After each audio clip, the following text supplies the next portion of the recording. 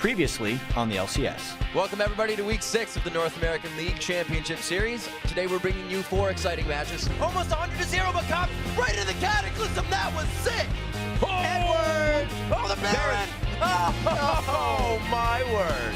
Are you a god? Are you a god? Yep. You're a god! Oh, nice. God damn! It lands from downtown. They throw down everything and the gauntlet along with it. That was brutal.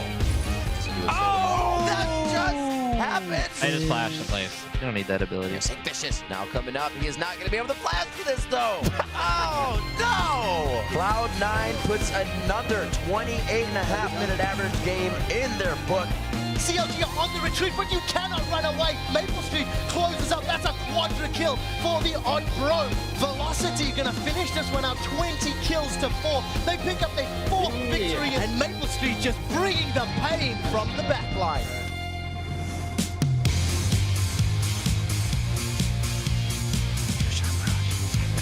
Welcome to Week 7 of the North American League Championship Series, coming to you live from Los Angeles, California. I'm Rivington Bisson III, and locking it down in the studio with me today is Sam Kobe Hartman-Kensler. And today we're going to bring you 6 incredible matches, starting with last week's 2 undefeated teams, Velocity Esports and Cloud9. And while coming out of a week without a loss is nothing new for Cloud9, it was the first perfect week of the split for Velocity. And the most impressive part of Velocity's undefeated week was that their wins were against the league's 2nd and 3rd place teams, Vulcan and CLG. And because of their perfect performance, Velocity has officially locked in their new roster, which means Vile Rose will continue to start in the top lane while Echo keeps holding down the mid. And adding players like this when the teams are behind and trying to get back into their season is not a new phenomenon in the LCS. Last spring, we had Team Coast being near the bottom of the standings when they added Daydreamin', and then they finished 2nd in the playoffs. We'll see if Velocity's new roster changes can keep them stacking the wins as they face off against Cloud9 today and their 2-time MVP top laner, Balls. Yeah, Balls has dominated the North American top lane this summer. He has the most kills of any North American LCS top laner and also the most assists. Yeah. So he hasn't been stealing those kills. He's been all over No the map. contest there. And with his MVP win last week, he became the first North American LCS player to win back-to-back MVP awards. And while Cloud9 and Velocity had a great week 6, the rest of the league has had mixed results at best. So coming into this week, only Cloud9 and Vulcan have winning records, and the other 6 teams are scrambling to catch up. Those bottom 6 continue to stay bunched up in the standings heading into this week's action, so let's take a look. Cloud9 and Vulcan are sitting at the top of the league still, while CLG, Dignitas, and TSM are tied for 3rd with 8 and 9 marks. And tied for 6th place, it's Curse and Team Coast, while Velocity has moved into striking distance of a playoff spot with their 2 wins last week. And today, Velocity will look to continue building momentum when they throw down against Cloud9 in our first game of the day. After that, it's Dignitas taking on Team Solo Mid, followed by Team Coast battling Vulcan, and CLG facing off against Curse. Then our final 2 matches of the day feature TSM taking on Vulcan and Cloud9 battling Coast. And as always, you can vote on who you think are going to win today's matches. Go to lolesports.com, click on the matches at the top right, go to Week 7, and vote away. Then hit us up on Twitter and tell us, what about your game has improved the most since watching the LCS? We're at LOL Esports, and be sure to use the hashtag LCS. We'll be reading the best responses later in today's show. Plus today, we're going to be giving away more of those Logitech G510S gaming keyboards to our favorite answers. All right, we've got to take a short break, but when we return, it's time for our first match of the week, Velocity Esports versus first place Cloud9. The North American League Championship Series, we'll be right back. Stick around.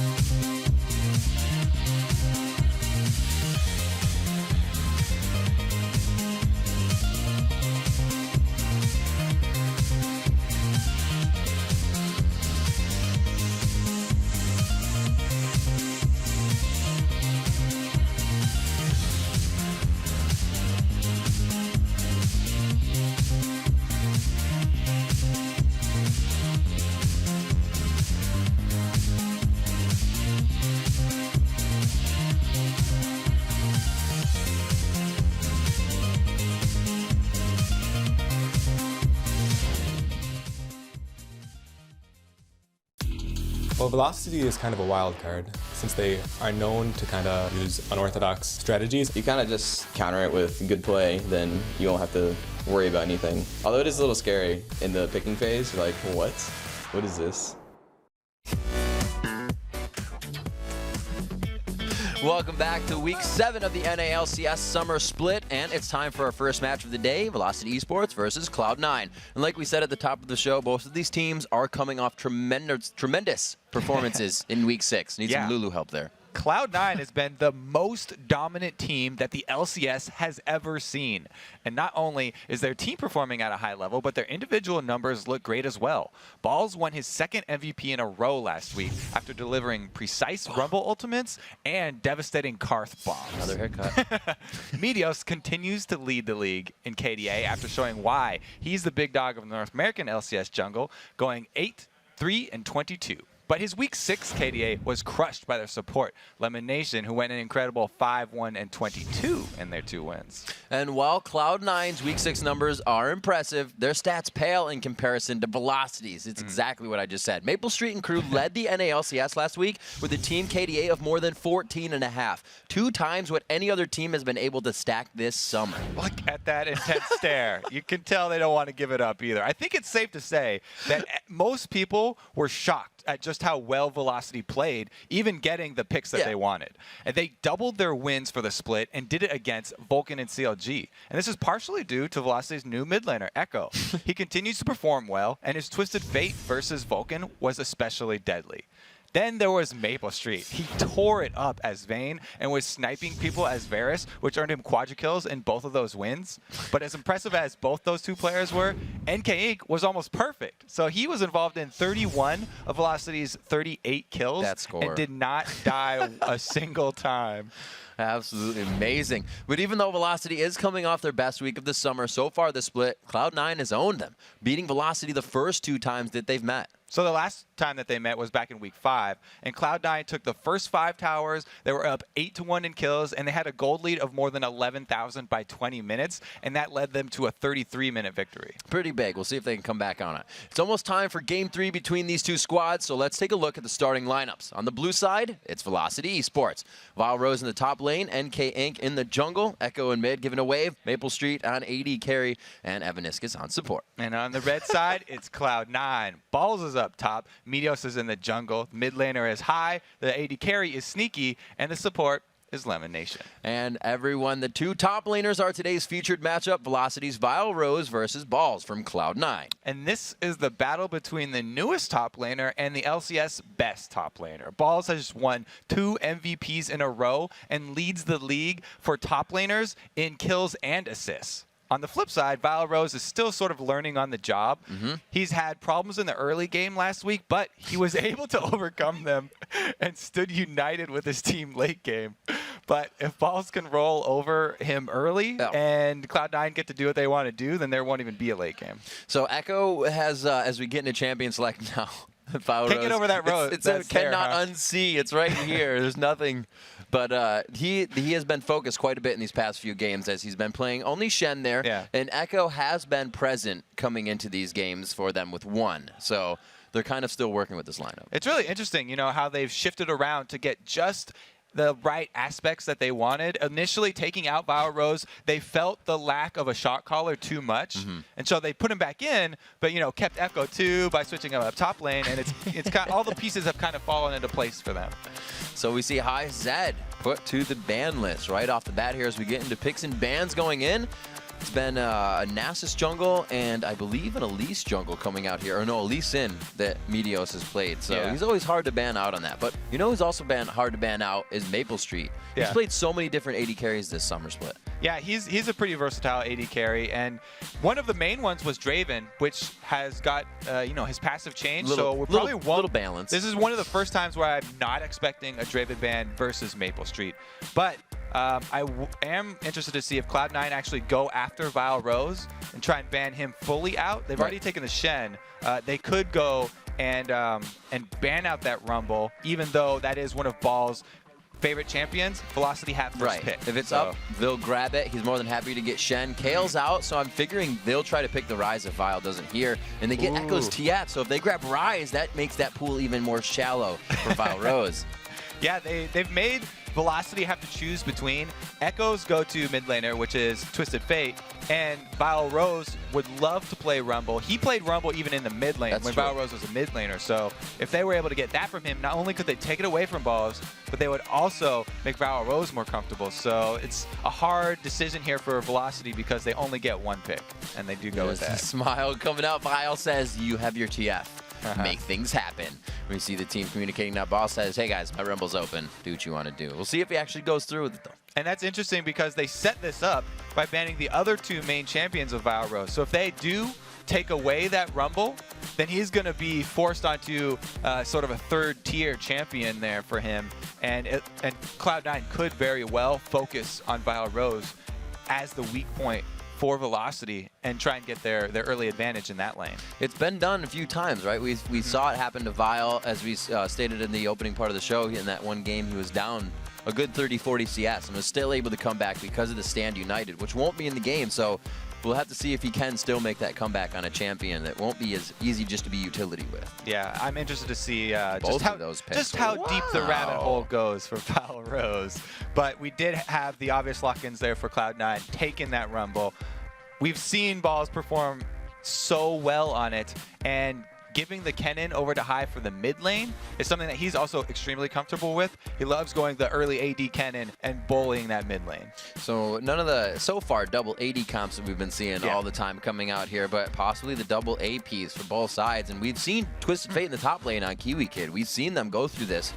Echo is hovering over Ari, which he also plays as one of his top main mids, so Yeah, they so may try something tricky. if they did, I would definitely still put Twisted Fate in the mid lane because then you have the option of ganking either bottom lane or top lane as soon as you hit level 6. And Zyra is actually one of the mid laners that Vile Rose used to play. So that could either be a support Zyra, which we've seen as the most popular choice, or it could be a solo lane Zyra, which is extremely dangerous to play because in a long lane, she has no dashes or gap closes or escapes or anything, just relies on very good vision coverage and her flash, basically. And Kobe, this is the wild card they were talking about. Is that where's that Zyra going? Lemon Nation said these guys are going to be difficult in Champion Select. Sneaky said they pick what they pick, and it is what it is. And the Jarvan, though, that one's definitely shining out to me. It's going to be NK, and that's usually the player on Velocity that causes people the most scariness. Like, they don't know what he's going to do, and he's usually like the playmaker here for Velocity. So it's actually going to be a very dangerous early game with Jarvan coming from the jungle and Twisted Fate as soon as he does hit level 6, being able to threaten either the top or the bottom. Interesting to see Medios get his pick this late. I remember the first game that they played, Chris actually took Jarvan to the top lane, maybe to take away from Medios. Medios played Zac in all 5 games of their opening week, so not really anything pointed directly at him, but an odd pick for him to go last this time. Yeah, I mean, you pointed it out. Zac is still up, obviously, and that's one of his favorite ones. They did ban out the Elise, but Zac would actually work really well with this Cloud9 team because they've already got the double AP giant AoE ultimates, and having him cause chaos in the back line would just further that. The only thing that's a little bit different for Cloud9 this time around is that they've used Thresh instead of Zyra. The last like 4 games, they've had the Zyra and Ashe combo for their duo lane, and it's been just so effective because of the CC.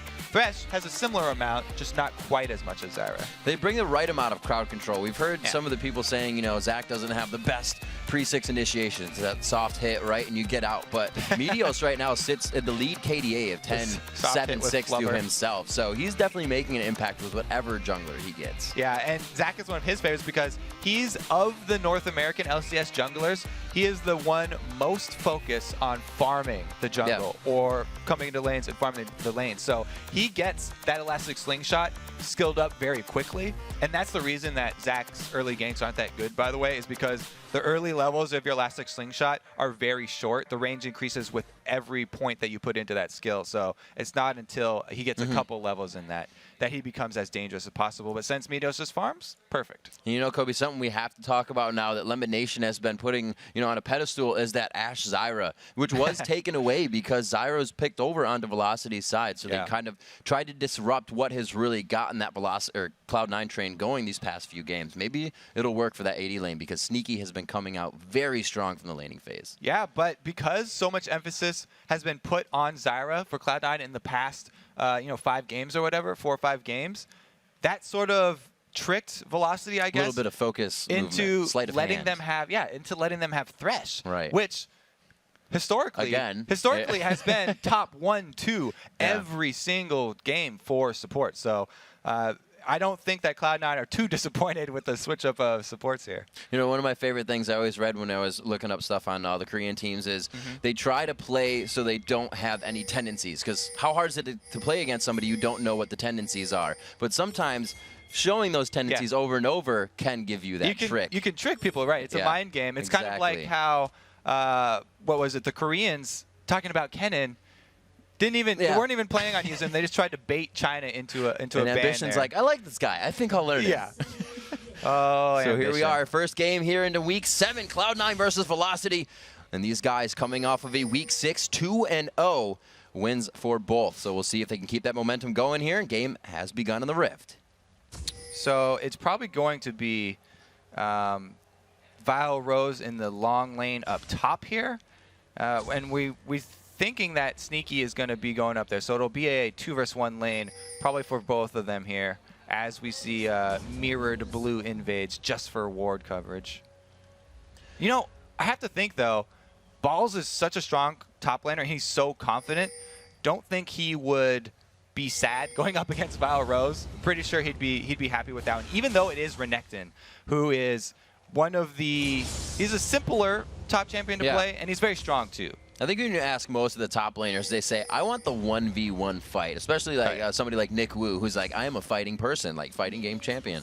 So that's how you just want it, and most of them will say they want to be able to fight instead of just sit there in a 2v1. We'll see how they pan out on this. It looks like it will be Renekton going top side, and he's going to meet up with that Sneaky and Lemon Nation. So the 2v1s are engaged. Yeah, that was initially what I thought, but one of the main things that guarantees one of the switches for Cloud9 is those double side invades. They put the wards down to not only get vision of where the jungler is going and where the jungler is going to start, but that also lets you pick exactly the starting lanes that you want. So they were able to get that 2-versus-1 with Sneaky and Lemon Nation.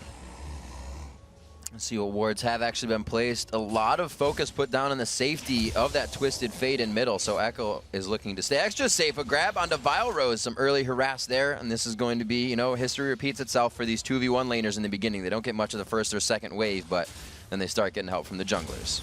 But with having Balls on Rumble, I mean, as long as he's able to get that level 6, then they will have the potential to use that Rumble ultimate, especially since he's already in the bottom lane, to go for an early dragon. So what we could see in the early stages is if Sneaky and Lemonation can time their top tower push and back just in time for the Balls level 6, then they can transition very easily from a top tower kill into a dragon down on the bottom side of the map. NK Inc. presence a little early here towards the top lane, and he doesn't try to get over the wall. It looks like he's just making sure that he won't get countered as he gets up to this lane. So the safe 2v1 soak up, or 2v2 soak up, I should say. Yeah, we've already seen the difference in junglers there. Medios is up 1 camp now. He's taken the Wolves small camp, whereas NK immediately rushing to his solo laner's aid. So Medios, again, we'll pay attention as well, because we say it a lot, and we don't see him too much doing it. We just see it in the CS, that he takes more of the CS than most of the, the AD carry being in lane and watch. So we'll see if he does soak that up. Right now, it's going to be him in the bottom lane. Jarvan going in, NK Inc. just trying to show some aggression and pressure them off of the turret. You can see there, Medios' picks with Zac 4 times, 100%. It's not bad at all. That's, you pretty much can't get better than that, Riff. 100% is as good as you can hope for, and they've got plenty of AoE down there to defend these waves. 2-1. Wow, Lemon takes a whole bunch of harass. Lemon very low here. He's flashed a little late on that one to get the play as well. The first blood actually going to Vile Rose. Very different from the past. And Sneaky forced to flash as well. The Zyra combo definitely not being there this time. Yeah, a little overconfident here for the duo lane of Cloud9. It looks like being a little bit rusty on Thresh, you know, he got just a little bit too overconfident. He doesn't have the Stranglethorns or the grasping roots of Zyra for the immediate disengage that he could have landed onto both of them. And you've seen what Balls can do in the bottom lane by himself, as we see Echo very low in mana here, getting attacked. Balls now in a 2v2 situation, can't do anything. He was taking down Dyrus and OddOne in a 2v1, so you can just see the disengage that Zyra does bring to a composition. Maple Street having a great time in that lane due to that setup.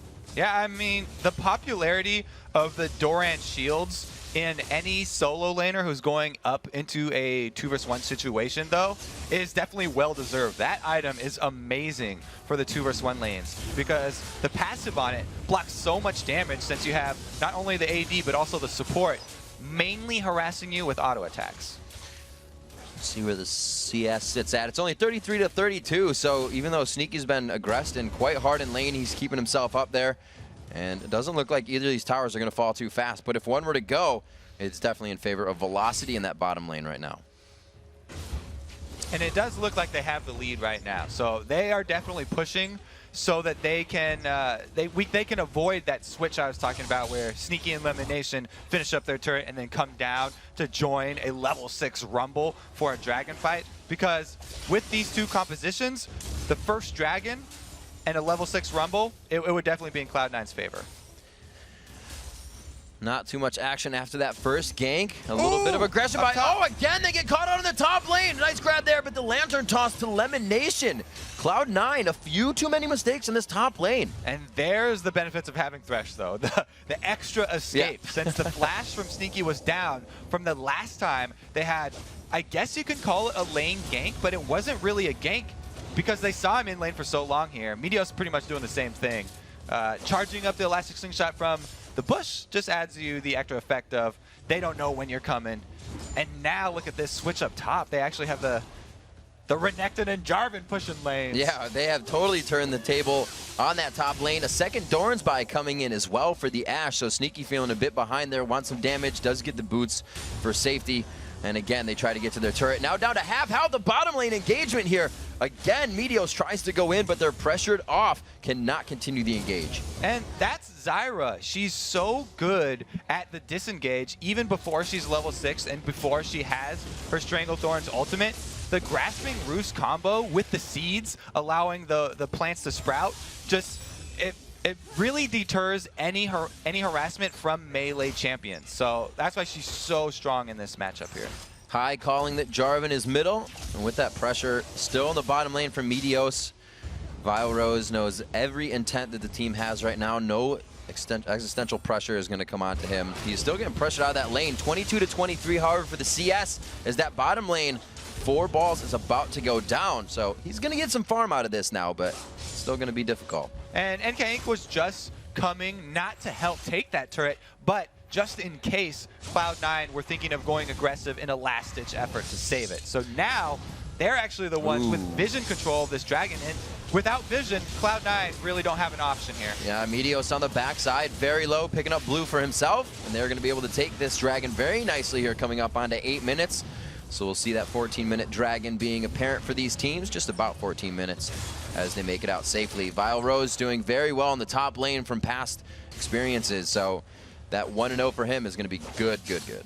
Right now, if I was on Velocity, I'd be looking for Echo to be able to shove his lane and go top again. Continue to punish this top lane while the flashes are down, because Lemonations is about to come back up. So if you can keep this Ashe down early and punish them for not having an escape of their own, then they can come back. A very good call there. The gold card comes out. They have the wardage ready. Oh no, it gets out. The arrow onto Vile Rose. He should be able to lock up Sneaky before this comes down. Echo's damage is taken away, but they're still going to have enough between the two. The Lantern comes out just in time, and it seems like they were just kind of letting each other get the kill. Such good communication there from Cloud9. When the teleport came in from Twisted Fate, you saw Lemonation immediately flash away. And even though Echo wanted to go after him, he could not because of the flash distance. And so Lemon stays on the outskirts until the very last moment.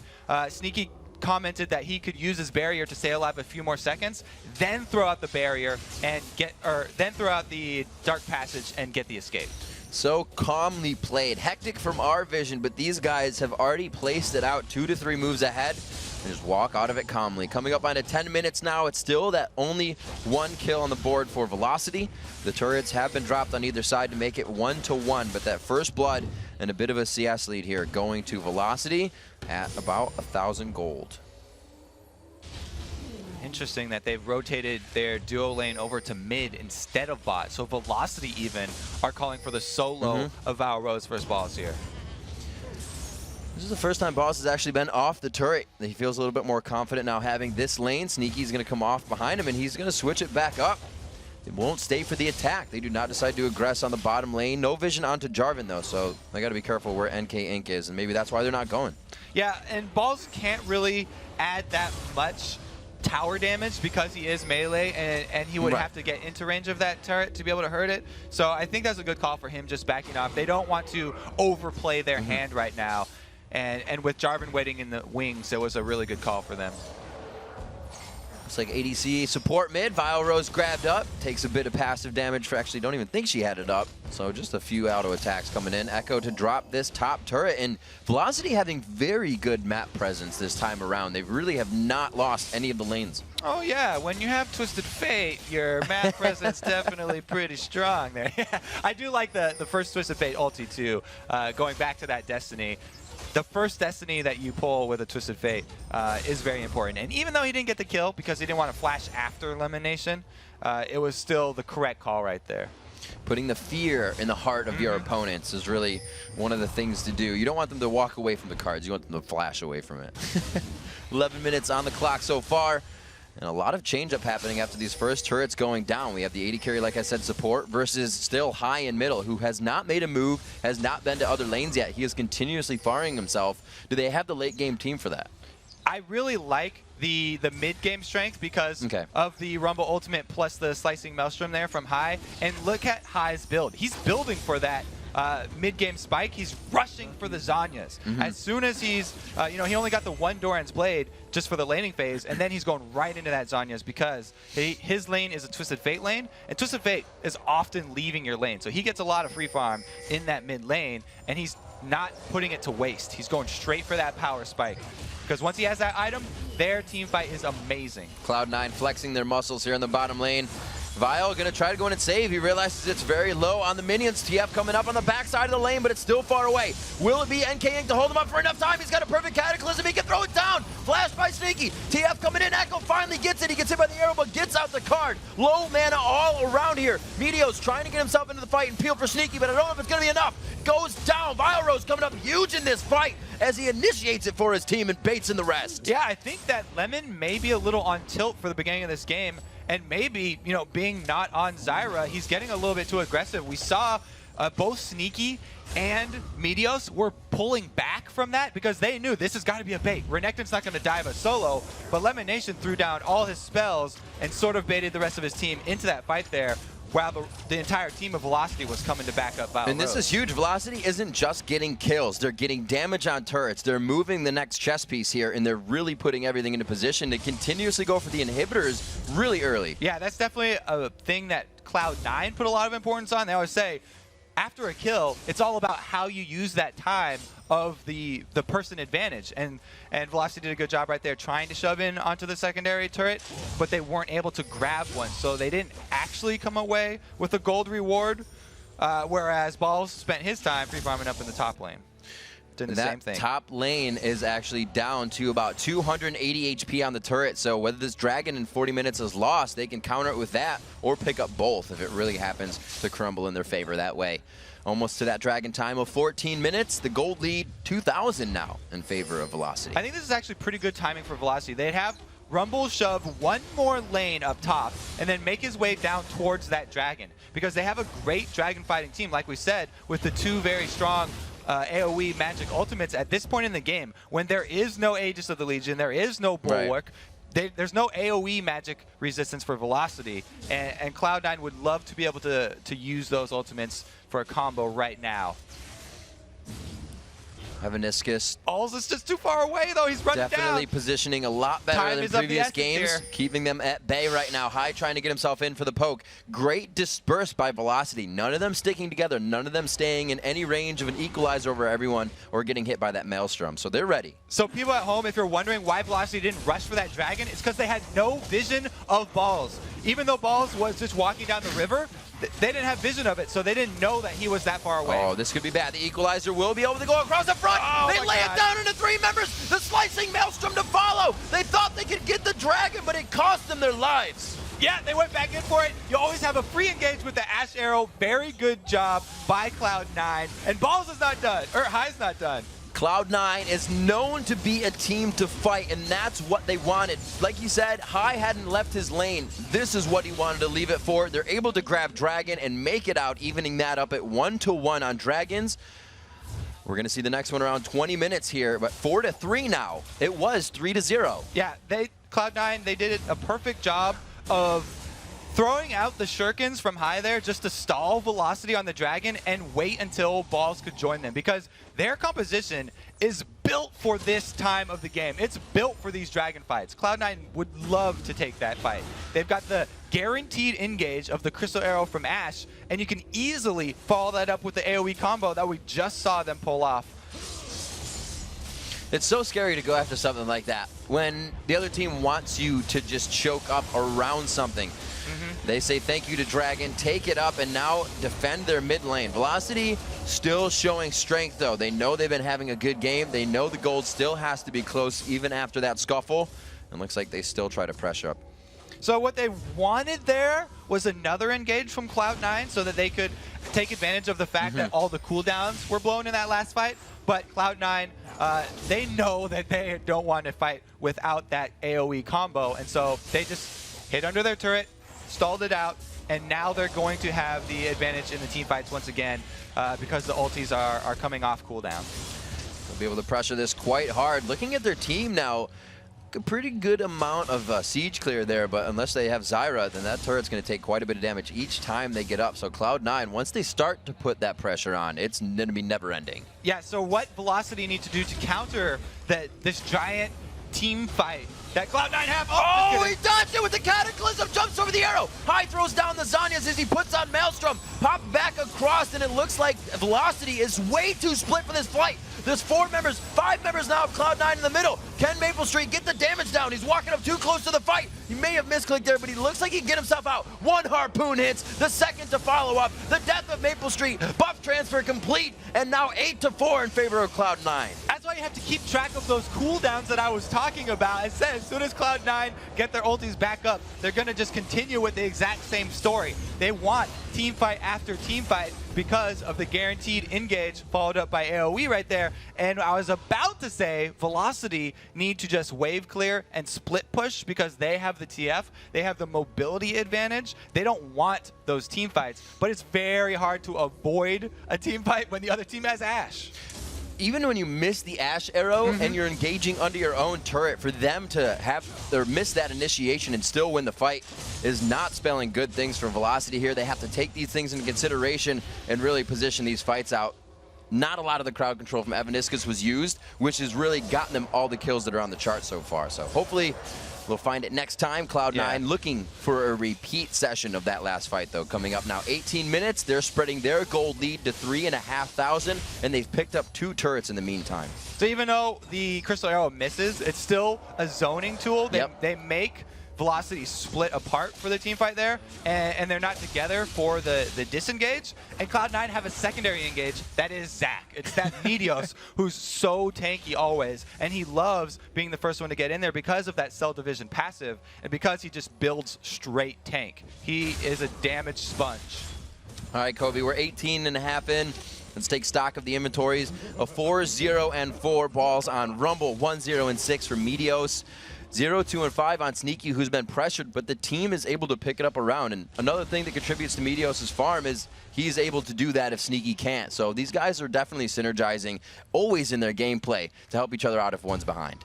That's one of the things that definitely sets Cloud9 apart from a lot of the other North American teams is the fact that Sneaky does not prioritize farming up as much as he does prioritize pushing objectives. Usually the AD carries on many of these teams prioritize their own farm even above global objectives. But you can see there, Cloud9 called for a grouping for a second team fight, and he came right over. The Crystal Arrow, even though he doesn't hit, is a crucial part to their strategy.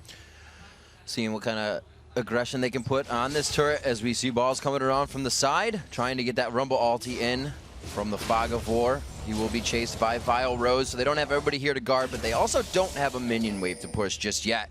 They have to worry about Echo in the bottom lane, so they trying to keep that multitask mentality going on the side of Velocity. Yeah, Velocity's trying to do what he said. There's again the arrow hits this time. That is the detriment of it as well. They throw down the Slicing Maelstrom. High still has the Zhonya's to be used, but he just kind of walks it around, and they have full control of the fight. Echo to push bottom. The reason that Cloud9 don't hesitate and they use everything, just flashing in and popping all the ultimates, is because Twisted Fate does not have a true global ultimate. He couldn't have actually gotten all the way back to that turret. It's only about half a map there, and since he was so far in the bottom lane, Cloud9 take the easy 4 vs 5. 2 members of Velocity plus the inhibitor turret, which means that front door, oh, they didn't get it! One more shot. Medios goes in and blobs the turret, gets it to go down. They're going to walk out of this one with an easy Ash volley back. Wait a minute, she's out of mana here, and here comes Echo. Echo throwing himself in a little hot in the frying pan here. NK8 goes in, the Ignite's down, the shot from Sneaky with the last bit of mana on the Frost Arrow. They continue on to Echo. Eyes now into Vile Rose, and this may have been a bad situation. A good one turning sour. The Wild Growth to start, not Wild Growth, throwing down Zyra's ultimate to lock them down. And get out. Strangle Thorns. Get quick shot back up here.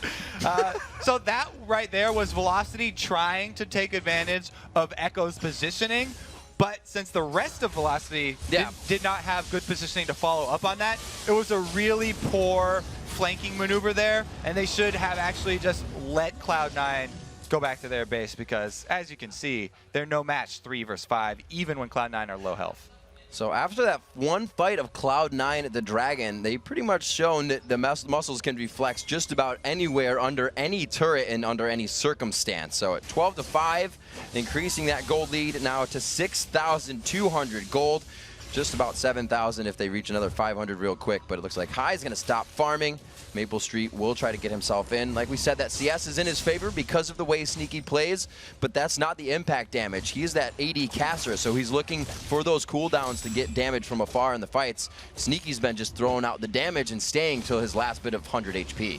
Exactly. When the rest of your team is so aggressive and all concentrated on diving Velocity, and Velocity have to be on the back foot, it frees up a normally unsafe AD carry in Ashe to be just continually firing and always getting off his auto attacks here. That's why it makes Sneaky's job a lot easier for him because Cloud9 are running this full-in AoE composition.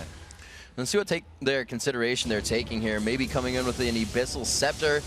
No, not an Abyssal Scepter. Yeah, so are you talking about Cloud9 here? Cloud9 are continuing to build for the team fights, so they're adding onto their amazing composition by splitting up the duties of the auras here. The Abyssal Scepter is key to the balls and cannon combo because you're lowering the magic resist, and then balls, it frees him up to go with the Rylai's plus the Lissandries, which is going to have that burn. And you can see the consideration being taken. Vile Rose picking up that Negatron cloak for himself as well in the build.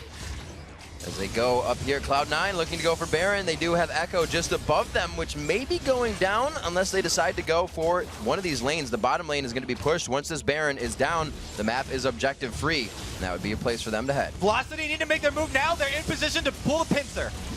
There's the Baron going down. This is going to be even harder for them. Vile Rose gets hit right in the kisser. He's going to be diving into the fight. He has to do what he can. Going down valiantly for his team. They're going to be able to get out and set up some D. That is the danger of going to try and contest Baron, but not going all in. If you wait until Cloud9 have just finished the Baron and they're all now wearing the buff and not taking damage from Baron anymore, then the exact same team fight is going to happen. That's already happened twice in this game. There's a team fight, and then there's a team fight with hard mode, and that's the hard mode.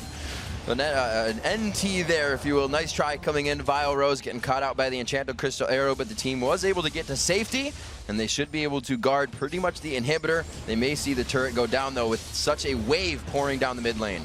This Cloud9 fascination with Ashe reminds me so much of the very early season 1 where the top AD carry, it was all about Ashe because of the Crystal Arrow.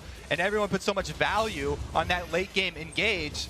But because of all the new AD carries that came out, she kind of fell behind. Oh, going in. The Cataclysm goes down, but it kind of locks up Medios to just hit everybody inside of that, hurting themselves a little bit there. Echo throwing back on Elimination. He's hardly taking any damage. The turret getting tanked out easily, and they push Velocity back to the fountain.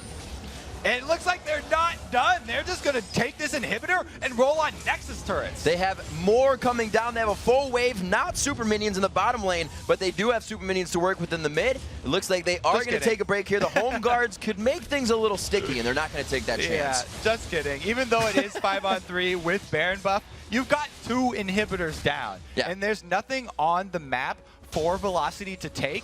So really, Velocity right now are just sitting on death row, waiting for the sentence to come through from Cloud9. Cloud9 coming back out of base. Full bore on this one. Not even really enough time in this game for third core items to come out. We do have the Ancient Golem onto the jungler with the Bulwark, or Medios rather, with the Bulwark. There's 2. Abyssal Scepter, Zanya's, there's 2. Even on Velocity, they have those 2 items. But it's the fighting, again, from Cloud9 that's just so accurate and so on point every time that allows them to win. Even, well, they're not even, but even under the circumstances. It's definitely not only the gold advantage that's allowed Cloud9 to buy all those items, but also the core composition that's all focused around this team fighting that really leaves Velocity with nowhere else to go. They can have Twisted Fate holding super minion waves, but he can't even split push at this point. He has to stay close enough to be able to Destiny to the rest of his team, or else they just have no hope. See what they can do to clear these waves out. Evaniscus trying to keep vision on them so they don't get engaged in some unorthodox way. Lemonation looking to make that happen himself. We'll see how this wave clear goes. There's not enough there. They decide to go on the first wave that was there. The turret not even taking damage. NK Inc. can't even get out. Tries the Cataclysm to put down the last bit of DPS, but it's not going to happen. Double kill for High as they turn their eyes to the Nexus turret, or the inhibitor turrets, and maybe the Nexus turrets. Very nice Crystal Arrow there. If Ashe hits a Crystal Arrow on anyone for Velocity, they go. But if you hit it onto Maple Street, the highest priority target, then that's a guaranteed dive in. That's high octane engagement right there. When you got the AD carry with the enchanted Crystal Arrow, first game of the day, looking great for Velocity in the beginning, but Cloud9 was able to find a dragon fight to pull themselves back around and climb the hill to victory. The Nexus goes down, and Cloud9 stays at the top. Congratulations to Cloud9. They just boosted their stat a little bit. They already had the highest KDA as a team. Their team KDA is the biggest in the North American League, and Velocities is actually the lowest. So both of those actually even just got more spread right now. A game, I think, that really shows, Velocity, a small mistake, getting in. They were happy that they were had. I don't know how to state it because they were looking very good, but that fight at Dragon was really the bane. So I think they just stopped playing to their team comp because Velocity started out very well, like you said. They had the Twisted Fate and they took advantage of their mobility, and they got the first turret even down there with their dual lane because they were able to take the Zyra away from Cloud9. But then they forgot, that this Cloud9 team is all about Dragon fights, and Velocity actually went over to Dragon to start that one up, and they sort of put themselves into a hole right there, literally at the Dragon pit, and they definitely paid for it. And we actually have a replay of that Dragon fight just to see, how High stalled it out and how it worked from the start. So this is like 4 or 5 shurikens here from High. Oh, they're already engaging. This is past the stall point right now, and this is just to see the amazing combo that Cloud9 were counting on. You have Rumble plus Kennen plus Zac plus Thresh all going in at once, and that's just enough to take every single HP bar Velocity down to the ground. So what's kind of the resolve for that one? Do you do the same thing with wild cards, or do you keep the laning phase going and kind of snowball people with Twisted Fate? Exactly. They want to continue to keep the lane spread and keep Cloud9 separate from each other, because those AoE ultimates, when used on single people in lane, have much less effectiveness. It's not doing as much damage because it's spread out over a whole area, whereas Velocity had very high single target damage that they could have taken advantage of, and they have very good peel and disengage with that Zyra that they put such a high priority on, being able to escape the members of Cloud9 in the solo lanes. Could have been used. Adapt and find their way through. We've got to take a short break, but when we return, the king of the KDA, Cloud9's Medios, will join us to talk about their dominating performance. And then it's time for our second game of the day, Team Dignitas versus Team Solo Mid. The North American League Championship Series. We'll be right back.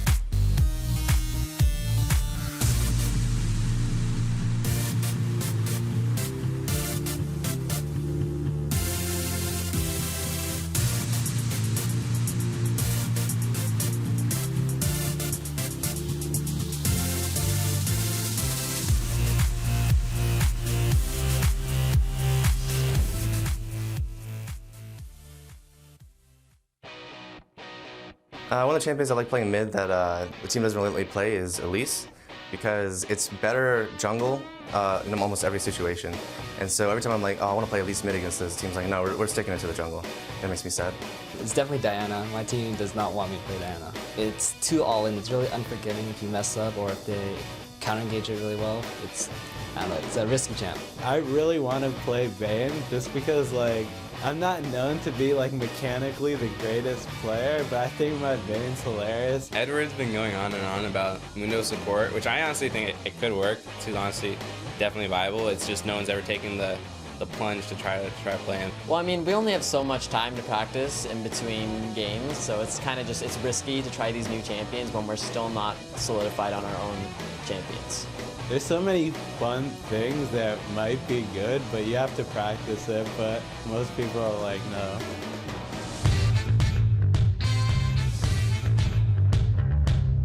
Welcome back, everybody, to the League of Legends Championship Series. I'm joined with Medios after their recent victory over Velocity. And question off of that video, is there a champion that your team doesn't let you play but you really want to?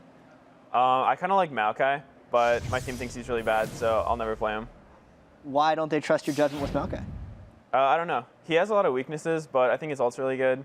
But I guess he just doesn't have a place right now in the current meta. Awesome stuff. And that game just now against Velocity, even though you guys did win in 26 minutes, it wasn't the smoothest victory by Cloud9 standards. I'm going to take it through the pick and bans really quickly here. The Zyra pick, did that surprise you at all when Velocity took it away? Because you guys have been running a lot of Zyra Ashe. It didn't surprise us. We know Evan plays a lot of Zyra. It was pretty much Zyra and Thresh were both open, so we would just take one and they would get the other one. And then we knew they'd first pick TF because they run him a lot. And they kind of had a much better early game than us. We couldn't dive a Renekton Jarvan or really defend with Rumble Zac against. So the 2v2s went in their favor a lot. So we lost the tower first, we got first blooded first, and we lost the first dragon. So it was looking pretty bad, but we knew we had a team fight comp, so we just held out until that first dragon fight, and we were able to turn it around. Yeah, and you mentioned the 2v2 lanes that happened at the start. Watching most Cloud9 games, you guys very rarely actually do that 2v2, instead opting for either a 3v1 push. Why did you decide to do a 2v2 this game? I had to smite my blue because Zyra came up and harassed me, and I thought Maple would be there too. And it sucks when you try to be greedy and not smite it, and then it gets stolen. So I wasn't able to invade his blue after mine, so I just had to do red. And then so he was able to get his red, blue, and then defend top. And if we try diving 3v2 against a Renekton Jarvan, we'll just die. So my only option was really to defend with Rumble. And we knew it wasn't the best matchups for us, but we thought if we could just do some damage control and not get too far behind, then we'd be all right. Yeah, the lesser two evils in that game. And then when you were a little bit behind, getting that dragon fight, how did you get that fight so conveniently right at the dragon to completely clean them up? We didn't have vision when they did the first dragon, but we saw them leaving it, so we knew it spawned around 14 minutes. And so we just had everyone come down for it. And they grouped up perfectly. They had about 4 people, including their carries, standing together. And we just got an Ashe arrow and then a Zac jump and then Rumble ult, Kennen ult, and it just went well for us. Yeah, and then after that, it was just kind of history. Another victory for Cloud9, which is now 16-2 on the year. How is Cloud9 still working so well this late into the season? I guess we don't really let the wins get to our head. We still take each game very seriously. I know a lot of people see Velocity as underdogs, but last night we spent probably almost 2 hours just talking over the pick and ban phase and what we wanted to do during the game. So we take every game very seriously, and we try not to get complacent or anything. And I think that's a lot of teams' downfalls, just assuming they'll win every game and then going into it and getting blindsided by things they didn't expect. So we try to take everything into account, and we just try to play as smart as we can. And without making you go into too much detail, what kind of things do you talk about in the 2 hours when you're preparing for the Velocity game, for instance? Well, generally, we just pool all the champions we want and the other team wants, and then we ban the ones that we don't like dealing with, and then we try to guess what they'll ban. And then we just sort of go through different scenarios, like if all these champions are banned and all these champions are banned, then they'll probably first pick this, and then we can get this, and then they'll get that. And we just go through a lot of different scenarios, and we just try to get the best draft for us. Yeah, it sounds like a very collaborative process. Is there someone who leads that process amongst your team, or is it really just a group effort? Generally, Lemon leads the draft. Lemon and then Alex Penn do the majority of it. I help a lot. And then everyone else sort of gives their 2 cents, just like, oh, I hate that matchup, or this is a good matchup for me. I don't want this. This is fine, that sort of thing.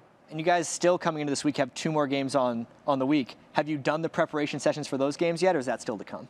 We prep mostly for Velocity. We have a big gap between our now and our Coast game, so we'll do the prep then. And then we have TSM tomorrow, and we'll probably talk about that tonight. Well, thank you very much for the informative interview, Medios. Congratulations, and maybe one day you'll be able to play Maokai in the jungle like you've always wanted to. But for now, we got back to the desk for more action.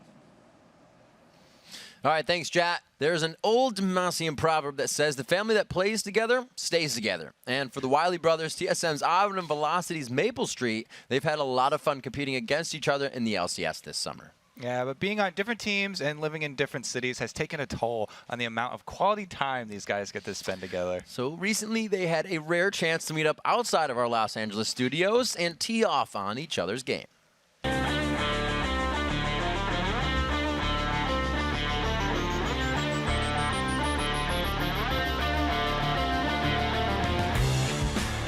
His golf game seems to be very strange, but it works. I don't think his mini golf game's that good. I attempt to calculate the angles. I think he's just too aggressive. He just effortlessly gets birdies every hole. He plays for KDA, but there are no kills here. So I think we're gonna have to do some dirty tactics, such as trip him up. So he just misses the hole every time. Yeah, it just doesn't work out. You can't shoot more than 5 shots, apparently, per hole. I know, we're gonna hit a double bogey. Bogey. It's par 3. You can get a hole in 1. We've been busy with work at LCS, so it's very hard to hang out outside LCS. Our team lives in San Jose, his lives in LA, so that's the only time we ever really get a chance to see each other. Usually, growing up, we'd probably just mostly play either board games or play sports like soccer, or once we found computer games, we basically took off from there. It was good having many siblings. We didn't all get along, but me and my brother were very close. He wasn't super dominant over me, but we'd often fight for computer time. Oh my God. We have an older sister and an older brother, and they're like much older than him, so I just have to look out for him. Oh, what? That's the worst thing that could happen. Oh, yeah. Okay, good. Dude. Yeah! Yeah! Woo! I didn't know it did that. Yeah. It's like old times, just being with him, just playing mini golf. It's really fun, and it's really awesome that he's here. So really appreciate this.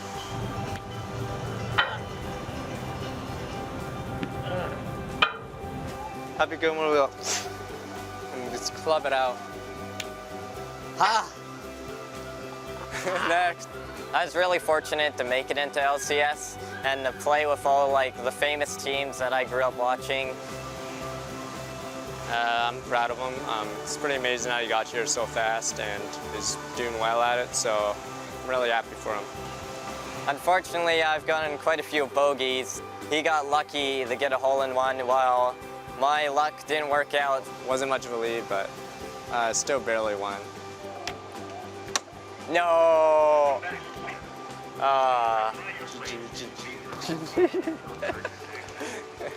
We never hug. Damn this game. Back to league. Good game. Yeah. I guess that people might want mulligans now in League of Legends. It could be helpful. Not gonna happen. All right, now it's time for our second match of the day, Team Dignitas versus Team Solo Mid. And even though these two squads are tied for third place, they could not be happy with their summer so far. Both teams have a losing record for the split and find themselves on the verge of dropping all the way down to 7th place with a couple more losses. Yeah, whether it's innovation or desperation, both of these teams are trying to change up their games and jumpstart their seasons. Over the last couple of weeks, we've seen TSM run a Shinshao Annie lane, we've seen Reggie run Zillion, and we've seen Dyrus on Yorick. Yeah. But none of those games turned out well for them. And while Team Solo Mid's experiments have backfired so far this summer, Dignitas is also struggling to find a winning formula. But one of the bright spots for Dignitas this summer has been the added depth to Scar's champion pool. Oh yeah, he's left behind that inflatable kiddie pool and ventured into deeper waters. Last time he went with Kassadin against CLG, and after making it out of a tough laning phase, he was able to roam around the map and shut down CLG's double AD comp. But Scar's signature performance of the summer was his OP APE that cut TSM down for Dig's second win of the split against Reginald and crew. I remember that one. Scar was ridiculous that game. He got 8 double kills in the match and 19 kills for the game. Or, as I like to say, the inside the park penta. It's enjoyable. He needs 2 more for 10, but it still works. He did it. We'll see if Scar can go deep again today as we jump in today's starting lineups. On the blue side, it's Dignitas. Kiwi Kid in the top lane, Crumbs in the jungle. You can see these guys chatting it out, communicating. Scar in mid, Cutie Pie getting his 2 cents in, and Patoy, he is ready and poised on support. And on the red side, it's Team Solo Mid. Up top is Reggie, OddOne's in the jungle, Dyrus is at mid, Wild Turtle's on AD carry, and X Special is supporting. We'll see what these guys have for each other coming into this game. It was something I didn't look at, or I didn't realize before, but Dyrus played this way back in week 1. He played Yorick as well. So the Yorick thing is kind of something that I've actually been poking at for a while, but you know what I've noticed? What is that? TSM always do a mid lane and a top lane switch. This could It's be very something. interesting strat. I think they'll continue doing this. I think they may. And they're going to switch Reggie over to mid and Dyrus up to top. It'll have to be... Try and keep people on their toes, you know? The NALCS mind games, they are deep. Inception. Karthus and Thresh off. Nobody wants to see that from Reginald or Dyrus in the top. So Lee Sin will be off the map as well. Crumbs has played Nocturne a few times in the TSM matchup, but he can really be versatile in the jungle anyways. He's not really one to be focused. Yeah, Crumbs has a pretty deep champion pool as well. He's got plenty of other options to go with. Awesome. The Dignitas ban for Yi comes out. Makes everybody a little bit sad, but what makes me really sad was that first Thresh ban, because I love watching Specials Thresh.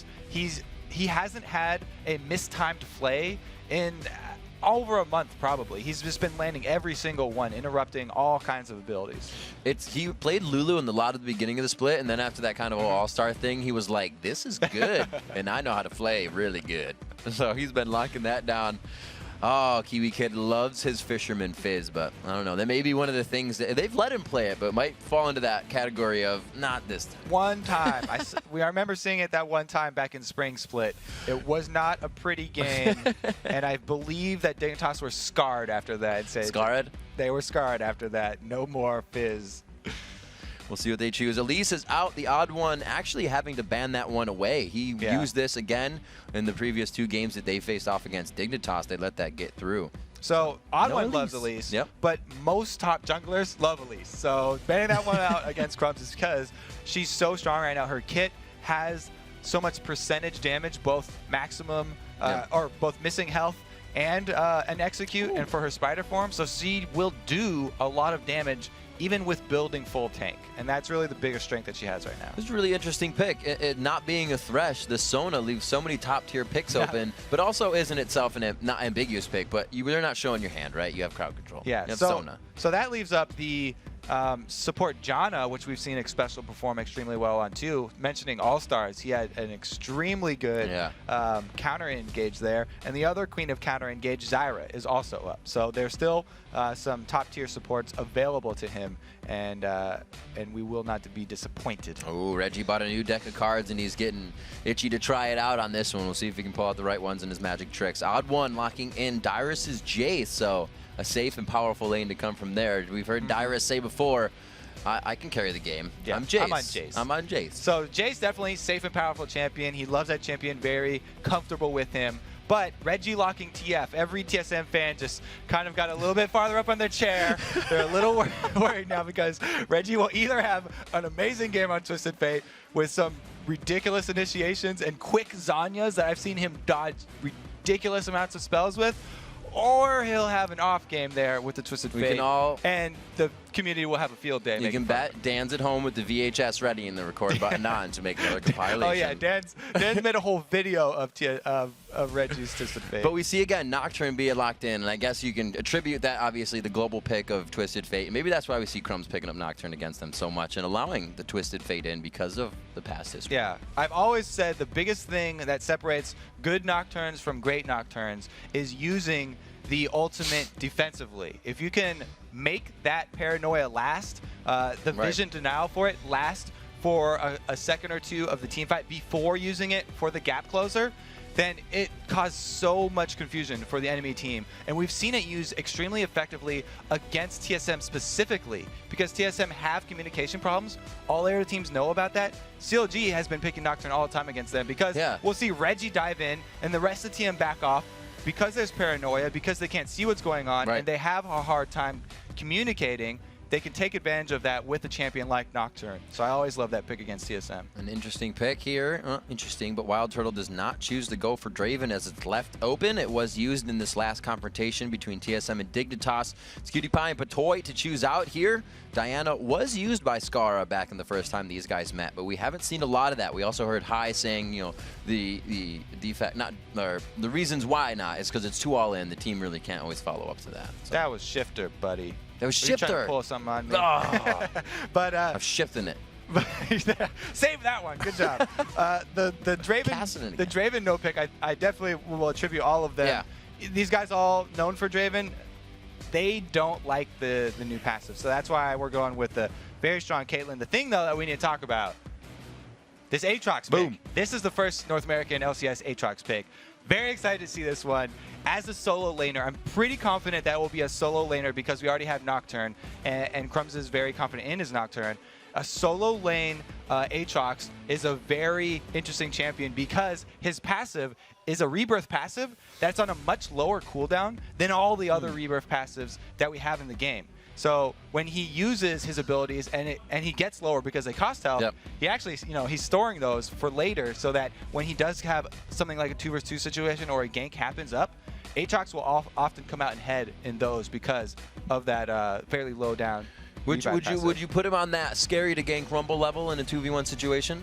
Not quite. Okay. Rumble's still up there for me. I've been scarred for life by ganking Rumbles in bad situations there. And a WoW aggressive Scarra here. I can't recall immediately if he ran teleport the first time. We did state that he was able to get going after laning phase, but maybe this is to compensate for laning phase if he gets real stuck there. Yeah, he does. He did run teleport last time. All right, so he's just running that teleport is what got him going. Yeah. Because Kassadin, the laning phase is weak, and everybody knows it. That's the weakness to running this champion. But if he's able to teleport down like he did last game to bottom for the counter gank, what he does is he picked up 2 kills there before he was even level 6 because of the teleporting in when the rest of the opponents were low, and that was able to get him rolling on Kassadin and getting him snowballing. So let's see what we got coming in here. Dignitas looking for pretty much a lot of everything. They have a very well-rounded team. They AP Kassadin in middle, and they didn't choose to go double AP, which they usually tend to go towards. They've gone for that Aatrox top, which we're seeing is the first Aatrox, like Kobe said, in the NA LCS. No Thresh in this one. Xpecial decides to go for Lulu, so that lane won't be as crazy as aggressive. Maybe we'll see a little bit more presence there from Crumbs, because usually that lane is ungankable. Yeah, and I think that the Aatrox actually has a lot to do with that Lulu pickup that you just brought up, because Lulu has the guaranteed disable, that polymorph, whereas Thresh, you would have to land that death sentence to be able to disable Aatrox. I always take tons of CC against Aatrox because if you leave him free to auto attack, he puts out a lot of damage. So having the guaranteed polymorph plus the slows from Glitterlance that they can use to kite him, I think it's a really good adaptation there in the last pick. See what they decide to do. We are on the second matchup of the day. Dignitas versus Team Solo Mid. Both of these teams kind of sitting near each other in the standings. We'll see who can break away on this. But Toy roaming by himself here. Feels like he's safe, and he will get a move on to get some wards down by Wraith. Runs himself up towards red. He will leave another one behind and probably continue down with his team towards mid here. Very deep wards. Yeah, I'm waiting for one of these teams to be punished for sending their support solo into the red side jungle to put down these early wards, because every team has started out their invade on the red side. I would love to get the stat on how many in a row we've had both teams invading red side jungles first. And it's really just been a trade of information. Both teams usually end up getting their wards down, and they'll have vision of the beginning starts for these junglers. And that's why we haven't seen as many junglers getting those first bloods and getting those successful ganks off. So what is it about the red side? Why not the blue side? So the red buff is usually the buff that the jungler will gank after getting. So after getting that one, they're immediately going to look for somewhere to go usually. And if you have knowledge of them leaving there, then you'll have a perfect timer on it. Plus, if wherever the jungler starts out, unless you're going to go for an engage to contest the first buff, that one's usually just help and give it to him smiteless. All right, here we go. The red buff start for both. No, actually see the blue on one. Red for here coming in for Crumbs. We may see a fast one from him if he may go to blue and be seen. We do have the 2v2 in the top lane as both teams have swapped it around. So we're going to see how this fares. Sustain on the lane for Dignitas.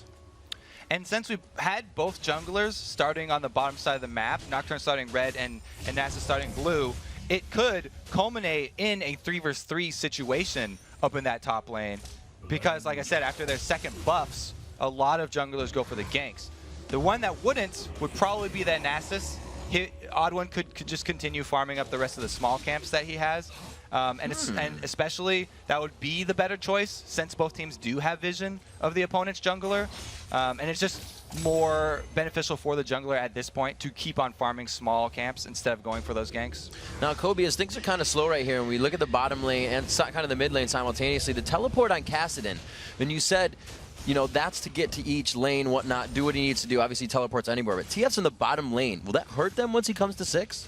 When TF gets 6, yeah, they definitely wanted to match Skara up against the worst possible opponent. Right, so the a AD, Jace, yeah. A Jace starting with a Doran's Blade is a whole bunch of attack damage, and they were looking to catch Skara off guard, so hoping that Skara would rune for magic resistance for the Twisted Fate, because he's expecting a Twisted Fate matchup. Right.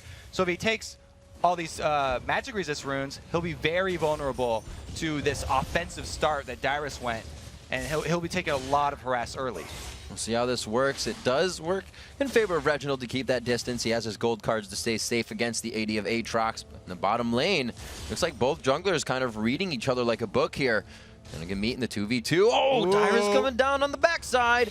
He just used his wings, Q down for Kiwi Kid, so he can't escape on this one unless he flashes. The hits go down. He will go for the passive there, and they are just going to congregate on. An attack comes from the gold card. They finalize with the kills, and the first blood goes to Reggie. 3 in the bottom lane. Kiwi Kid chooses the wrong time to go aggressive there. Had the jungler in the wings, but since TSM went with the lane swap, they got the advantage from mid lane. Having Dyrus be that giant bully against a Kassadin who was expecting Twisted Fate allowed Dyrus to not only get harassed onto Skara, but also shove the lane, roam down for the 3 versus 2, and they took out the passive and they took out the first blood. It was getting baited on the bait. I really liked it, and well played.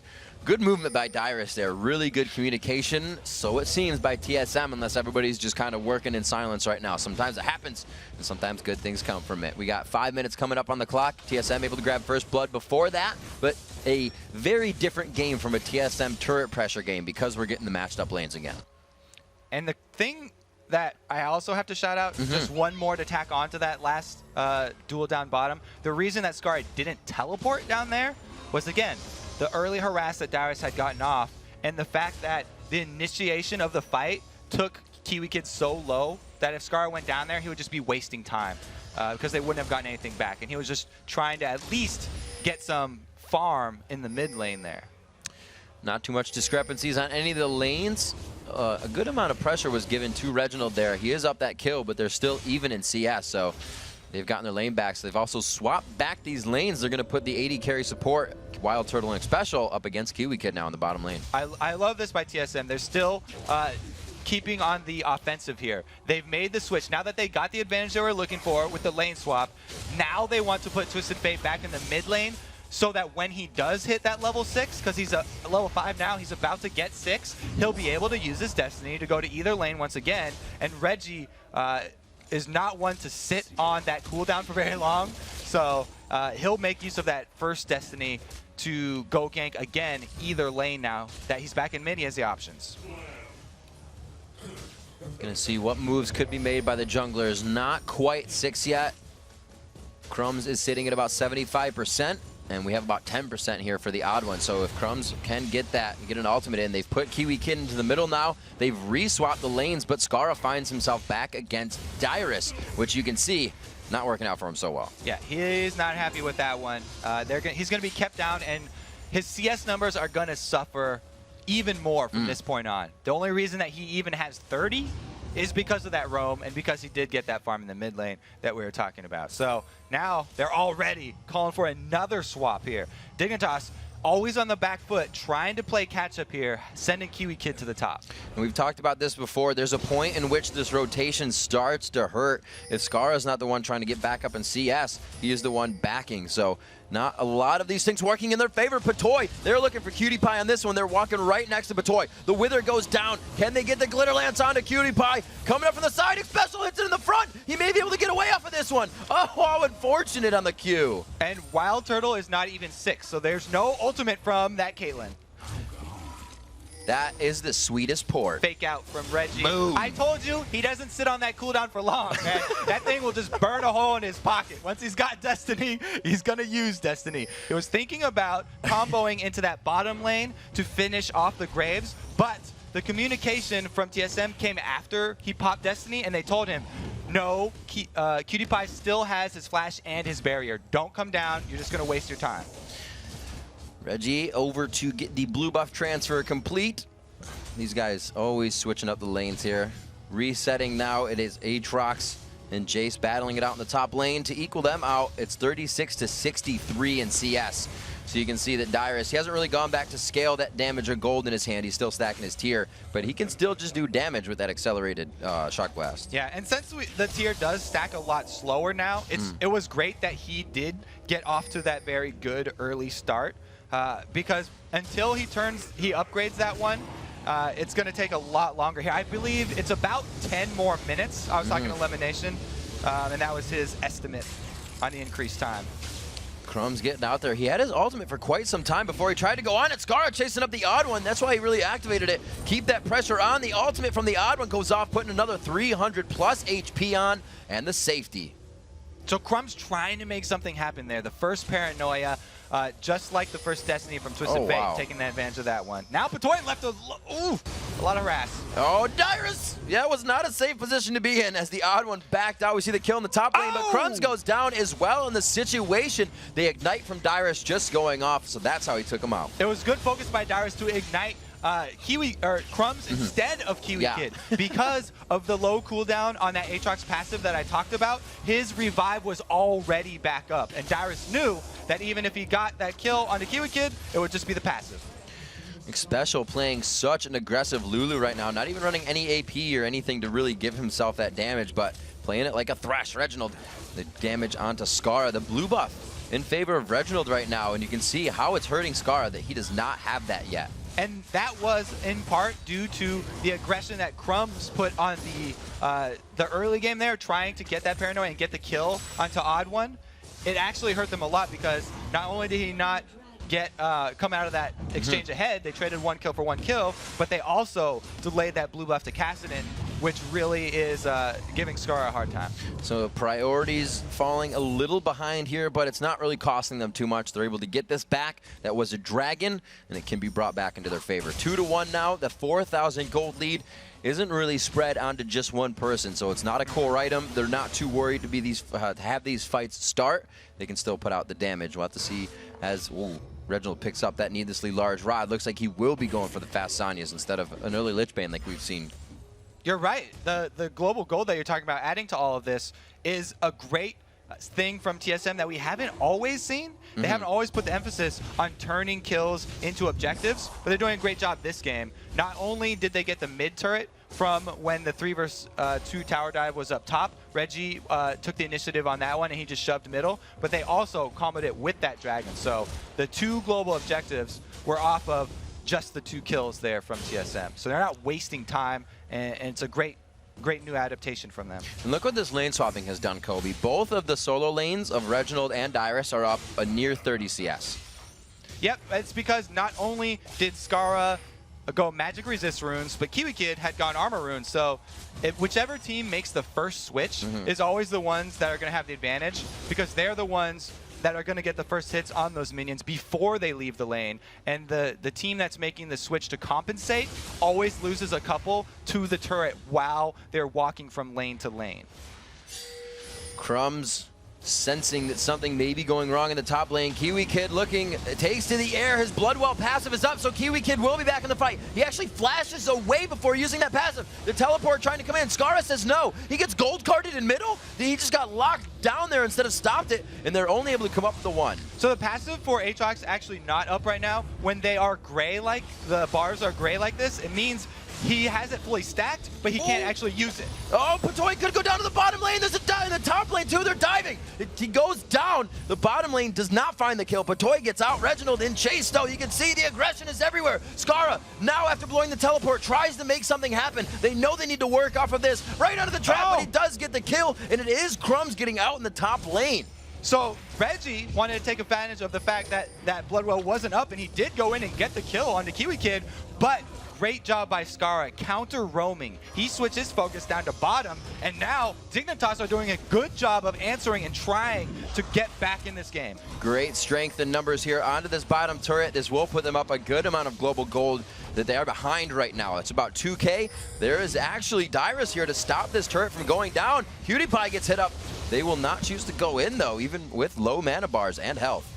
Ooh, yeah, they were able to get out of this one, though. Still running from Dyrus. The acceleration gate with a little bit longer of a cooldown mean that it's harder for Dyrus to chase this. Dyrus. And he can get off less empowered shock blast here. Yeah, I was pausing for the headshot on Patoy, but he didn't even take the shot. Looks like he will actually just be able to counter roam this turret, just push it by himself, stopping that bottom one from being taken. The Dragon should be coming up soon. And a note for any Aatrox players out there, for fans of Kiwi Kid, he is maxing that E first. So the E is the Blades of Torment, which is that slow that he shoots out that's in a sort of a triangle.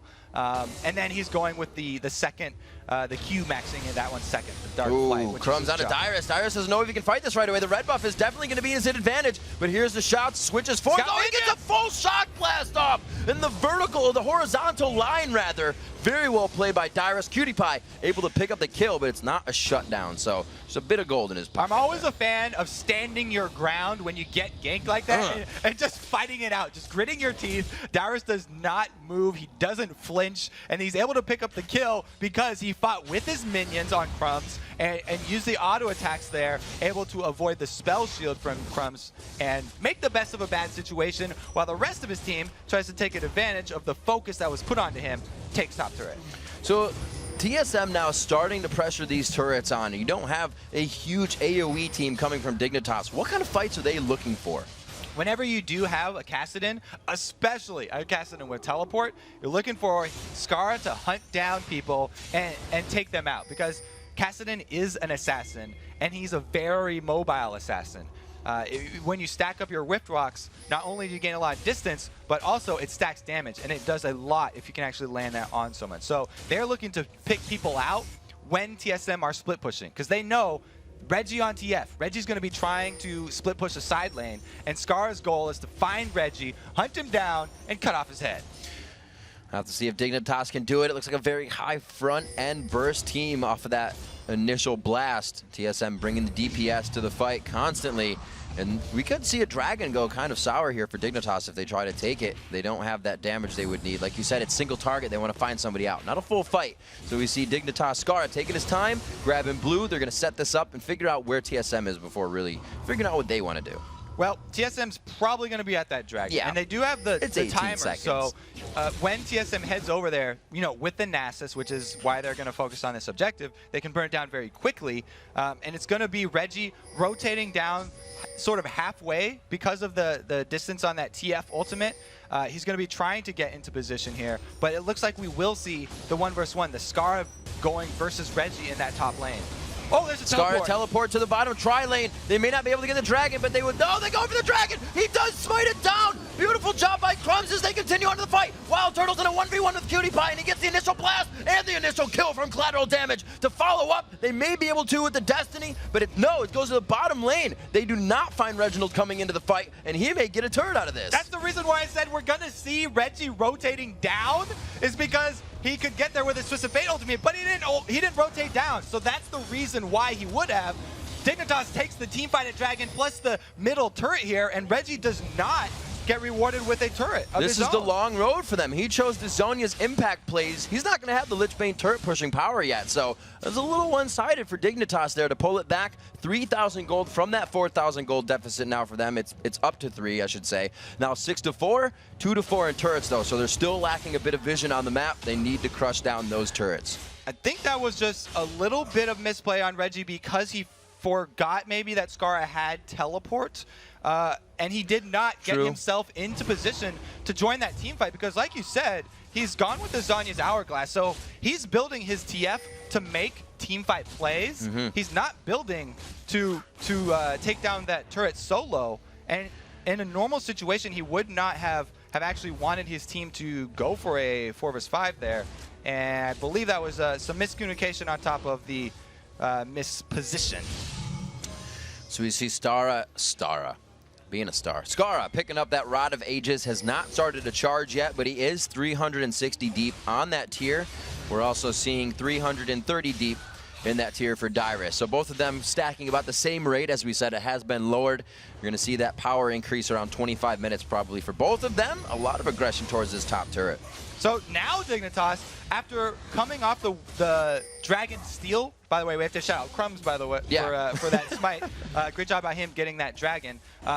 They came back and they got a second, or the last perimeter turret here. So they are slowly coming back to within the same gold lead here that TSM had, and TSM really have to make plays to continue this one. Oh, Kiwi Kid getting found out here. Reginald does have the Zanyas, able to lock that one down. Kiwi Kid's passive going to come up. They're rotating up. X Special is in the middle here. You may be able to stop that. They watch Kiwi Kid go down, try to formulate maybe an exit kill here. Scar backs all the way off, gives up Kiwi Kid for dead there. He's not going to go down with him. Some interesting rotation here, and we'll have to see if Reggie and Dyrus can just continue to split push this by themselves, because there's 3 members of Dignitas now cornering them inside.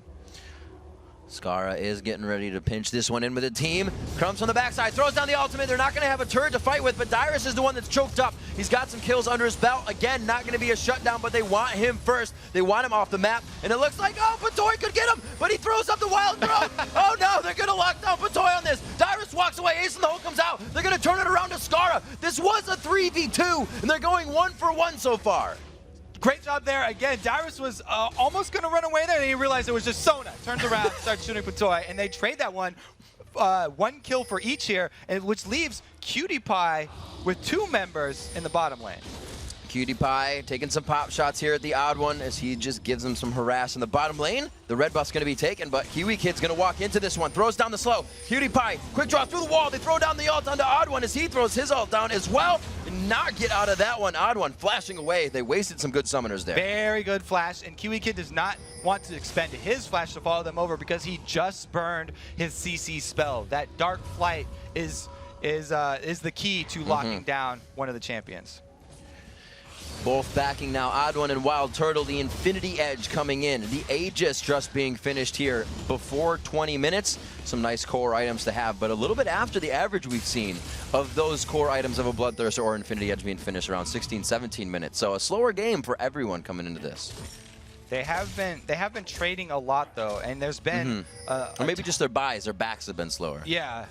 Maybe that's the case here. I love the Infinity Edge start by Wild Turtle, by the way. The Caitlyn, that she mostly focuses on the auto attack, so his next item will see actually a big power increase when he does finish that Zeal, adding that extra crit percentage onto his auto attacks. Wards coming in here as they go to pressure the fight. Crumbs coming in. Scar on the other side, but they see him. The Wards placed previously from the fight, and the Lulu eyes on him from E are able to just keep that pressure going down. They continue to back off, but they may re-engage. Reggie really wanted to make something happen there because all that early harass that they got on Skara means that he will be a non-factor in the next team fight that happens. But Reggie couldn't make a play. They try to go in. Reginald throws down the Zanyas. They use collateral damage right over that. Can they get the kill? He gets to Lulu Walty Wild Growth. Kiwi Kid gets out of this one. Bloodwell is still up for him, I believe, so he should be able to come back. He is still alive, throws the Dark Flight over the wall, and they get out of this one. Crumbs needs some help. The smoke train gets thrown down, and they get out of that one tactically. Beautiful job by Dignitas right there, taking advantage of the mobile assassin that they have. Skara, even though he was harassed down so low, like I said, doesn't hesitate to get back in there and get off both of his combos to land 2 kills for Dignitas, fighting in the jungle. Really, really detrimental for TSM right there. And Kobe, as we look at these buys coming in, the money coming in, the Zephyr build coming in after we have the Cutlass on 2 Aatrox. So that is because the same reason that I always love a lot of crowd control when I fight an Aatrox is the reason that an Aatrox is going to build that tenacity from somewhere. And since he had gone with the Ninja Tabby because he was trying to lane against Jace and reduce auto attack damage, it made him get his tenacity from a Zephyr. See how he contributes to the fights with this, just kind of being chaotic, always mobile, and they get the odd one, but they didn't know they were getting extra pinched. The ward coverage isn't on that side of the map, and Dignitas is kind of blindly going into these fights. They lose Scar. Crumbs gets the spell shield out. Scar over the wall with the Rift Walk. Crumbs may have just sacrificed himself for the team valiantly. The last few shots, to the skies, and he throws the hammer down as Dyrus comes up with another kill. Oh, Crumbs is a hero. He goes in to save Skara. and he will be remembered when they do write down the last entry in the book of Skara. 22-30. The Dragon again going to Team Solo Mid here. They've been able to just pretty much lock down that timer. Crumbs with a very good steal on the last one, and they made sure that didn't happen again. They take him out and take the Dragon. Yeah. Regardless of the sacrifice there from Crumbs, that was a poorly laid trap from Dignitas. No vision. Yeah, it just happens that the member of TSM that they caught in their trap is the tanky OddOne, the Nasus, who's very hard to bring down, and they couldn't burst that champion down, so they paid the price for it right there. And not only did Crumbs die, but Skara actually burned his teleport to get out of there as well because he thought that the rest of TSM were chasing him, but they had actually just switched their priorities and gone for the Dragon. TSM, they're not chasing for kills. They are going for objectives. They are objective focused now. Very direct and gotta say different at this point from what we've seen from TSM. A lot of their calls have been causing them problems, but right now it seems like they are all on the same page. Not a lot of lips moving, but you can see when we hit Reginald, always talking on that screen. And Reginald is the one that loves talking and hates being, I don't know, disagreed with. Right. So, yeah, it says it puts him on tilt almost. So when you see him doing most of the talking, that's actually really good for TSM. Because if he's getting some points, any flack, yeah, exactly. If he's getting any flack from the rest of the team, then he says that it kind of puts him on tilt. It's just the way that TSM sort of operates, for better or for worse. They follow Reggie. See, it's working out for better right now. They are up 4,000 gold. The fights are starting to go in favor of Dignitas, which those single targets have them up 9-7, but it's about the team fight that TSM wants, and we've seen that go poorly for Dig. So there is the either way it goes for the fight, I guess you could say. If Dig gets the one out, they're better off. As TSM finds a full fight, they have a base in front of them. I think a lot of it is actually going to hinge on the next Destiny. Actually, there it is from Reggie. He comes in, and they're going to just hard push this middle inhibitor turret because there's two members of Dignitas that were recalling Envision. That dark flight down. No, they throw in the OddOne's ultimate. They're right under the turret. The turret goes down. It's totally engageable here for TSM. Dark flight for Kiwi Kid. He gets polymorphed down. The Bloodwell passive to come up here. May keep himself alive. Collateral damage with a bit. Oh, he tries to get a smoke screen flash out. OddOne, fast fingers, and he gets himself the safety. Reginald trying to pull out the gold card. They have safety for the engage or disengage, which they will follow through with. TSM, such a good, we just talked about them following Reggie and being decisive with their calls. They all were in position to shove the mid lane while two members of Dignitas showing their recall animations.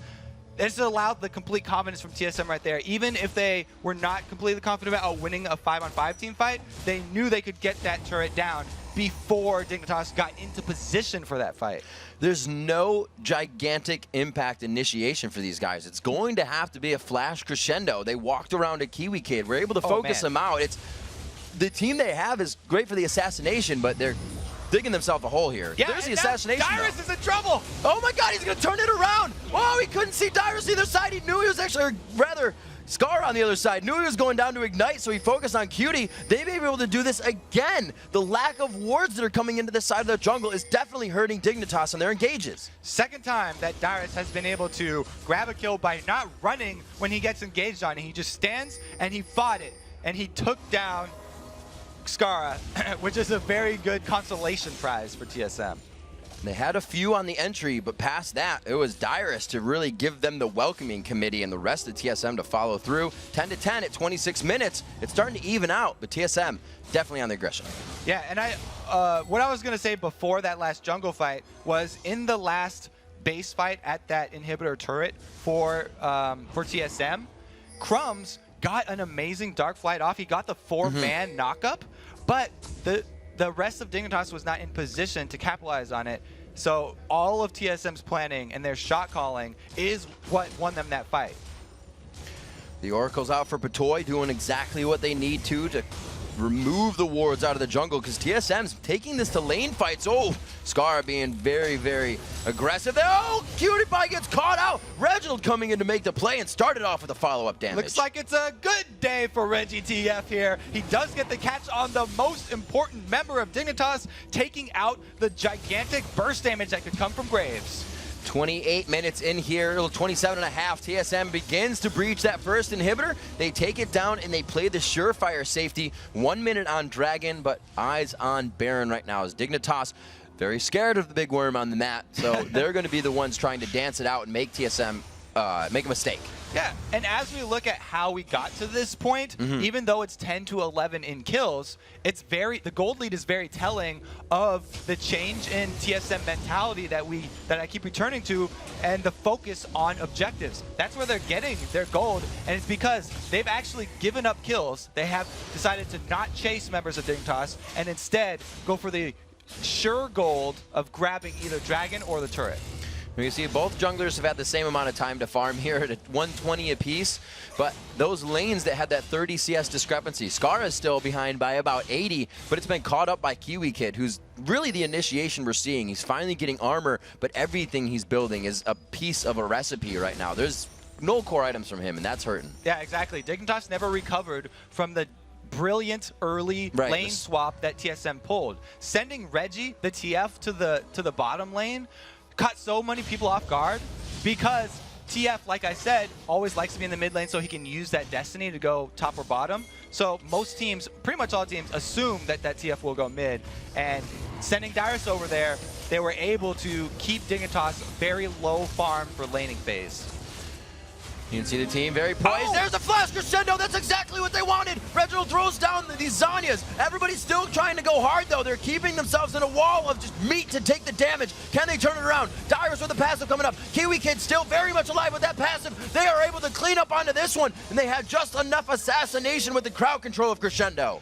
That was an amazing combo of the flash crescendo into a beautiful dark flight from Kiwi Kid, and Dyrus had snuck in a Guardian Angel there, so even with Dignitas winning that fight, it was even bigger than just taking down 3 members. They also took out that 5-minute cooldown of the revive from Guardian Angel for Dyrus. And he was rolling through that one with his blood price on pretty hard. And his passive actually went off during that fight in the end. So Dignitas using that window very sparingly to fight with, but had the perfect engagements for themselves here. Doing that one very well. 13 to 12 as they're keeping themselves up in kills. Now putting that vision back on the map. All the wards down to Dragon definitely helped them pick that win up. Yeah, vision was definitely key in that one, and that allowed Patoy to have the confidence to flash forward and crescendo, because Sona's very, very squishy. So if you're gonna do a flash crescendo, you better be confident that you're going. You're gonna take some damage. You're gonna rip a stocking for sure. So it was that coupled with the comments of Kiwi Kid backing it up with his combo there. And by the way, since this is the first time watching Aatrox, if his bars under the life bars are gray, that means that his passive's on cooldown. And if they're red, that means he's going to jump back up. So it's some nice timing in there. It did come off cooldown in time for him to use. And it looks like he actually goes straight for a Warden's Mail, so he is trying to just mitigate as much as he can right now while still dealing, because he picked up that Blade of the Rune King quite fast. He was sitting on a lot of gold, so we're seeing Dignitas, some of the members here, fight without that money put into their inventories. And keeping Aatrox from freely auto-attacking is a huge part of fighting that champion. Here we go, Crumbs with the initiate. On to Dyrus, and no, Reggie's right there, shielded. Oh, but they didn't time the hammer. They didn't get the lockdown, though. He still chases. He has the Dusk on him, so he's got the movement speed from that Nocturne, and it looks like they're going to keep going. No, the turret aggro onto Patoy. They will lock down one more attack. The E coming in from Aatrox. The lockdown from Kiwi Kid. Will they continue? Crumbs in kind of a sticky situation, but he's all right on the other side of Spirit Fire, and it looks like they will make an exit. 3 members of TSM only up, but they do have Dignitas on the run here because of how much damage they took from tanking the turrets, and they're not able to corner anyone. Oh, Cutie Pie almost getting caught out as he tries to take out a ward. Red buff onto him means these fights just synergizing. It's not a huge thing, but all the little things are in their favor. Your AD carry has the red buff. Kiwi Kid now getting fed after kind of a hard laning phase for himself. He definitely got focused a bit up there, but Aatrox definitely able to come back if you've beaten him down a bit. And that is the bonus of running Kassadin and Aatrox as your solo laners. They both have those gap closers, so when Crumbs is able to catch out Dyrus like that with the paranoia, they can actually get into position. They're some of the few champions that can actually get back into position. You can see Scarra rift walking all the way up from that mid lane, repeated rift walking. He got in lane, to land his slow and his silence. And that's the combo that Dig would love to catch again, is picking people off like that with their very high damage mobile solo laners. TSM definitely showing strength right now, just waltzing into the jungle, no wards to be placed down. They said, it's our blue. We don't care how many people are here. So showing strength in numbers, 15-12 on the scoreboard. They still have a 5,000 gold lead with backing now at the Baron pit. Oh, the old Baron dance. This one is going to be very dangerous. Down. Because this game is very close in power at this point, and the flash crescendo, which is the key to Dignitas' team fight, is actually coming up very soon again. So once they do have that one, they don't have to 100% rely on picking off members of solo mid. If they can have solo mid grouped up and land that all-important crescendo, then they can still take them even in team fights. He picked up more wards, Special heading back and forth in base. He actually made it to the stairs and went all the way back to get another purchase in. And no, I think they just know Dig will not do Baron. They didn't even ward it when they were just there. They're like, Dig does not like the B word. We don't even have to ward it. Yeah, they're too scared of it being stolen away by some freak accident even. So they're one of the teams that's most scared of starting up that Baron, because they've had so many Barons lose them games. They do finally get one. They know it has to be considered eventually. Wild Turtle throwing down traps.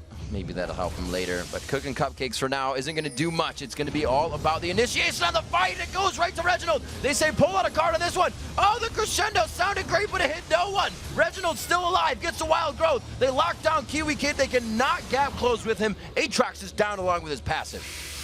Little bit too extended on that initiation from Dignitas right there, and a great job of TSM not trying to dive the backline of Dignitas, but peeling back and dealing damage as they're kiting, enable them to win that team fight. And that's how you want to play when you have Caitlyn, who's a very safe AD carry and wants to make use of her sniping range. That was a very unfortunate fight, Kobe. Patoy flash crescendoed for that. Now, risking that Oracle's risking 3 members of their team. Cutie Pie makes the flash. Another one is taken out there. And it looks like they are preshed out. They are doing what they need to at this point, but it is going to be scary. Once again, back in, hitting up on the Wild Turtle.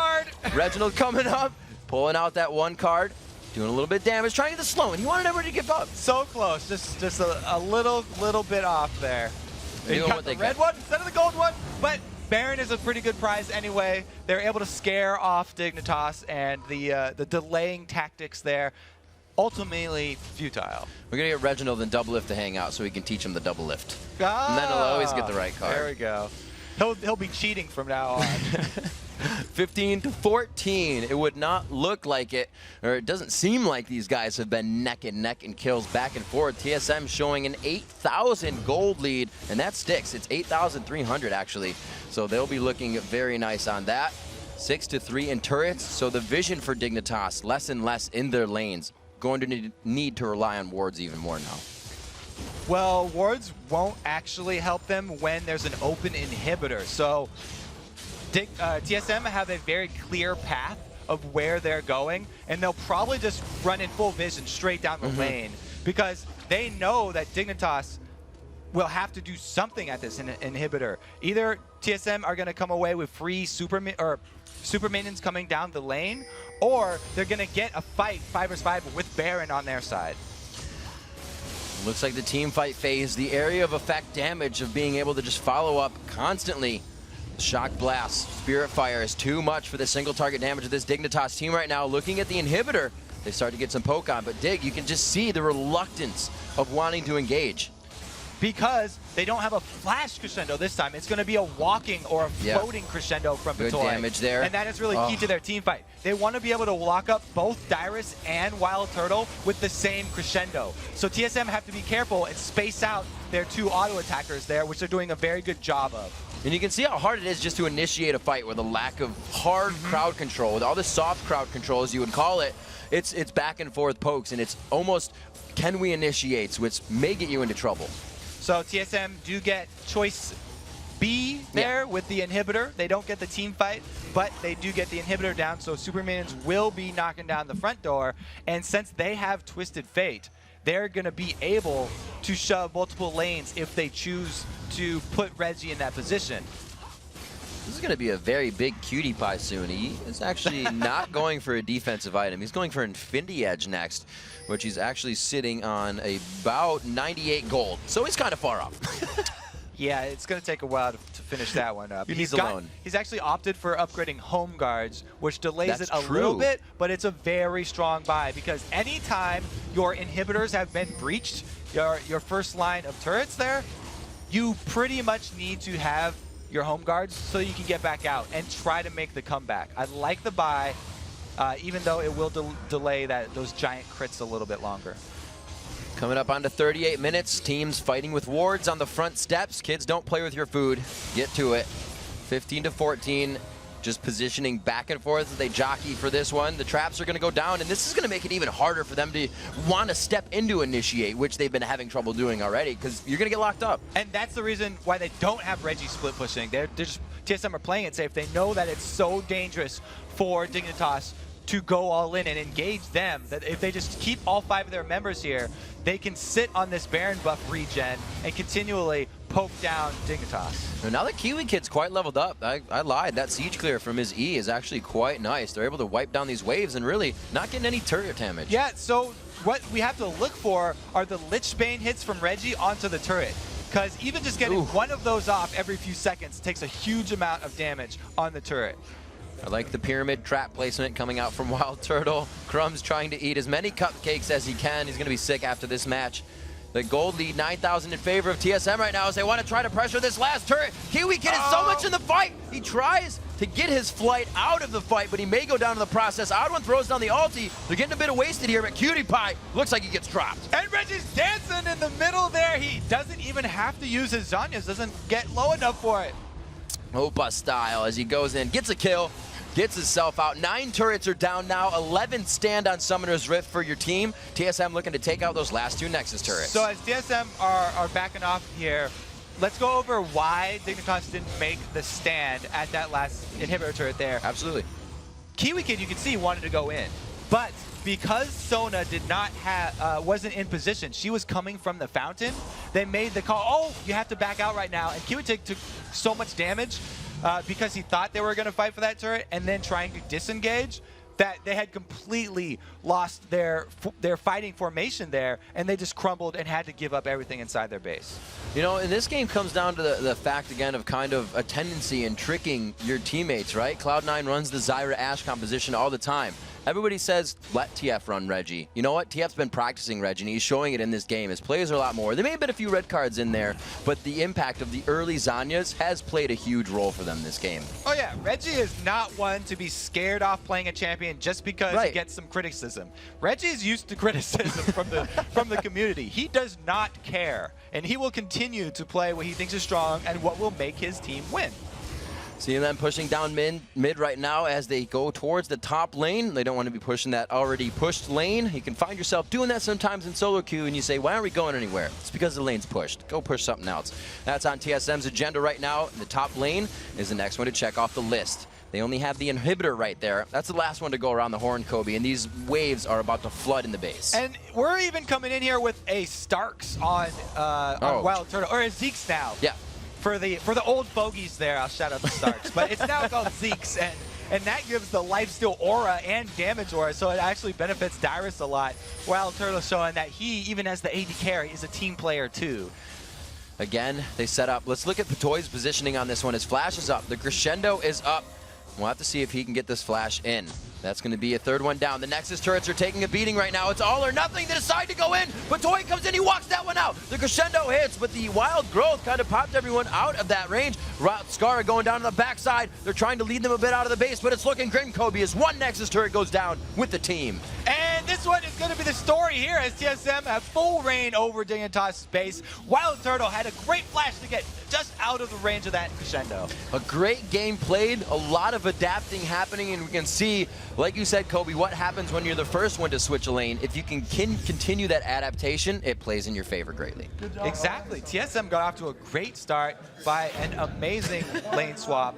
And I probably have to give props to Reggie right there. They used the TF pick, even though the early Destinies didn't make ganks for them. Right. Having the TF pick fake Dignitas into thinking that the mid laner was going up against Twisted Fate and going up against magic damage really, really benefited them for the early CS lead that they were able to achieve. I think we saw what Dignitas was trying to achieve here. They had, Aatrox was going, Kiwi Kid went crazy in the middle part of that game, and that's where a lot of the strengths of their team came from, but they couldn't formulate what they wanted on that up ramp, and towards the end of the game, the power slide started to go down for their champions again. Yeah, there were 2 different times when Kiwi Kid really wanted to go in, but the positioning from Dignitas wasn't quite there. We talk about so much, just being a few steps back on that crescendo. If you're not able to land that on the 2 auto attackers, then that's going to be the difference in Dignitas winning the team fight and not winning the team fight.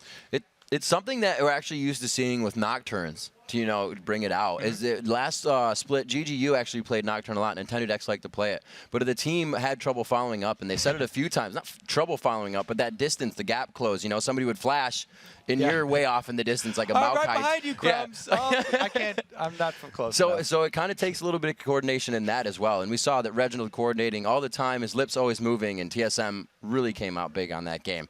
We're going to take and initiate a quick pause here, but when we return, we'll be joined by TSM's OddOne to talk about their win and his golf game. Then Team Coast and Vulcan meet in our 3rd match of the day. The North American League Championship Series will return in a moment. Don't touch that browser.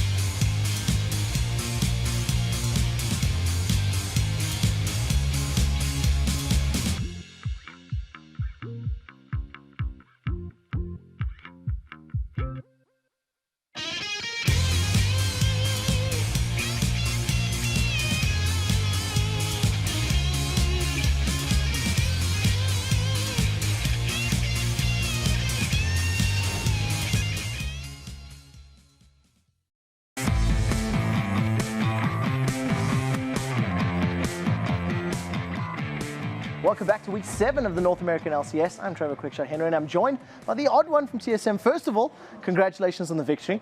It was a good game, it was an exciting game. I want to talk back about picks and bans. We've seen TSM experimenting with some champions, the Yorick, the Annie, the Zillion. But this game, you guys went back to, standard picks. So talk me through your picks and bans process. Before we were trying to experiment with some new things like the Annies and Zao, but since we messed it up, our morale was like, okay, we're not doing this again. And we tried one of MVP OddOne's comps, but we didn't run it very well against C9. Yorick died in lane, and then Yorick's job was supposed to just hold lane, hold tower, and then we get the hyper carries fed, but it didn't work out that way. But for this game, we went back to comfort picks. We were expecting them to give us TF because as soon as we saw them first pick Sona, which is weird, we knew they probably had something, they were probably going to do Kassadin. I remember the last time they picked Yi against us and killed us a lot when we picked TF, but this time they gave us TF. So I figured they would pick Kassadin because Yi was banned, and I figured they'd pick Malphite, but they picked Aatrox instead, so it wasn't that big of a shock, but for the most part, we were really happy with our picks. And talk me through the lane matchups then as well, because when we seen the TF locked in, we kind of assumed maybe TF Kassadin, and the casters touched on it as well. But you guys ended up throwing that Jace in the mid lane. Was that talked about just in loading screen, or was it also part of the game plan? It was part of the game plan. As soon as we saw the Kassadin pick, we knew Jace would do much better against Kassadin than TF could, because Jace can really abuse that lane really well. So we tried to get that matchup as much as possible, while TF just held towers and made sure that Kassadin didn't get too fed, or else he'd just snowball and kill our squishies. It seemed to work out pretty well, because even though Dignitas appeared to be in the lead in terms of the early game finding picks, you guys had more objectives and more gold, but it was very chaotic. So what led to that, the fact that you could take objectives, but you kept getting picked off? We just kept pushing around the map. Twisted Fate would be on the opposite side of the map when we get wiped. But that was usually a mistake. We shouldn't have forced stuff because they had nobody to stop Twisted Fate's split push. Because Twisted Fate, if someone goes up to top, Twisted Fate would just ult away or just push on the tower. So we made a few mistakes at the first, I think second or first dragon. The backline got hit and then we lost the fight, so that didn't go so well. But as long as we didn't get picked off, we would easily get objectives because our wave clear is much stronger than Kassadin's. And we have TF global passive. We have Nasus who clears waves, Jace who clears waves. So almost everyone on the team clears waves really fast. And we just got towers from that. And then eventually, they can never really fight us unless they picked off one of our backline members, because I just wither whoever dove in, and then I just blocked the rest of it. What was the game-winning moment? I mean, like I said, it was back and forth through trading, and both teams made some mistakes. But at what point did you say, well, we've got this? Probably when their mid-inhib tower went down. They were completely out of position for some reason, and we got a free tower. If you lose an inhibitor tower against Twisted Fate, that inhibitor is probably going to go down very fast. And once you lose an inhibitor, you basically lose an immense amount of pressure because that lane is always going to be pushing, and Twisted Fate can always ult and kill something else like bot lane or the inhibitor when it respawns. So once that happened, we knew as long as we didn't get picked off over and over, we'd probably win the game. It seemed to work out. You guys played it patiently and kept in control. With that victory, you're now sitting at 9-9 in the league, and you were tied at 8-9 with a number of other teams. How does that feel, picking up a victory, knowing you've still got 2 more games this week already? Yeah, we take it one game at a time. Right now, yeah, we have to face second place and the first place team. So if we do really well this week, it's very possible we could be closing in on second, if not second. Really depends on Vulcan performance, but right now we're trying to recover from the shaky early mid-season. So right now we really want to get top 2 so we can get a bye in the playoffs. Having a 500 record definitely helps, and you've touched on the fact that you are playing Vulcan in Cloud9, today and tomorrow. And how much preparation goes in, leading up to the games? We were talking to Medios earlier, and he was saying, well, we'll prepare for our coast game now in these next 3 or 4 hours that we go out there, prepare for tomorrow's game tonight. Is it a similar process with TSM, or how and when do you prepare? Yeah, if we have 2 games in a day, we'd prepare before or at night for the first game, and then do a little bit on picks and bans for the second game, but nothing really concrete, because maybe we could see something or one of their games before our game and just touch on their picks and bans and then modify ours. So then we just take it one game at a time and don't assume anything. So right now we're probably going to prepare for Vulcan. Oh, best of luck with the preparation. For the last question, we've seen the feature on the Odd Bros. You went putt-putt or mini golfers, whatever it's called. Yeah. I've heard a lot of questions, a lot of people talking about that. What was the scorecard? I think we did really badly on the last holes. I got really lucky in the early holes, and then we kept getting double bogeys, and then the mini golf rule says you can't, or 5 putts is the max. So we got double bogeys on like several of the last holes, but I eventually won in the end. I love the fact you're using actual golfing terms, even though it is putt-putt. But anyways, well played. Thank you for the interview. We're going to be throwing it back over to the caster desk with Riv and Kobe. So guys, take it away. Thank you very much, Quick Shot. And now it's time for our third match of the day, Team Coast versus Vulcan. And this is the third meeting in this summer between these two teams, and the series is tied at 1-1. And for second place Vulcan, they come into this match off a very up and down week 6. After rolling over Team Solo Mid with a new double AD comp, they doubled down on the strat against Velocity and ended up going bust. Yeah, it was kind of ironic that we talked about Vulcan not getting the respect they deserved for having an incredible summer. And then they go and they don't respect Velocity, and they got beat. Psycho Sid has admitted to making the mistakes, though, in Champion Select, which is normally a part of the game that Vulcan excel at. They let Velocity have 2 globals, Shen and Twisted Fate, which they were able to use to counter Vulcan's double AD composition. And even though they got beat by Velocity, ManCloud continued to have an epic summer. His mid Ezreal against TSM was just a lot of fun to watch. Oh, he had some incredible true shots in their win over TSM. And coming into this week of the LCS, he leads in North America in kills. He's just 1 shy of 100 at 99. So going to be a little celebration this game if he gets it. We'll see what happens. And while we're talking league leaders, we have to give Vulcan support here on the screen. Bloodwater, props for his summer. Yeah, he comes into this game leading the league in assists with 202. Today, Vulcan's league leaders will look to take advantage of a Coast team that went winless last week, have lost 4 in a row, and dropped to the bottom half of the standings. Coast went 3-2 during week 1 of the summer split, including a win over Vulcan. Since they haven't had a winning record in any of the 5 weeks since then, and they've also dropped all the way from 2nd down to 6th. And a part of the reason for Coast struggles this year has actually been that dual lane of Don't Mash Me and Daydreamin'. Together, they have the fewest kills and the 3rd most deaths of any North American dual lane. Well, we'll see if Don't Mash Me and Daydreamin' can step up their game and hook another win for Coast today. So let's get into the lineups right now. On the blue side, it's Team Coast. Zion Spartan in that top lane, and Tendude X in the jungle. Shifter fixing his headphones there in mid. Mash Me on AD carry, and Daydreamin' on support. And in the red corner, it's Vulcan. Up top is Psycho Sid. Smithy's in the jungle. Mandatory Cloud is on mid. Zuna is AD carry, and Bloodwater is supporting. All right, everyone. Before we get into the game, let's check out who you guys think is going to win. According to LOLesports.com, 78% of you think that Vulcan will take this matchup. What do you know? We put out a video about how the viewers always expect Vulcan to lose, and now, whoop, they're shot up there to 78%. Get some pretty good votes now. And you actually saw that Coast was passing that book back and forth. Usually that book would sit in front of Lemon Nation or somebody like that, but it went from Zion to Nintendo. Shifter looked at it, and really, you know, you could think it has what picks they've played, past games between this, what the other team has picked, what they could expect in compositions that'll be ganking them and kind of stuff. So they have an inkling of what's going to happen. It's always good to have those secret docs. Yeah, and they pass it all the way up to the top laner, who is the one who's in Champion Select first, so they're the one actually pushing the button. And they want to make sure that Zion knows and everybody's on the same page. This is what we're going to do. This is actually brought in, and, you know, Elements was brought in as the coach of the team. This kind of a camaraderie thing Elements is bringing to the team, making sure everybody's always, you know, a unit together. Yeah, he's definitely half coach, half cheerleader. He really values amping them up before the games. And you guys can hear sometimes before these Coast games, though we don't always show it, every single game they'll do this cheer. And it's not something that definitely ashamed of. They do it on the stage in front of thousands of people at MLG before and after their games as well. They don't give the, you know, who do we appreciate, whoever we beat thing.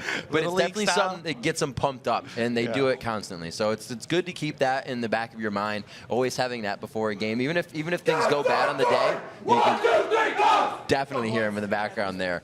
But that is always going to put you in the mindset. Whether anything happened the ride over or something here or there, you're ready for the game now. Yeah, that's definitely and the Zuna game haircut. Time. Oh, Zuna man. takes a little different approach. He said, I'm going to be shaving my head. Should I shave the beard too? And I said, absolutely not. The head's perfectly fine. But he did go all spiky hair today, so he's bringing his A game. All right, man. We'll have to see if he squishes the front of that a little bit because we know he likes to have his face right up in the monitor. I don't know if he's got enough room there. He may. He may be all right. Bloodwater on your screen. We've heard him talking before, you know, never underestimate a team.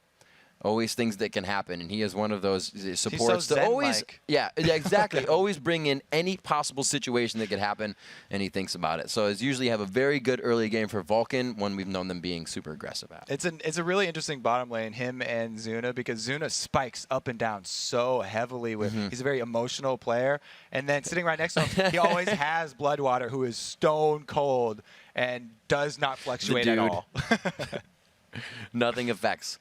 We see both teams poised and ready here. Zion taking the last few glimpses, getting his hoodie all straightened out. And Wow, there's like sentences backing up those champion picks and bans. That's not just a list of like, champion why names are we there. doing this? Wait, what was that for? So they're keeping track of pretty much everything going in here. We've seen Nintendude and talked about him quite a bit through each split as well. One of the unorthodox picks that unorthodox picks that he uses in the jungles, English is easy, that he comes out with the Elise that he started off on that people use a ton now, the Fiddlesticks, the Leona, but he's kind of shying off of that as well. So we'll have to see if they start to round out their wheelhouse picks back to the top tier ones that everybody's been kind of going after. Yeah, Nintendo's a similar jungler for me to like NK Inc. because whenever I watch either of those teams play, that's a good point. I'm always wondering what jungler they're going to pick now because they are the ones that vary What's the most. behind door number 2?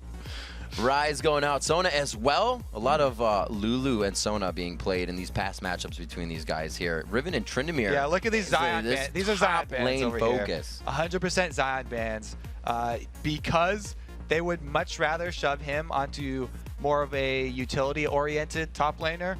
Every time that Coast, when they have Zion on a carry top laner, like a Riven or a Tryndamere, that's when they have the highest win percentage. When he's actually put onto one of the more utility-based top laners, then the opponents have a better chance, and that's why Vulcan are banning out these specific champions. And as we look at Coast ban, are they anything in particular into banning out what a Ms. Ezreal composition would run? I mean, mid Ezreal or even jungle Ezreal, it's still not. I mean, unless the Ezreal is an AD, right. I don't think it's a. It doesn't seem that specific. We'll see what Zion chooses for the top lane. These guys always love to hover, hang out on their favorite champions. Freak would be proud right now, watching his teamo get a smile on the screen. And you can see, even with that book, there is still multitudes of communication going on between these guys during the picks, even with that book in hand. So it's not the set in stone. It's definitely an adaptation of what can happen, or as they adapt. It seems like they're just doing hyper. Okay, so there you go. It's going to be the Ezreal, and it could always be either a jungle or a mid lane Ezreal, because like I said, Nintendude, very similar to NK Inc., who ran the jungle Ezreal. He actually came up with the jungle Ezreal split pushing strategy. So it could either be jungle or solo here. And Vulcan was one to say, we gave them 2 globals. Let's take 2 globals. So now they get it on their team. They don't want to deal with it. They're dealing with it. Yeah, they definitely want to be the ones in control of those. And they actually talked about one of the reasons why Vulcan underestimated Velocity and gave them both those globals is because in Vulcan's previous game, when Vulcan had the Shen and the Twisted Fate against TSM, they couldn't finish it out, even or against Cloud9. Cloud9, yeah. Cloud9, they couldn't finish it out. And so they felt like Velocity would make that mistake too, but they didn't. So now it's round 2. Vulcan are going to go back to that Shen and Twisted Fate and see if they can make it work this time. And finally, Nintendude actually gets that Elise back. Zion getting so much focus in the top lane allows that to happen. So they are getting picks that would be towards the top tier. Shifter does have the champion pool we haven't seen quite a bit of yet. We heard him talking about the Diana earlier. He's played Ahri before, and pretty damn good AP mid on that roundabout of, I think, 5 or 6 deep champions that he could play in mid. Yeah, so you brought up the mid Ezreal possibility, right? But after the lock-in on Ahri, I think that that's much more of a shifter champion. So regardless, you know, Ezreal does do fine against Twisted Fate, but I'm pretty sure he is going to be in the bottom with that Thresh. Do they do this? Zion has played the Elise. As we look over towards the side of Vulcan, we'll see what switches get put there. Do they do this? The Thresh is going to be good. Will they put? I'm thinking Zion on the Lee. We'll see. I'm pretty sure Zion's going to be Lee because it's very similar champion to all of the fighters that were banned out by Vulcan. They banned out the Riven, they banned out the Tryndamere, and even the Zed. So was probably going to be Zion going to his Hydra Rush Lee Sin. And the reason for that I can see I got some more questions in that brain right there, is because he gets such good lane control because of the easy wave clear that he has and all the dashes that Lee Sin has with his kit. If he has a Hydra and a Sightstone, he is a split pushing menace. He can instantly destroy a wave, and then he always has escapes because he can continually put down those wards for safeguarding. And we do see the patented Taster's Choice bottom lane coming in for the past few weeks here in Cloud9. The Ashe, Zyra bottom. The best AD carry initiation in the game, says Lemon Nation, and it pretty much is for the Enchanted Crystal Arrow and the Disengage coming in from Zyra. So Vulcan are just piling it all on right here. You're like, yes, 2 globals plus a late game engage with that Crystal Arrow plus the best disengage with the Zyra ultimate. They feel like they have most of the bases covered, even bringing in the new jungle to have that extra early control of the double buffs. So Vulcan right now have so many options with this game that they can go with. It's very scary here for Coast. As we only have about 10 seconds left for that switch for the Zion and Nintendo switch here, so it might actually be a Zion Elise and an actual Elise from Nintendo instead. So what is your focus in a game like this when it's not just TF that's going to be a big deal when he hits 6? It's also that Shen in the top lane. How do you guard those lanes? Where do you focus as a jungler or anybody? As a jungler for Team Coast, you do not go down to that bottom lane after either Twisted Fate or Shen are 6, because not only is a Zyra Ashe lane just bring to the table so much crowd control already, but if either of those solo laners join the party, you're going to have a terrible time in that bottom lane. Not a good day. You do not want to gank that lane. You 100% focus your efforts on keeping down Twisted Fate and keeping down Shen. You go to the source of the global. You don't go to the Ashe or the Zyra, because they will definitely make the purpose you pay. of it. Make everybody come there. We'll have to see now. Game 3 here. It's going to be the last one for myself and Kobe on the day before Jat and Quickshot take over. It's going to be a good one. Vulcan versus Coast. That second place Vulcan looking to keep their spot and chase onto that Cloud9, as Coast looking to once again climb the ladder just like the Summer Split, make their way into that playoff spot. Now, talking again about the Ashe-Zyra combo, one of the most interesting parts about that Cloud9, the way that they played it for me, was the fact that they did not spend a lot of money on wards. Lemon Nation on Zyra would mostly rely on seeds and then the Ashe Hawkshot for their vision in their lane.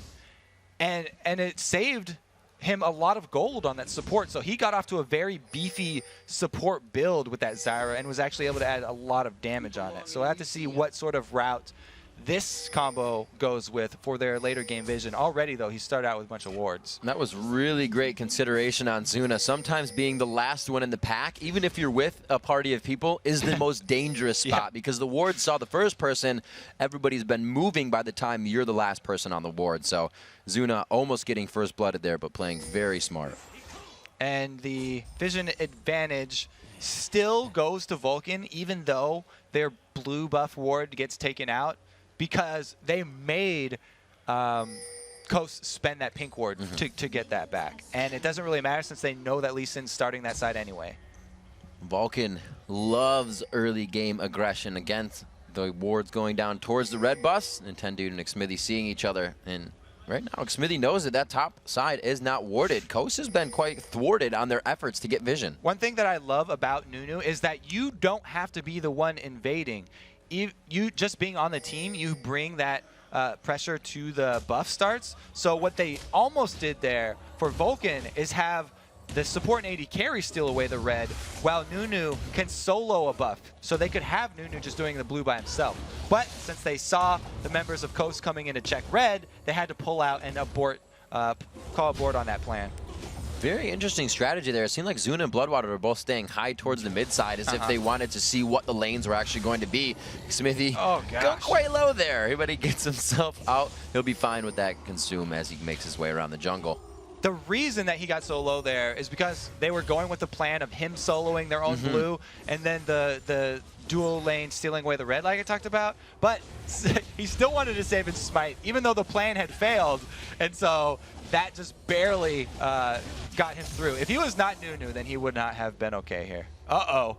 Xmithy he's got that blue. Maybe he wants to eat the Wraith. He'll come back for this one, but this is definitely going to slow his jungle here. He actually can't decide what he wants. He did not buy enough potions to do a normal clear here because he wanted to get that extra vision advantage from the ward. So this delay on him taking red is actually going to cost him huge because we've already had Nintendo take an extra camp ahead of him.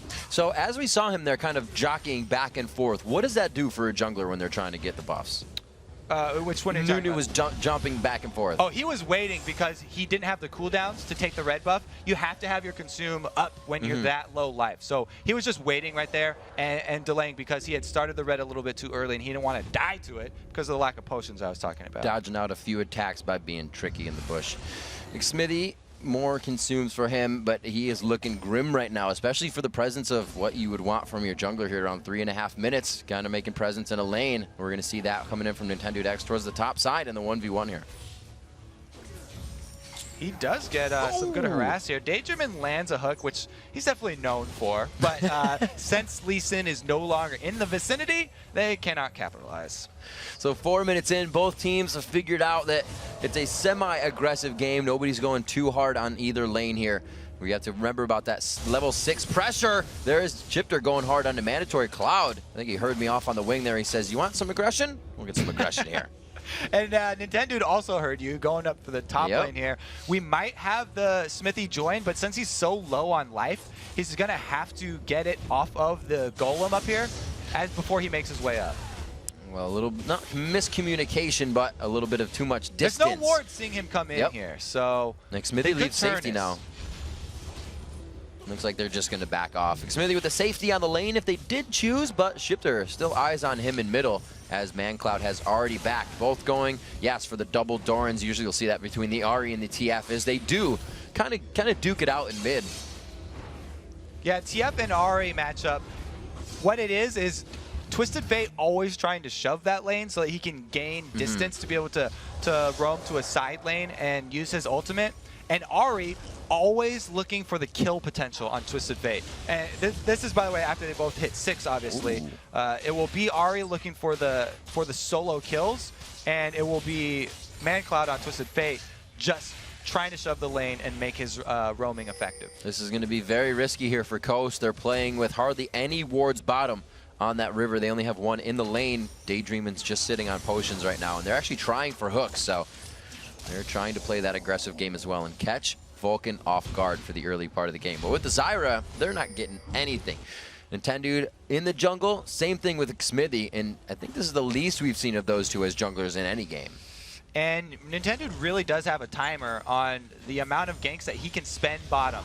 This is pretty much the last one he can do because of the experience of Twisted Fate and Shen. They are very close to their level 6s now, and so that danger he talked about in ganking the bottom lane will come soon. But it's not here now as he goes in and misses the Q.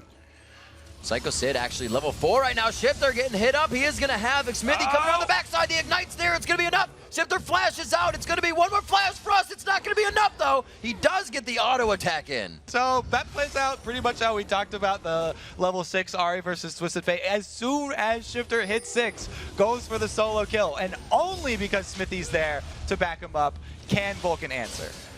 Nintendo to show himself and soak up mid. Psycho Sid trying to get 6 ASAP right now as he pushes this wave as Shen, trying to get as many attacks down as he can, and despite the damage traded from Zion. And that trade that we see, giving up first blood for an assisted kill response, is something that we see a lot. So even though Coast, we had Shifter getting first blood, he got more money obviously because it was first blood, but because Mandatory Cloud's kill was assisted, or Smithy's kill was assisted, they at least get the extra 50% gold. So it's a very close trade. We'll have to see where that pressure continues actually for Smithy. The 1v1 in the top lane draws the Ignite out, and the Shen Ignite as well. So it's an aggressive Shen. One Psycho Sid looking to pick up kills here with that. I love that the Ignite, just the signal. Okay, everybody back off now. They're both at half-life, but once the fire breaks out, everybody runs for the hills. Surprise. 7.5 onto this one. A 500 gold lead is the only thing that separates these teams, and that Gonna see where that comes from. 39 a bit in the CS there, 55 in mid coming in from ManCloud, as well as 44 in the top lane with the assisted gold as well on top of the first, as opposed to the first blood. So it is equaling out to be that 500 more. 4 members to give over this blue buff to Mandatory Cloud is a little bit excessive, but since they have Nunu and they have pink wards, they roll this easily into Dragon. Now it's up to Nintendo to know the timing here, and the amount of time that the bottom lane for Vulcan has been missing should tip them off that Dragon is under attack. Nick Smithy actually going fast for a Sightstone. Usually you only see this coming out on a Lee Sin. Same point, just to get vision here for a Nunu and really deny everything in the jungle. Yeah, so Nunu, he's building into Nunu's kit. What he wants to be able to do is to counter jungle. And the only way to counter jungle is when you have information and the vision of your opponent jungler. So getting a Sightstone on Nunu, extremely common because he wants to push that advantage and place very deep wards inside the enemy jungle. We'll see where his assistance goes next. We have that Shifter push. We have Shifter pushing the mid lane, as we said. Those Doran's rings would cause both of those lanes to just push consistently into the turrets. ManCloud has resorted to farming his wolves now, as that pressure is too great from Shifter. He's farming wolves, and Nunu is giving red buff over to Psycho Sid so that he can better duel this Elise. They need Psycho Sid to keep his health up and trade well in this top lane so that he will have the option of using that Stand United. Because if Elise can get you low enough and harass you down to threaten your life, then that takes away the threat of the Shen Global, which is really the whole point of the champion. A lot of those level 6s coming out now. The Stand United ready, as well as the Destiny. Everything's been a walk-up fight, though. We haven't seen those big initiations come in just yet as we come up on to 10 minutes.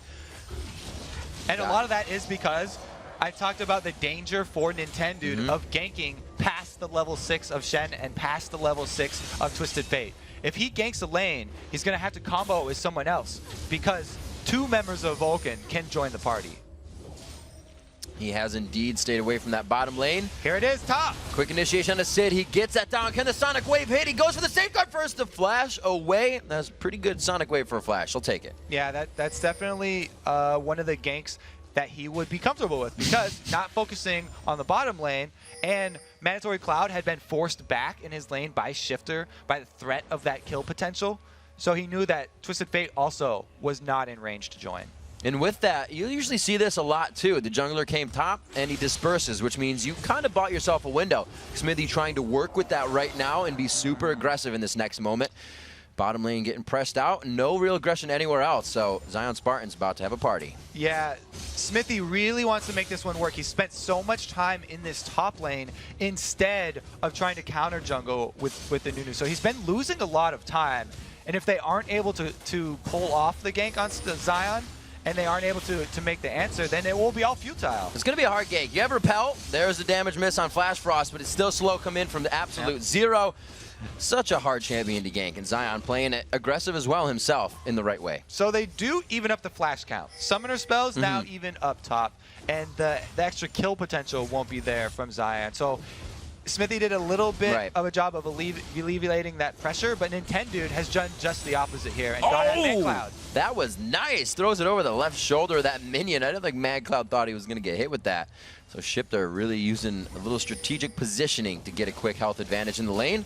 Dodging out wild cards. And Smithy now to help out mid here and adapt to what Coast has been trying to put on them. I love that little trick, the fake out Lee Sin, a Sonic Wave follow-up.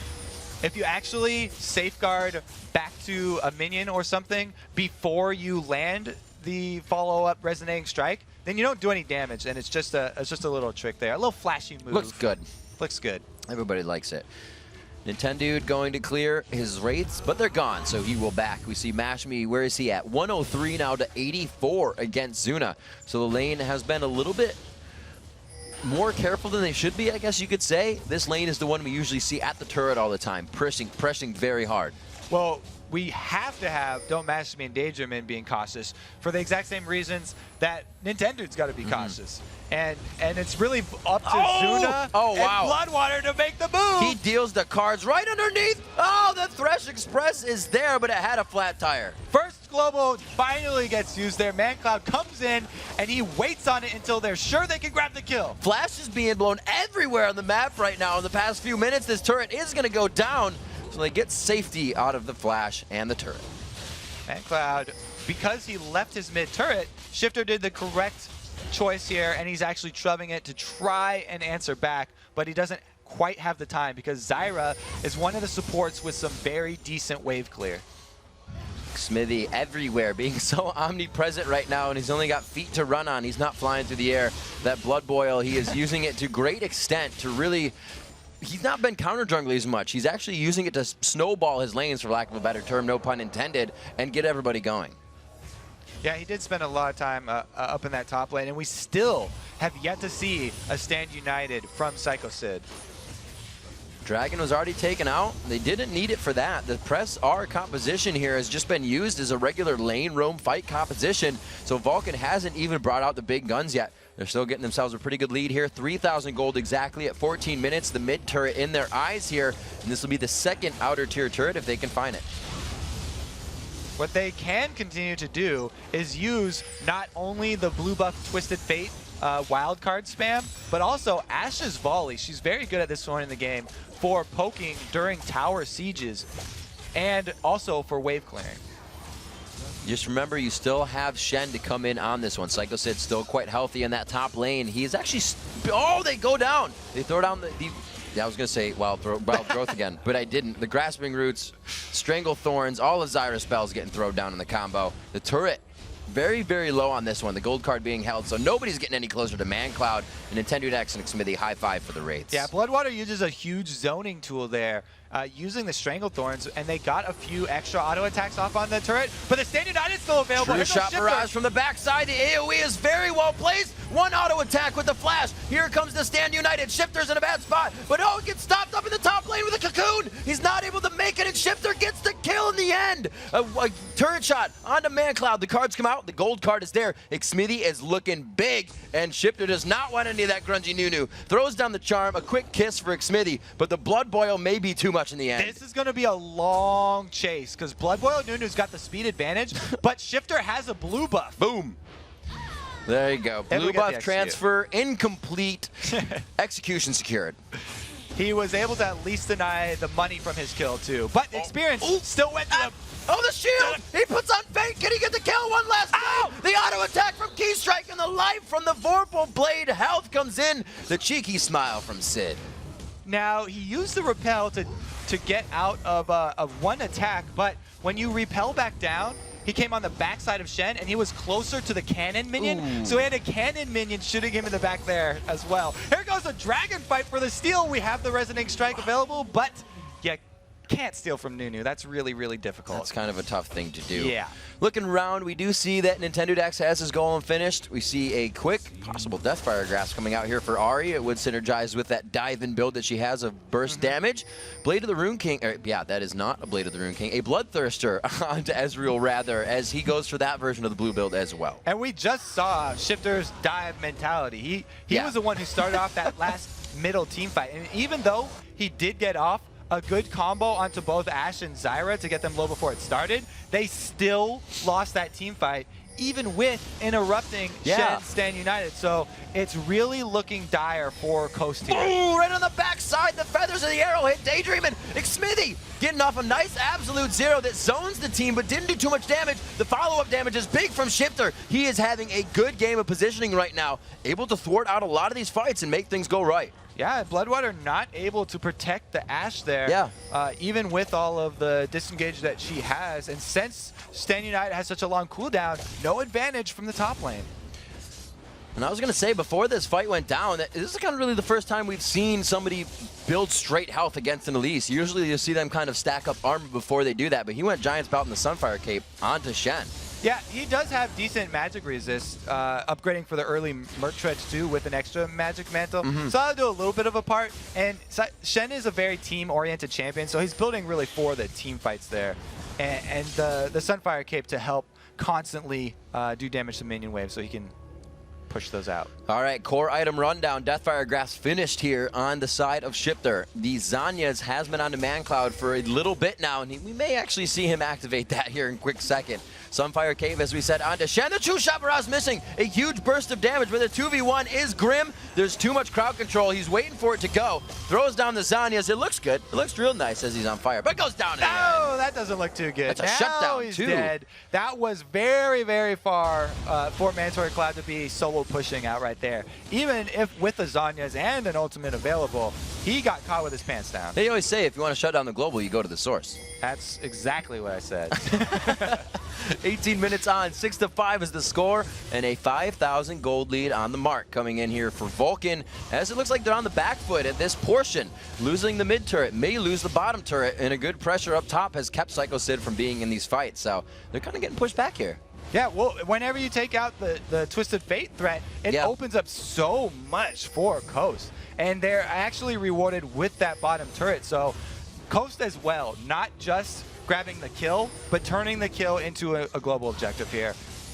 Wow, you can see the consideration being put in here, maybe to synergize with a new ultimate, or for now, the Negatron cloak onto ManCloud. We'll see just how much it saves him here from the AoE, a magic damage, puts himself in the fight. A beautiful ultimate from Zyra coming in, the Orb of Deception, not able to clear the damage. It rocks him with the absolute zero, and the rest of the damage from Psycho Sid Sunfire Cape, picking up 2 there.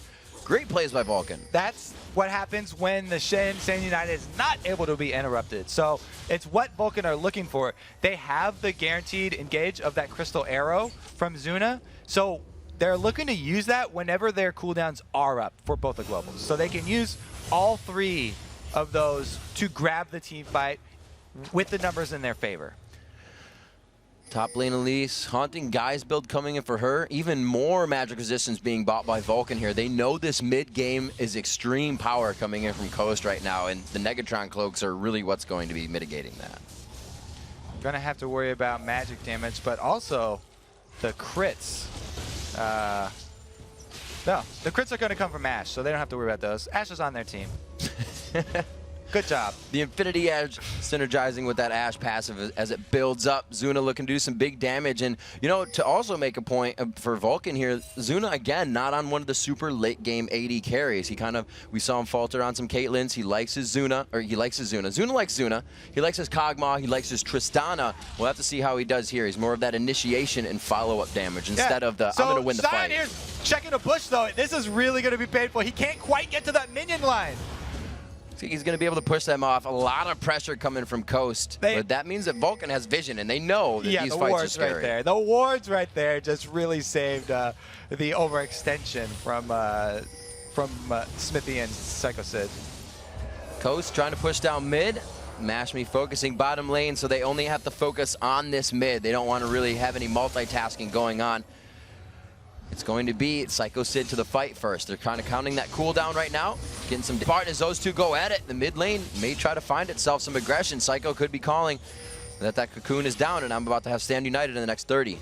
Yeah, so this is really up to Coast timing the cooldowns for both globals from Vulcan, because Shen not having Stand United means the 4 vs 4 is really strong for Coast. They have a very high pick potential with Thresh and Ahri. If either one of those can land either the Charm or the Death Sentence, then the burst damage can easily take out a single target from this 4-man Vulcan squad that's at mid.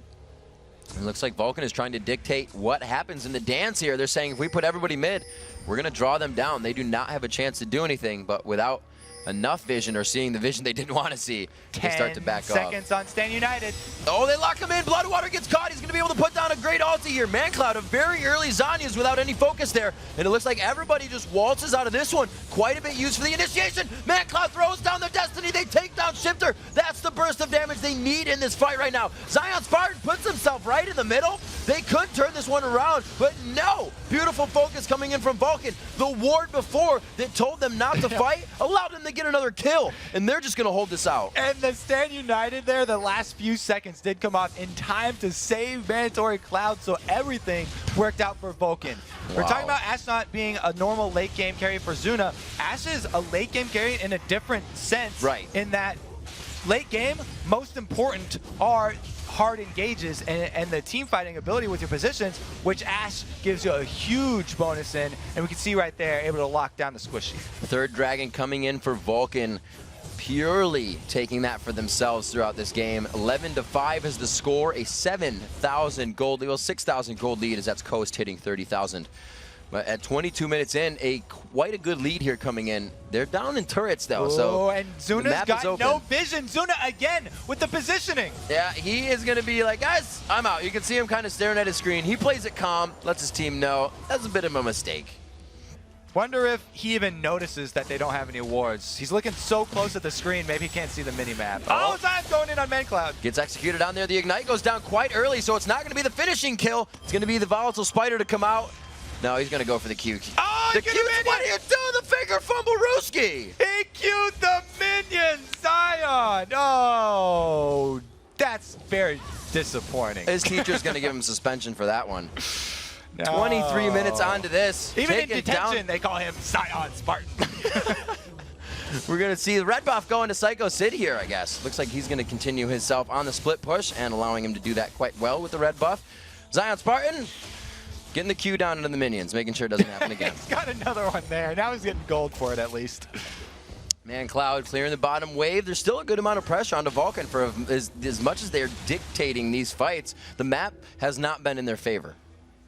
And one of the interesting things that they're doing to sort of secure that pressure on the map is continually feeding this red buff to Shen. Psycho Sid, with that extra slow and burn damage, is the extra little edge that he needs to keep Zion from dominating that lane, and it makes him have the threat of chasing people down for a kill if they get too far from the turret. And the reason they're able to do that is because Ashe has built-in slow with her Frost Arrow, so she doesn't need that Lizard buff.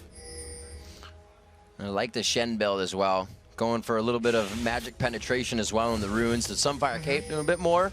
Getting all that to lock in some more damage. And his split Shen's push a lot be more of magic effective. damage. Yeah. Most of his damage coming from the kit is magic. So. Yep. Getting a little bit more, and their key strikes blasting through. ManCloud pushing in mid here with Zuna as they start to bring everything up to kind of a reset position where they figure out where everyone is. 25 minutes in. We'll see who can... Oh, I was going to say, that was going to be scary if there was initiation from Zyra grasping roots, but nothing comes in. Both teams playing with their hard hats on right now as they're kind of worried about what happens with the few core items being finished. Oh, man, it's Smithy. Very dangerous for Coast right here. The Standing Knight's up, and so is the Destiny. Kicked back. He went to throw the ultimate again. Another arrow hits. Zuna going 4 for 4, 5 for 5 on these guys. The Zyra ulti popping almost everyone up. They're still trying to engage. Mash Me on the back line, get some good shots in. Shifter throws down the ultimate, but the AoE is only hitting Psycho Sid right now. And the magic resistance that they built earlier is keeping them alive through multiple spell reels in this fight. Zuna finally able to get focused on the backside of the fight. Mash Me has kept that positioning for the same time and has not found focus. Throws it down. Almost gets it. The burn coming in the shutdown to Zyra. Smithy's going to consume and make his way out. But wait, the chase coming in from Mash Me. He's very low right now. The Bloodthirster's there to keep him good. He has the... He's got the gauntlet. He slows him. He takes it. Buff transfer complete. Blue buff is Don't Mash Me. He's able to claim it. So they did get all the buffs off of that last fight too. It was a beautiful job by Coast starting baiting out the early Stand United onto Nunu, which is a very low priority target. Shen using that Stand United very early meant that there was no shield for Mandatory Cloud after he teleported in and used his Zhonya's early. So they were able to take him out first in the team fight. And from there, Coast were able to do a good job kiting backwards, which is how you play your team fights when you have a blue Ezreal plus an Ahri. And they got such an advantage fighting right in that choke point, able to throw all their long range over the wall. Mash Me just hung out on the back side of that, and I don't think Vulcan's going to position themselves like that again. Both teams learned quite a bit out of that fight, Kobe, and that's the one I was saying. With these few core items built, you could see just how much they were unsure of what everybody could do. That was a pretty long fight. 14-11 is the score after that brawl towards the bottom lane and near Coast base. 4-2 in turrets as Coast is still racking up those turrets, making sure something happens after the fight or when they can. And now, with Zion no teleport pushing bottom, they actually have to second guess themselves and start worrying about their vision control of Baron. Because Vulcan are the ones with Nunu on their team, so they have the control over that one. Just a little bit. He likes to eat. 27 minutes on the clock. making sure that they have their blue buff coming up, or they're actually questioning when is the timer, do we know? Make sure that that fight is even more in our favor. Flash is down for just about everybody on the side of Coast right now, except for Daydreamin', so we make an initiation there, and flashes are up for Vulcan here, so it could be a pretty scary fight in their ability to kite this time. Yeah, even though Vulcan are ahead right now, and they have all of their globals available, they're probably tensing up a little bit. They're getting a little bit stressed because wouldn't doubt it. They're having flashbacks to their last game where they had Shen and Twisted Fate against Cloud9, and they fumbled it at the end. They were not able to finish it out. Coast again taking control of the mid lane. You can see Vulcan backing off. They don't want anything, at least until they have a turret here. A lot of power coming from this Coast team. Finished up checking the man immune right now at 492 out of 750 for Mash Me. So again, it's actually going longer than that 25-minute mark. That was grabbed a little bit later, and with that slow charge, he's gonna get that burst of damage when they actually really need it. And they're gonna need it pretty soon here because Team Coast, the clock is working against them. Shen split pushing means that they need to either go send someone to deal with him or pull off a hard engage. And all of Coast's hard engage are skill shot CC lockdowns. They have to land either that cocoon, the charm, or the death sentence to get one of the team fights started. Psycho Sid becoming an absolute monster right now. Got his magic resistance and his HP and armor. He is almost going to be an unkillable tank. We've seen what Shen's can do, namely a Voyboy, if you were to call one out. 5-0, split pushing lanes by himself. We'll see if Psycho Sid can bring it now 4-1-6 for himself. So had a very good lane going into this game so far. And he's actually got to start worrying too, because once Zion gets his Leandries complete, they'll have the Rylai's plus Leandry combo, and his percentage health burn is going to be able to take down even the tankiest of Shens. Everybody again poised in mid, Kobe. Both of these teams are kind of afraid to fight each other right off the bat. Nobody says we're stronger than you right now. Again, that island of the laners, the solo laners I should say, Psycho Sid and Zion Spartan back to duke it out in the bottom lane now over minions, and over positioning on that lane is Vulcan and the rest of Coast kind of organize themselves and to figure out where they can put down some wards and get that next engagement. Yeah, it's all about Vulcan laying out the Baron side map how they want it right now. They need to take their time, clear out all the wards, and place their own very deep here so that they can make use of their two globals and force Coast into a bad team fight spot. Psycho Sid, I'm keeping an eye on his position in the bottom lane because he keeps backing off of Elise. He doesn't want that cocoon from Zion Spartan to stop if there's an initiation, but I guess the team is saying we're all right for now. Go ahead and duke it out as they once again go back and forth. The taunt in the bottom lane may allow for an initiation in middle here as Zion Spartan forced to back away. Psycho Sid's free. Yeah, he does not have the completed Leandries yet, so the advantage here for Sid is actually going to initiate some action here in the mid. Oh, that Ash Arrow is almost perfect if they get in this choke point again. Vulcan does not want the jungle fight right there. They, again, back off and they say, let's go for the turret. It didn't work last time. Exactly, even though they could have had the 4 vs 5 there because Shen scaring off Elise meant that Stand United could very well come in. There we go. Nintendo Dex taking some shots. They are going to back off still. Mash Me, the backside. Shifter finds himself in the back of the team. Xmithy lives in the end, though. Oh, no, Nintendo gap closes without the team. Coast were doing a very good job of playing around the cooldowns of Vulcan there, but Nintendo didn't get the notice and went in on top of Stranglethorns. It might have just been those I have to hit the Q things, man. You hit it on accident or something. Mash Me trying to get the gauntlet down for the team to maybe initiate once again. But they get away, and Coast is forced to push here. Lee Sin 101, you do not, in fact, have to follow up every Sonic Wave that you hit with a Resonating Strike. It feels like that. But, dude. Touche. Good point, Riv. Good point. 15-11. 7K is that goal deficit looking for Coast right now. But again, they're staying up in turrets. They're making sure global objectives are in their favor. But how much is that going to start mattering? I keep pulling back to it. It's what they have, but they haven't pressured it anymore. They're not able to win the fights, so they're not able to push the objective. So everything's going to start weighing on them even more. The moves have to be made. And the time for making those moves is when the globals are down, which is right now. And there's a flash. Right now, exactly. A point-blank true shot barrage uppercut. Sorry, but it is like right now, and it's not going to last long. The Crystal Arrow's got another 10 seconds on it. So the re-engage here for Vulcan is going to be back up soon. And Coast, even though they got the pick off, it was picking off the support, so they still have to be a little bit worried. You can definitely see what a non-Lich Bane TF does to a team. These guys are pushing a bit slower than, you know, the capacity they're actually bringing to the table right now. You have a Shen that's 4-1-7. You're up by 6,000 gold, and you're being pressured off of turrets because the damage isn't really there yet. Exactly. You can always tell the team's playstyle from the way that they're building. A Twisted Fate that builds a Zhonya's into Death Cap plus Abyssal Scepter means that they're looking for baiting the team fights. They would rather draw Coast into a bad spot and pull a team fight with a numbers advantage on them by using their globals to join the fight, rather than having Twisted Fate put more damage onto turrets. This blue build, Azrael Mashmi, getting quite big. He is a little bit off of that last Whisper, which is going to help greatly, especially against this Psycho Sid right now, who is completely stacked as a tank. Looks like a brick wall running at you. Zion Spartan has had the pleasure of fighting with that brick wall in the bottom lane, but as no Mason, he has been pushed out of lane constantly. 34 minutes into this one, neither team is really showing the upper hand whenever there isn't a fight. They're like, we'll farm on our side until somebody makes a move. And really, it's going to be... I'm staring at Vulcan for making the move because they're the ones with Crystal Arrow in their hands, plus Stand United. So right now, they have Vision of Zion down bottom, they have Stand United available, and Crystal Arrow available. When Zuna finally joins the team, and he gets there, then they could pull off their 4vs5 that they so obviously want.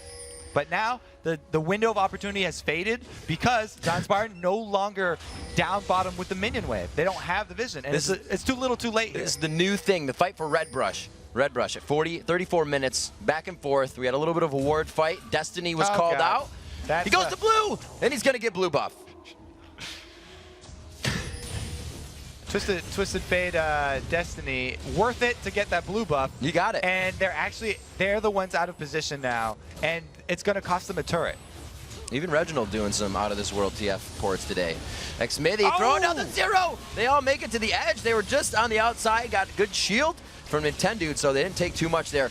They're going to keep pressuring. Good damage here. He was just trying to clear the wave and buy time for Zion to join. Not everybody can ride the Thresh Express, and I don't think Nintendo has his pass today. He's forced to flash away from the door of the bus. Daydreamin is left behind as the driver. He gets no consolation prize. Nintendo, the next focus. A quick hit of Ash on the slow from the Q. The volley goes out. Shifter gets caught up. Once again, these guys are just 1, 2, and 3. Only losing Smithy. Careful chasing after a blue Ezreal, though. They need to take this win and not chase. They don't want to press it right now. Grab a secondary reward, which would be Dragon, because Baron is too dangerous to go for. So Vulcan right now, they need to use this time on the map. We always talk about turning kills into objectives. The one open would be that Dragon, and they need to get that.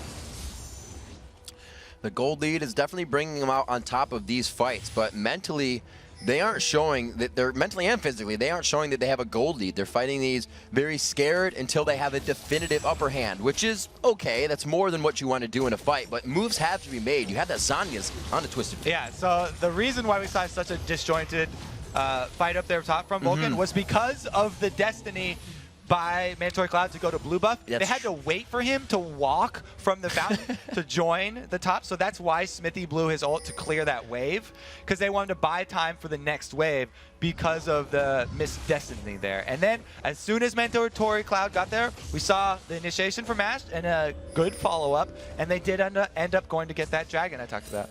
So as you see at the top of your screen, 36 minutes, the average game length coming in for a Coast game. And you know, that means a lot of things. That means the team's capacity to play later than that. What usually happens during the game.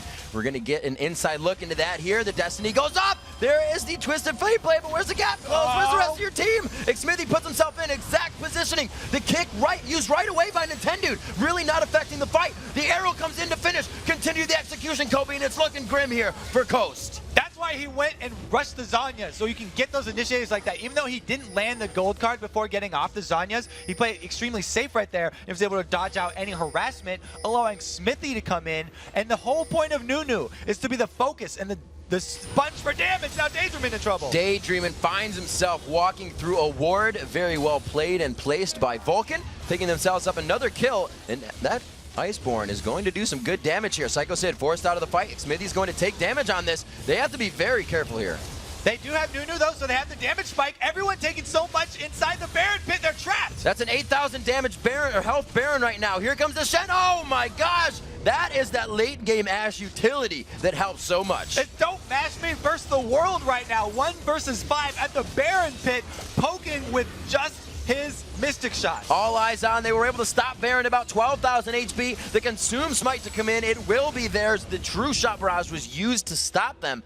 So no chance there. It's going to be Coast now trying to recoup on this. A sigh of relief coming out from the Vulcan squad right now as they secure a huge advantage that they should be able to turn into a push all the way through to inhibitor turrets. There goes the arrow. Oh, again, it's just on the side of the arrow, the top of the thresh. Is he? No, he cleansed everything off of that beautiful simultaneous play by Mash Me and Daydream in there. Taunt got landed right after clicking the Dark Passage, so even though he already bought his ticket and he was on the train right there, he was taking the Dark Passage.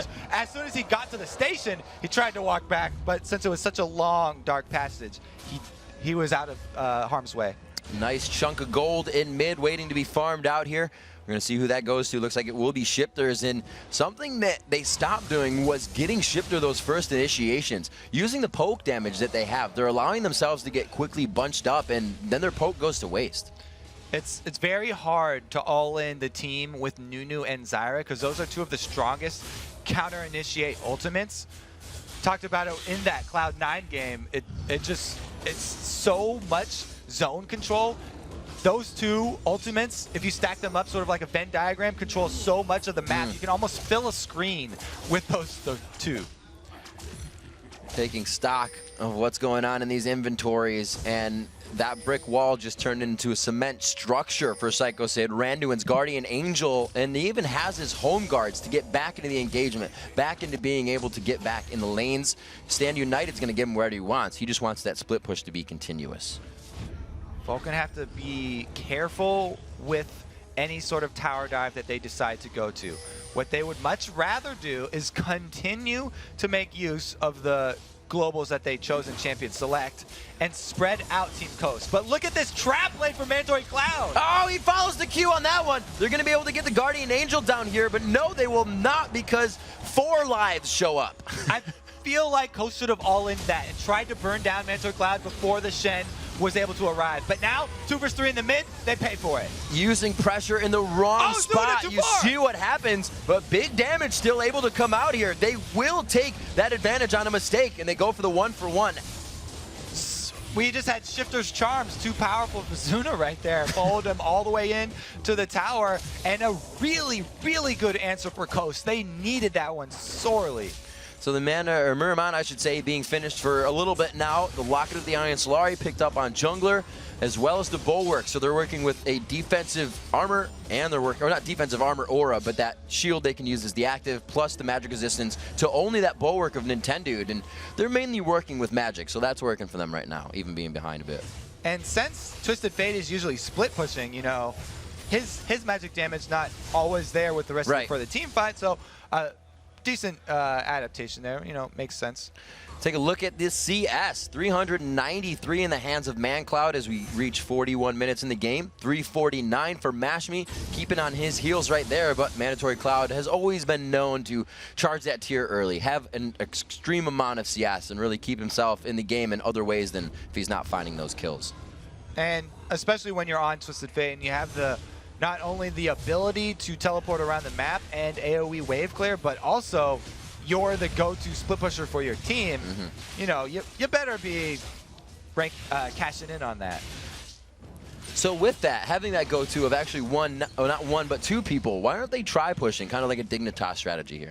Because of the situation we just saw where Mandatory Cloud got jumped on there, it is a little dangerous. So they actually did try. They don't want to have to burn Stand United to save him like that. But if he is going to go down for a bush gank like that, then they'll pull it off here. Zuna looking to pick up a little extra gold. Throwing that one out for good measure. This is... should be all right. Nobody else is going to be able to come up on this. Everything is up besides the 2 flashes on Mashme. and Daydreamin' right now for that initiation. So it could be a good fight here for Coast. They have to utilize the poke that they have. It's not extreme poke. They have Ari. They have that they have Ezreal. So at least they can chunk a little bit of health in these engagements because they're going in full force and it's going straight in favor of Vulcan. Yeah. Another reason to tack on for the reason of not three-man split pushing is it takes time for those globals to actually go off and for Mandatory Cloud and Psycho Sid to join the fight. So the first couple seconds, while Stand United is channeling and while Destiny is channeling and they haven't arrived yet, it's effectively a 3 versus 5. And the advantage for Coast that they can get out in damage output at that moment is actually a large amount. So they don't want to overextend themselves here. Vulcan definitely taking their time, and the game against Cloud9 really looming in all of their memories right now. And the Guardian Angel, getting caught up with the Cocoon. Doesn't look like too much going to come off of that. But the Guardian Angel obviously still being a good item in itself. But do you think they focus putting that on their split pushers for the extra safety? Feel like they should.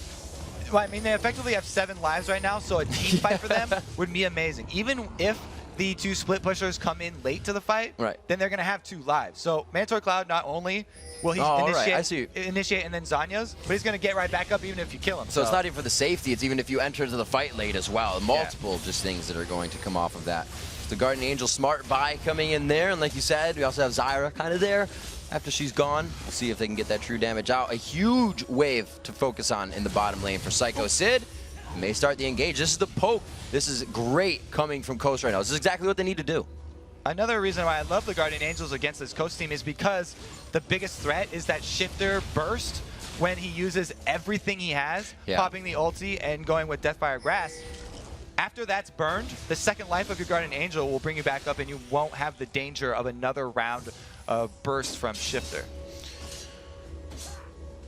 Looks like we have ManCloud rather going back. He does have home guards, so we'll be able to get in quite quick. He picks up the Zanyas. He picks up the Void Staff rather. Continuous damage coming in. So they're not worried about the turrets. They feel like they have that down once they win. Pretty much an ace is what they're looking for here. I'm looking for an ace too. Look at all the wards they've placed in that bottom jungle. Let's explain why it's taking so long. It's gotten down to the hardest part of closing out any game. Breaking through the last line, the inhibitor turrets are so strong and comboed with the terrain advantage of a wall outside of your base. This is the hardest part of the defense to crack.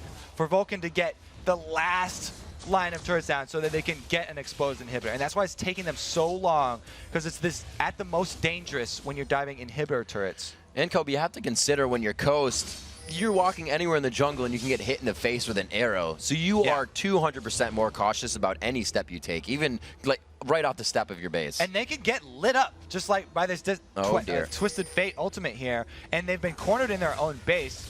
That bought a little bit of time for Psycho Sid to push bottom, but this is another cooldown not available, and they're going to have to rely on the Crystal Arrow for the engage. The Destiny's not going to be there. They put both globals in the same spot for this one. It's going to look like they get Zion Spartan caught out. The red card coming in.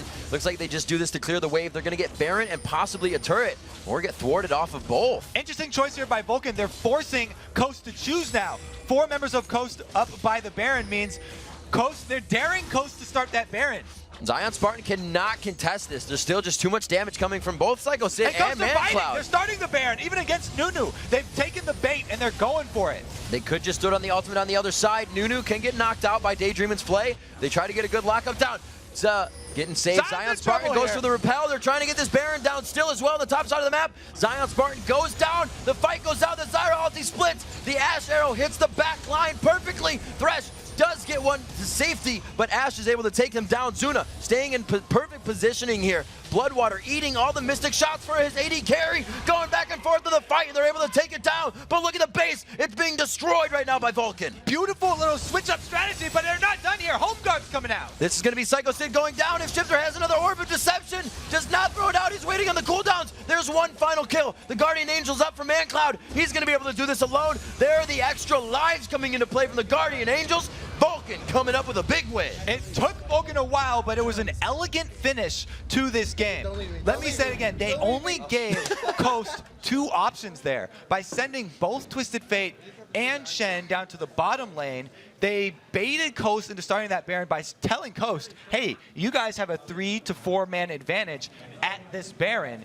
And we're just going to wait around the side with Zyra, who's the strongest disengage, and Nunu, who's the strongest steal potential for that Baron. And it forced Coast into making a rash decision there, and they finally were able to capitalize on it. It's definitely a different utilization of how we've seen these strategies be run. Not a Lich Bane Twisted Fate, not a counter jungling Nunu. These guys kind of did it their own way this game. And that was all done with Mandatory Class Destiny being down. So he wasn't even going to be leaving that. So a very nice little variation there by Vulcan. Again, we used you see the composition of the Ashe Zyra combo being used as we kind of talk about the game a little bit. That in lane, they played that differently as well. They weren't always pushed up to turret. That Ezreal Thresh lane of Mash Me and Daydreamin' was a bit aggressive. So it wasn't always, you know, Zyra and Ashe and Zyra coming out with kills in the beginning. They had to work for that. And we saw how much slower it was with just everything going on and the safety you have to play against an Ashe arrow. Yeah, Vulcan definitely playing for the long game there, waiting until they could take advantage of the Crystal Arrow plus the 2 teleports. Picks and bans go in their favor once again. We've got to take a short, quick break, but when we get back and we return, Vulcan solo laners, Psycho Sid and ManCloud will join us to talk about their win. Plus, we'll break down highlights from the first day of the first three games of the day. It's getting easier as we're 3 games deep. The North American League Championship Series. We'll be right back.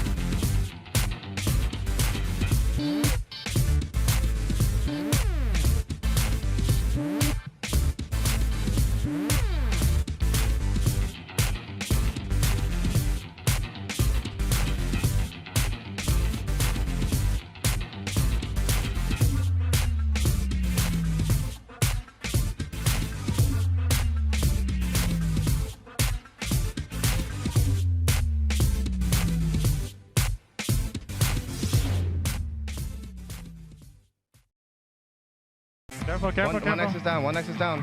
Run the other one. No, Chris. Oh. Just come. Kill that. Nice guys. We're winning this game. Stay close, what?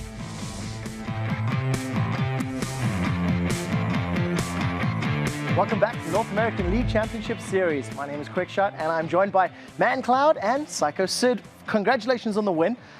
Good game for you guys. You managed to get a pretty good start all the way from picks and bans. So let's go right back to the beginning and talk through this. You guys were given Twisted Fate and Shen.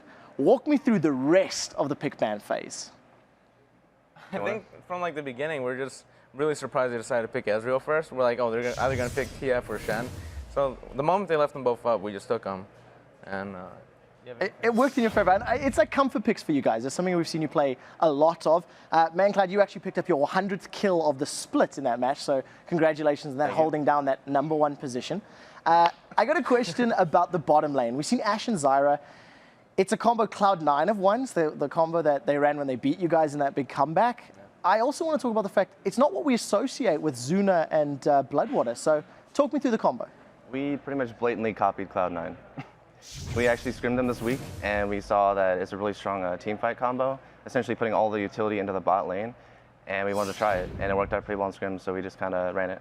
Was there ever a concern for you guys that you were lacking on damage? I know we were talking about it backstage, but what was your thought process? With that comp, it's actually really hard for the enemy team to do damage because you have so much team fight control. So if you just peel back and get the CC on the right targets, it doesn't really matter.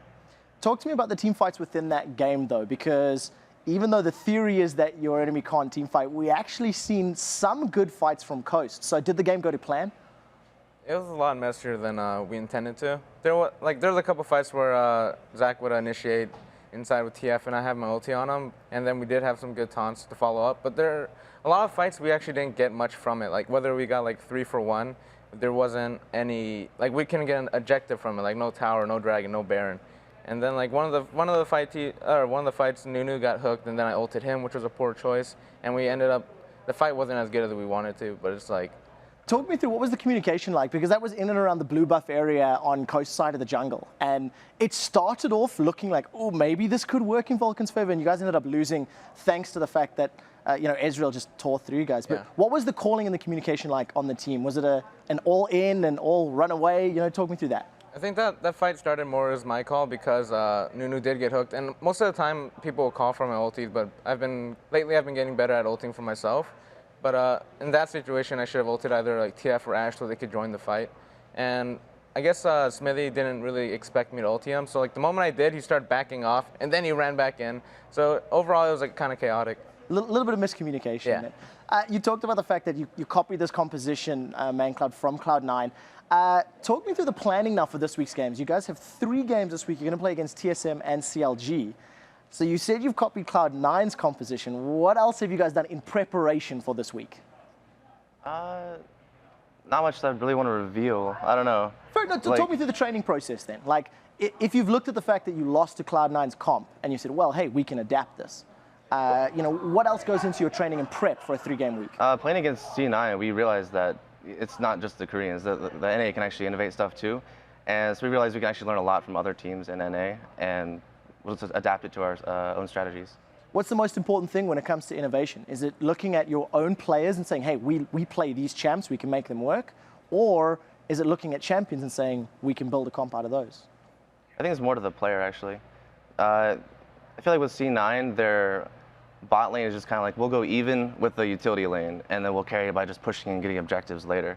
And that fits them really well, so we decided to try it out. And I'd say it worked out pretty well. Yeah, it seems to be something that you guys are doing well. You're currently sitting 12-6 in the league. You've got a nice sort of safety buffer as opposed to everybody sitting now in 3rd and 4th. So, Sid, how do you maintain that lead? How do you hold on to your current position?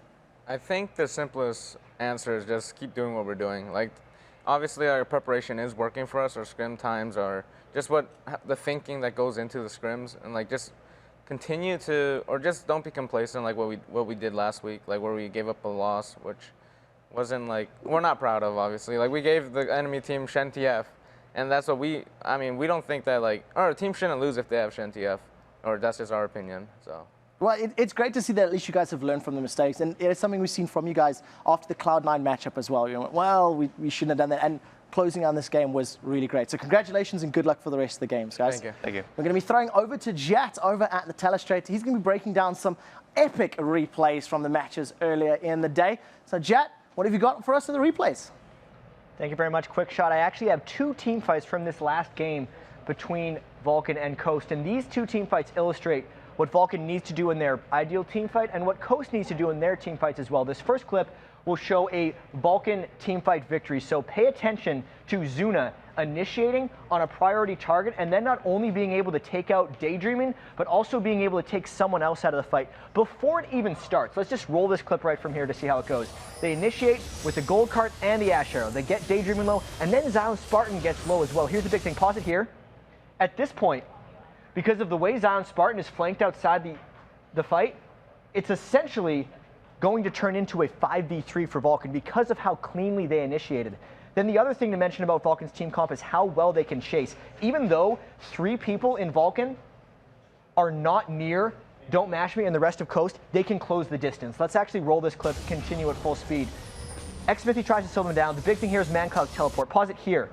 And you really notice at this point just how well Vulcan is chased. A couple seconds ago, everyone was around this area, but because of the new Blood Boil, the Twisted Fate teleport that took him all the way here, and the persistent slow from Zuna's Ash, they chased down multiple people on Coast and finished them off. So let's just roll the clip here to see the finish. X-Smithy gets the snowballs off, they keep them slow. Don't Mash Me even gets chased down a little bit. Zuna, despite getting repelled, ends up finishing off Zion Spartan. And this was a big example of Vulcan winning the fight before it started. And when the game got a little sloppy, as Psycho Sid liked to say, we're in fights like this where they didn't get the clean initiation. Let's actually just roll this right off the bat to see what exactly happened. X-Smithy got pulled in, and then the Shen ult came in. That was the call Psycho Sid talked about. And you'll notice the reinitiation by Vulcan isn't that clean. Pause it right here. We'll notice that the arrow hit essentially Coast's tank. Shifter was untouched. And when this fight actually breaks out, all of Coast, who's kind of a little bit off the screen right now, is going to be able to participate in this fight. All the initiation from Vulcan, even this Twisted Fate, doesn't result in any kills and doesn't take anyone completely out of the fight without making a contribution. So let's keep rolling this fight right here. You can see Man-Cloud gets in with the Zhonya's, the Zara ult's going down, but as the fight continues, you'll see it's a prolonged fight, and these are not the strengths of the Vulcan team comp. If we pause it again right here, we'll really get to see what's happened. Smithy's almost out of the fight. Zuna as an Ashe no longer has protection once Psycho Sid gets moved through, whereas Coast has their 3 primary damage dealers all at the bottom untouched, because unlike the last fight, Zion Spartan wasn't taken low. It was actually their jungler who doesn't have as much persistent threat. So let's keep rolling this clip to see how Coast was able to turn this one around. They just get the stuns on a Psycho Sid, they chase down Zuna, and Vulcan isn't good in the long-term team fights. Even though they have a lot of control, if their utility goes down, Coast would have been able to come back again and again. They get the double kill. At the end of the day, Don't Mash Me was able to chase down and finish off the ace. But because Vulcan understood their strengths and weaknesses in these team fights, they only let fights like that happen once that game. They were able to keep the goal lead, use their utility, and pull out another win. Let's send it back to the guys at the desk. All right, thanks very much, Jat. All right, guys, earlier today we asked you to hop on Twitter and tell us, what about your game has improved the most since watching LCS? Here's what you had to say. Cornelius says, I improved a lot in terms of warding. Spots where wards are the best and map awareness. It definitely makes it easy when you can see the whole map as an observer. And you can see wards from both teams. So. I like that portion as we almost say it. We're like, oh, you're on different sides of the wall. Do it. But if you have that ward, you know too. Return of Fable says, Cloud9 has taught me that constant pressure on objectives wins games. And no matter what the score, you can always come back. It almost seems like Cloud9 has taught other teams in North America that too. Everybody seems to be putting so much focus on objectives now and almost ignoring kills even. And a quick personal aside, the LCS has definitely taught me that you can win any game, just like that guy said. The Tim 1300 for our next one says, definitely my thought about farming. You get core items much more faster if you're farming instead of trying to kill the enemy. I agree. Yeah, you can't disagree with that.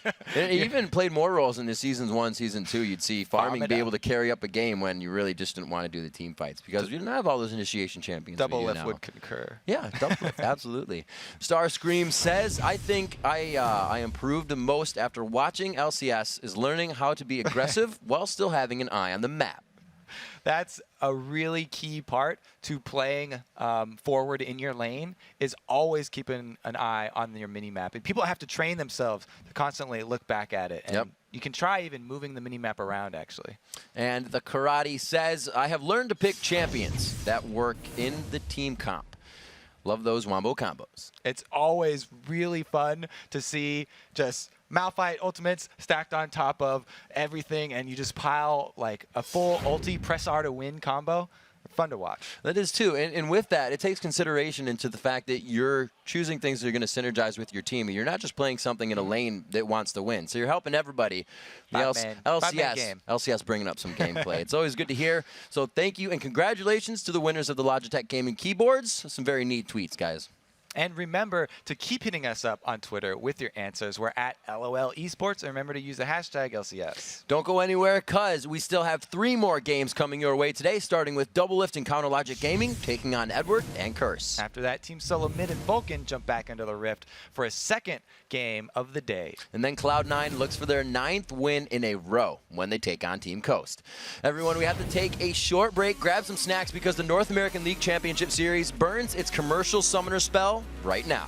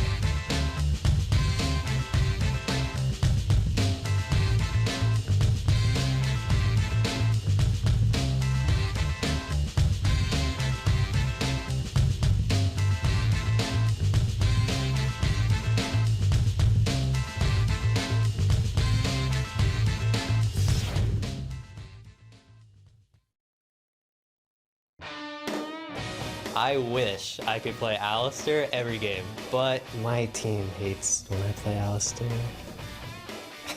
I always wants to play Aatrox all the time now, and we're kind of not letting him do that yet. I want to play Lee Sin mid. It's like a high risk, high reward sort of hero. So it's definitely not a champion that my team would, comfortably let me pick. ManCloud wanted to run like Shen mid or like Tryndamere mid, and we were all like, no, we believe in your skill, but not your theory graph thing. Zion honestly is the king of wanting to play weird stuff in the top lane, and we just won't let him. Like, he wants to play Fizz, he wants to play Fiora, and we're just like, no, Zion, just play what we know is good, and we gotta work from there. Actually, I said it once in a scrim. I was like, can I play Vayne this game? And they're like, no. I was like, okay. I personally hate laning with Alistar. His Alistar is pretty nice. I tell him no. he's really hard to play, but God, I wish I could play him every game. Welcome back to week 7 of the North American League Championship Series. I'm Trevor Quickshot Henry alongside Joshua Jatt Leesman. And after that video, what's your favorite champion? It's going to surprise people because it seems like Udyr, but my favorite champion to play is Victor if I play in the mid lane. Interesting. Only because I put in the time to learn how that vector targeting E works. It took like 20 games of straight losses, and now I feel like special because I've learned it. Death so Star laser Victor's beams. fun. All right, let's carry on with the day. It's time for our 4th match, CounterLogic Gaming versus Curse. This is the 3rd time that these two teams have met, and while CLG won their week 1 matchup, it was Curse who raced to a comeback win in week 5. Yeah, CLG scored the first kill, got the first tower and the first dragon in that game, and had quite a lead, but then their 30-minute split push overextended themselves, and Curse just rushed the mid lane to get the win in that one. That was a big, almost surprise upset win for Curse at the end of it. Yeah, nobody was expecting it, even while we were watching it. Over the last 2 weeks, Curse has won 3 of their last 4 LCS games and moved out of 7th place, but only for the 2nd time all summer. And Curse has started to show signs of life. After that horrendous start, these last couple weeks, they keep progressing up and up. Even though it's not really reflected in the stats, they feel better and better about themselves, and teams are respecting them more because they just seem to have a new aura about them. They play with more confidence. Cop is playing aggressive champions. He's drawing bans. But you don't get that by looking at their individual games. Cop has been stepping up individually. Last week, even though he wasn't playing his Draven, he was totally destroying people in both of his matches. Yeah, his Twitch in particular was really, really impressive, and it was something we've seen almost replace Draven last week, but not so much this week. I think he's probably going to stay off of Draven for a little bit. These pros aren't really comfortable with the way the Adoration Gold stack works on Draven yet, and they're really missing the bleed for now. We'll see if it comes back in. All right, while Cop has helped carry Curse to 2 successful weeks in a row, CLG is coming off a winless week 6 where neither of their ADs could carry their new team composition. Yeah, in both of CLG's losses last week, they ran a double AD composition. It fell short because they ran different double AD compositions that have been successful when other teams and regions run them. So since you lose so much utility with double AD comps, you either have to bring AD carries with high utility or you bring extra amounts of utility from the other positions on your team. CLG didn't do either of those. An example would be in their game against Dignitas. CLG went with Nyen on Vayne and Doublelift on Twitch. And even though Nyen got going on Vayne, there wasn't the rest of the team there to support him. No one could lock people down. No one could protect him, and he couldn't carry the game. Yeah, not enough time to get that damage out there. And Doublelift did say after their losses that they hadn't actually practiced the team composition very much, and they ran it in an attempt to modify their playstyle. And it seems a little strange to run an unpracticed composition for their week 6 games when they were sitting in 3rd place at the beginning of the week, and they changed their playstyle for no real apparent reason. Yeah, so even though CLG's 3rd place in the league, they were only 1 game above 500, and the double AD composition does seem like a natural progression for CLG when you think about it. Doublelift usually wants to get incredibly far into that 180 carry, and if he goes down, he was that single point of failure. So just think about it, if you have double AD, you now have 2 points of failure, and CLG can work. It does make sense for CLG if they get their composition right. It makes even more sense because Nyen is an AD carry player. He played last split AD carry for Marn. So they have the players to run double AD compositions, and I would expect them to run more of it in the future once they get the hang of it a little bit more. Yeah, we'll see. They're going to need to keep practicing it. I think that's the key to this particular one is once they get it locked down and nailed, from last week's games going forward and keeping themselves up. Maybe they'll get Nintanso even more fed in games early, and I think that could be a key. And I think another key for them is to get Big Fat LP enough farm to be a sole tank. When those compositions work, you need a very powerful tank to really be a double frontline by himself to make up for losing the AD carry. Yeah, when we seen, I think, Vulcan doing it was their Zac top lane that just got really strong, completely unstoppable, and he was in a position where nobody could control him. Absolutely. All right, with the playoffs in the near future, both of these teams know a win against one of their oldest rivals would go a long way in moving them out of the middle of the pack and into the top half of the league. Playing in CLG, we're both pretty much in the middle of the standings. I think we have the edge just in terms of like player performance. So I think as long as we don't let Doublelift get too out of control, we should be able to take home a win.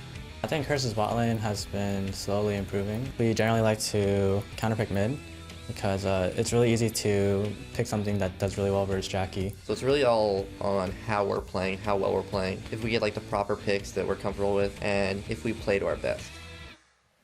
Picks and bans going to be very important for these two teams. Let's take a look at the starting lineups. On the blue side, it is going to be Counter Logic Gaming.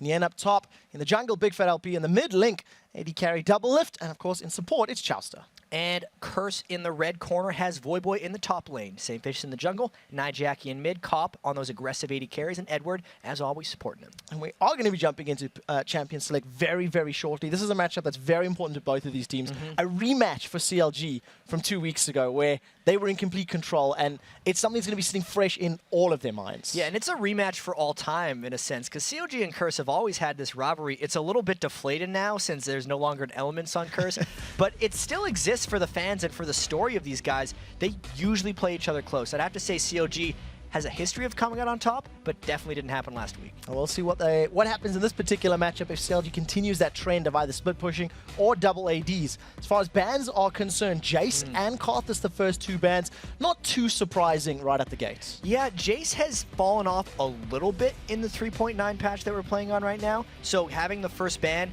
isn't too much of a surprise, but it's something that I would have kind of risked getting through against Curse. But CLG, since they're the blue side, they have seemingly a little bit more luxury since they know Curse doesn't have the first pick, and CLG gets to control most of the ban phase. What we do know is that Elise is still up and running, and we'll see if it gets taken out. It is going to be the final ban. So closing it out, Nunu, Thresh, and then Twisted Fate. But I was going to point it out, it does leave the global presence of Shen if they wanted to go for it. The Shen games have been pretty solid as well, and we did see the global presence really kicking in strong the last matchup when Vulcan had Twisted Fate and the Shen. Yep.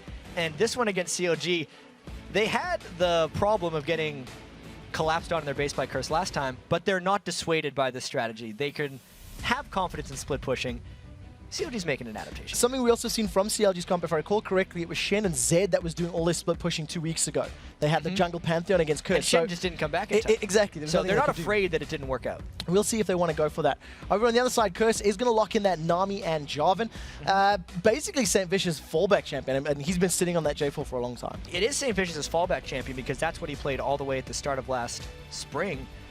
But the early pick Nami, that's not a fallback champion for Edward right here. It's a new thing for him. He was the Thresh Prince over in Europe. Now there's a lot of debate about who the best Thresh in the world is. But the royal Nami, blood is spreading. Yeah, and the Nami has been something that has been picking up a lot of steam all over the world.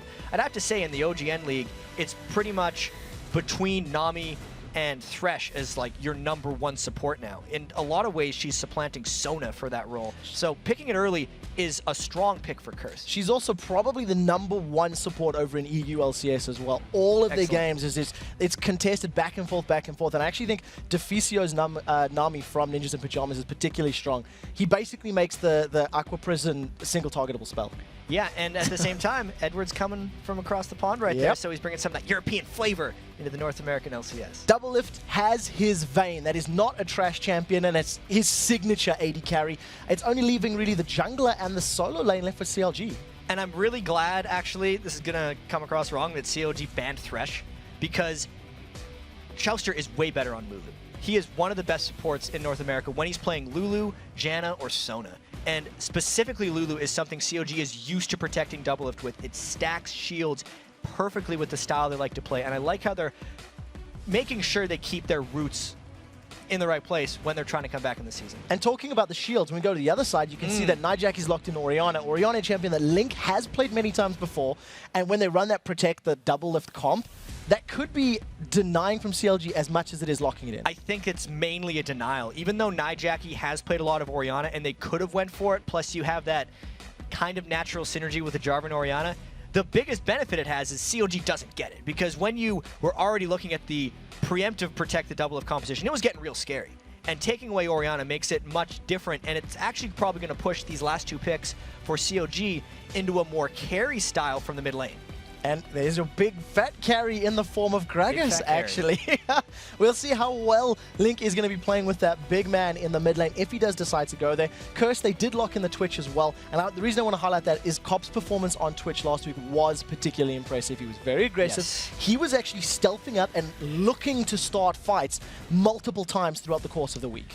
And he could even, if he got really bold, have an Orianna ball on top of him and really start some fights with Twitch. I don't think that's going to happen. Super sneaky. Ooh, I like the last pick here by Curse. Voyboy had free reign over what he was going to pick here, especially if he's going to get a 1v1 lane against Nien. And he's decided to go with Zac, who can out-sustain Shen in those lanes and really just farm up a Storm. It creates a very powerful front line for Curse, which, in my opinion, when Curse runs 2 tanks, they're way more successful than when they have Voyboy on a true assassin carry champion, at least recently. Because when Voyboy played assassins, he played them as tanks and it would work out really well. So I love that they have the Zac. I wonder if they're going to jungle him, though. This is getting confusing. In terms of the compositions, what we are seeing from both of them, though, is clear initiation from both of the teams. Jarvan and Zac going to throw themselves in with Orianna ball on top. Over for CLG, Big Fat LP and Nintonso are going to be throwing themselves in with that Shen Nocturne combo, which we've seen time and time again. And it's just a matter of which team's going to get better positioning.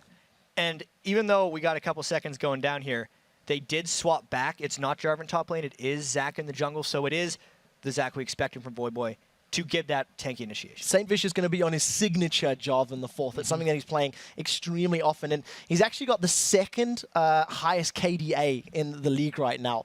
Second highest death, sorry, and the second lowest KDA. Slight difference in those stats. I got them backwards. But so he's okay. He's not Saint's having an off year. Yeah. Saint is definitely having an off split, and he needs to bring back his all-star level potential that he had in the spring split, and that's one of the things that happens when a team struggles. We hear Medios talk about his KDA, and he says, I have a good KDA because my team is good. And if your team is good, your jungler doesn't die that much. Especially when your jungler is oftentimes one of the main initiators for your team. Talking about the teams, you can see them on your screen. We are jumping into the matchup. It is CLG on the left-hand side, Curse on the right-hand side. The score record is 1-1 between these 2 teams. And this game is extremely important as both of these teams are sitting nice and neatly in the middle of the pack. It has so many implications towards these playoffs. You think that either of these teams, if they have a poor end of the season, would jump into the 7th spot. But if they have a good end of the season, they could be near the top of the standings in 3rd place or so, and they are just charging each other despite neither team having hard initiation. Oh, the taunt has caught out Jackie. The Aqua Prison locks Chauster up, though, a flash in return, but they got the summoner spell at the very least. That could be great for COG right there, since if you think about it, Nien just walked up and taunted Jackie. That was a huge misplay by Curse being that close.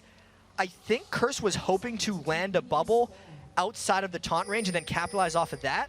But essentially the taunt is a close to guaranteed crowd control at the start of the game there, and Curse should not have been dancing in that spot. It caught all of us by surprise. We didn't expect that. Don's Not going to jump. Oh my. Exactly. So early aggression from CLG does pay off. They get that summoner spell burned. Big Fat LP, a jungler known for spending much of his free time in the lane. If he decides to pay Jackie a visit, that could work out well for Council Logic Gaming. And I really wonder here if COG is going to try 2v2 laning phases or the 1v2 laning phases. And this is going to sound a little weird again, but when COG goes to 1v2 lanes, they turn them into 2v2 lanes because Big Fat LP will babysit Nien, and they will make a 2-1-2 setup with their team overall and try to keep the turrets up as long as possible. In COG games, kind of a metric for how successful they're being in the early game is when does the first tower fall, because if the first tower doesn't fall for a while, COG's sitting pretty.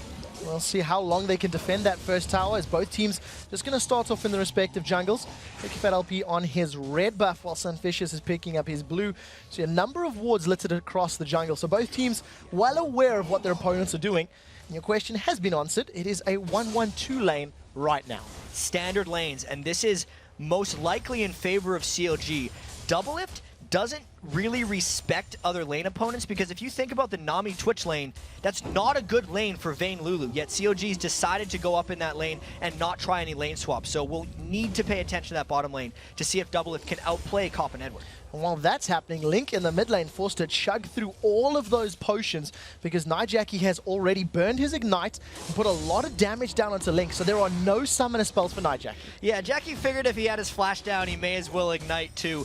Not to mention, Orianna doesn't really go for kills early, and he has that Ignite Mastery spec, so it's going to improve his last hitting because of the 5 AD that he gets off that early Ignite. And unless they're going for a kill, like they might right here, it's not going to be detrimental to his lane play. St. Vicious tries to get the knock-up in place, but doesn't manage to land it. Instead, you can just see Link walking away from that one. In the bottom lane, Chowster and Doublelift playing very aggressively in this lane. They've pink-warded up the river, and they're keeping Cop and Edward against their own turrets. And the other reason they're able to stay this far up in the lane is because of the wards COG's placed in Curse's blue side of the jungle. So anywhere St. Vicious were to approach from, COG should hopefully be able to go back. And with that confidence we're talking about from the COG bottom lane, they are not afraid of those Nami bubbles and don't expect to get hit by one. An immense amount of damage and pressure has been placed onto Cop. He's falling behind as far as CS is concerned, but he does have a lot of minions in front of him as we just catch a glimpse of Big Fat LP roaming around to this mid lane. This is his usual habitat as far as Big Fat is concerned in the jungle. He gets knocked up in the air, instantly flashes away, and St. Vicious just at the right place at the right time. Bit of a lazy play there by Big Fat LP. He wasn't threatening anyone when doing that, and he just allowed St. Vicious to make a play on him. So that gives St. Vicious a bit of an edge. Since they know how low they got Big Fat LP in that last gank, it allows all of the Curse lanes to play with impunity for a while. So we'll see how much time they have to play with before Big Fat LP is able to return. Currently level 3, and when that Paranoid does become available, it is a scary, scary prospect to deal with. Chowster in the bottom lane, however, took a lot of damage from that auto attack expunge combo of Cop. COG has the defensive summoners in this lane, whereas Curse has the offensive summoners in the lane as well. Chowsters went with Exhaust, Edwards went with Ignite. Kill secure, man. Kill secure for Edward, and it also means that the ganking potential for Curse is higher than the ganking potential for COG. Farm lane for COG, kill lane for Curse, which is actually playing out kind of like it should right now. Curse is falling a little bit too far behind in farm lane. We'll see how well they can close out the gap. As you see just a glimpse of St. Vicious on your screen, he was looking to maybe alleviate some of the pressure that was being applied by Doublelift and Chowster, but in the end, decides to just back off and spend some of that money. Voyboy gets some vision down in the top lane, and he's trading off against Nien. This lane's going to be a little bit slow. These are two close to resourceless tanks. Let's be fair, Shen does have energy technically, and neither of them have any burst damage whatsoever. So the only kills we're going to see in this lane are if they get really bored and decide to brawl each other, or if we see 2 to 3-man tower dives. For the most part, this is about, that lane is all about denying and farming with each other, and then once Nien hits 6, denying him from teleporting to other lanes. I distinctly hope we ask one of them a question like that on one of my interview couches. Were you bored in that 1v1? Is that why you fought? Down in the bottom lane, though, there's no one bored as Chowster gets caught up. The bubble throws him up in the air, but nobody else from Curse carries and chasing. No vision, didn't want to overextend. Yeah, that's always those weird situations where you think you landed the crowd control out of vision, and you don't know if Big Fat LP is actually waiting in the wings with a Nocturne. Plus, even if they would have chased, they knew Chowster had all his summoner spells off, and there was a lot of farm in the lane that Cop wanted to pick up. You can see he's already back to 33 to 39, pushing that wave a little bit up, and he needed to get that farm to even stay competitive with Doublelift CS. And talking about Doublelift CS, he's already spent some of that money, picked himself up a Vamp Scepter, as well as that potion, and returned back to lane. It has been mirrored by Cop on the other side, so at least there's no item deficit between the two AD carries. I gotta say though, Vamp Scepter is the money item for a Vayne. Because Tumble enhances your AD, essentially Vayne lifesteals for more than Twitch does in lane, and Doublelift may be able to use that to win extended trades later in the fights. Talking about extended trades, boredom has struck in Tonso and Voyboy, trading back and forth and basically just hammering away. And if somebody does go lower, they are at risk. But right now, Big Fat LP only level 4. He's a level behind St. Vicious' Jarvan, and you could attest that to that mid lane failed gank. I think that's exactly what happened with the ganks between Big Fat LP and St. Vicious. I actually feel like Big Fat LP is a little lost as to what to do right now, because normally his early game is spent babysitting the one-man lane and kind of taking farm there. But once he's in the jungle, in a standard lane setup, We know that Big Fat LP actually says jungling in the LCS is easier than jungling in solo queue because solo queue generally has these lane setups. This is not the jungle game that Big Fat LP is used to playing. This is also not the mindset when you come into an LCS game. You don't tend to expect this, so maybe a little bit uncomfortable. He will be hitting level 6 very, very shortly, and that quasi-global presence of his paranoia cannot be discounted, especially if you combo in the burst damage that can come down from Lynx Gragas in the mid lane. He's currently only sitting on that Doran's ring, but if he does get a full double barrel explosion on his opponent, it could be enough to burst Nijaki out. The potential roam from CLG, even now or once Big Fat LP hits level 6, is very high. Gragas, when he's played optimally, is a little bit of a roaming assassin, almost akin to a Kassadin, who will try to go either bottom lane or top lane and make plays happen there. And since they have the Shen plus Nocturne, it's potential 5-man party in the bottom lane whenever CLG wants. So Curse has got to be ready for that moment. All right, now the CS is falling a little bit in favor of Nijaki in the mid lane. In the bottom lane, it is, of course, in favor of Doublelift, thanks to all of that early pressure. Wow. We haven't seen many ganks, though, so this has basically just been, you know, a solo farming for Doublelift. Yeah, and that's a big lead he's starting to accumulate with Cop. This isn't going to really show itself until Doublelift goes back and either gets his Bilgewater Cutlass or Blade of the Ruined King. That's the power spike that Vayne waits for, and then they just go for it. Whether or not ganks impact that lane before it gets to that point, we have to see. But if it keeps going like this, Doublelift will pull ahead by a large margin. He currently is doing very well for himself. We do see the command shockwave is blown for Nijaki in that mid lane, and Link is bursted very low as far as his HP is concerned. So maybe just trading that ultimate, and as I was talking about Link maybe trying to make an aggressive play, it's actually Nijaki that uses that ultimate. And the game looks a little confusing right now because we see only a 200 gold difference on the top bar, but then you see Doublelift is destroying in minion kills in the bot lane, so you're thinking, how is this gold really close? It's actually St. Vicious and Nijaki who are out farming their respective roles as well. We haven't paid much attention to it, but Jackie's Orianna versus Lynx Gragas in that mid lane has been quite one-sided for Nijaki thus far. We'll see if the power players for both respective teams can actually make the first kill happen or the first engagement, as we are getting close to 10 minutes. Something that we do tend to see in terms of the LCS is this Dragons, you start thinking about them in the 10 to 15 minute mark. This is when people start poising themselves. We just caught a glimpse of Edward for a second, and he's actually maxing his ebb and flow, his W first, over everything else. One of the things is because they're playing so defensive in the lane that he's just trying to heal up rather than go aggressive like you would with a max E build. And these are those potential 5-man party that COG is trying to set up. They had pink warded the brush down there and then cleared it out, which just gave the tip off to Curse to get out of there and just allow Doublelift to keep doing his thing. So continue playing passive, continue playing safe. This game is looking already like it could be one that goes very long. If I recall correctly, we were talking about the length of the games in the previous matchup. COG averages 45 minutes a game this season, which is by far the longest of any other team, and their wins are even longer than that. So this is the CLG game that they've been waiting for. As long as they don't throw anything away too early, maybe at one of these fights. They're doing this on top of a ward. Their best they can get is a 5v4, and Curse has a lot of AoE. Command attack goes in there. There's vision now down for Nijaki. Tidal Wave gets thrown out. Big Fat LP is going to spell shield that one up. St. Vicious picks the first fight. Paranoia throws Big Fat LP onto Edward. He gets knocked up into the air. Now in the background, Chowster, Big Fat trying to focus down Copper. St. Vicious has picked up first blood onto Doublelift. All of that farm is for nothing as Curse just brute force their way in. One more auto attack is going to be enough to secure the kill to Big Fat LP thanks to the poison. The bubble throws up Chowster. He gets knocked up once again. Command attack finishes it off. 3 kills for Curse. Nice shot at the end there by Edward with his bubble, but that fight was all Curse from start to finish. Even with Saint jumping into the Dragon Pit and locking down Big Fat LP, he put enough kill threat on him that the Dragon wasn't even part of that fight. It just was on Curse's team because he started the fight for them, got COG low, and then when the fight actually happened, Curse was superiorly positioned because they got to come in from all angles, and COG was preoccupied with the Dragon throughout that entire thing. So that's why we saw the 3-for-0. And the pink ward being used in the bottom lane by Chowster, that could have been used to clear out the vision. It's something that you'll be asking yourself, maybe we should have saved that resource for the Dragon if that was our intended focus. Nevertheless, Curse going to take those kills happily spread across their jungler, mid laner, and AD carry. This is 3 assists for Edward. Couldn't have gone better. Voyboy's returned to the top lane. Him and Nien, they didn't even leave. They just kept bashing against one another. Yeah, interestingly enough, Nien did get his shield into the fight, but he didn't arrive there because Voyboy interrupted him with Let's Bounce or the Elastic Slingshot. Both those things can interrupt the Shen coming in, so that's why the Zac is actually quite a good pick against Nien, not allowing Shen to come into any of these fights entirely. All right, Pink Ward goes down in this bottom lane now, so Curse trying to get some vision superiority. Oh, CLG getting some vision superiority. Cop with his Bilgewater Cutlass and double attack speed daggers. He's actually equal on items with his lane opponent, and that's going to be very important, especially now that St. Vicious is moving in.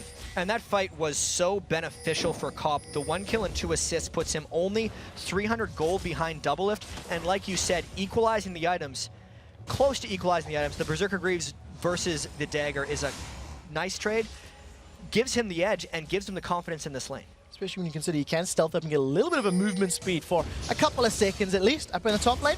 Nien's going to taunt up Voyboy. He just gets an insta-charge on the slingshot.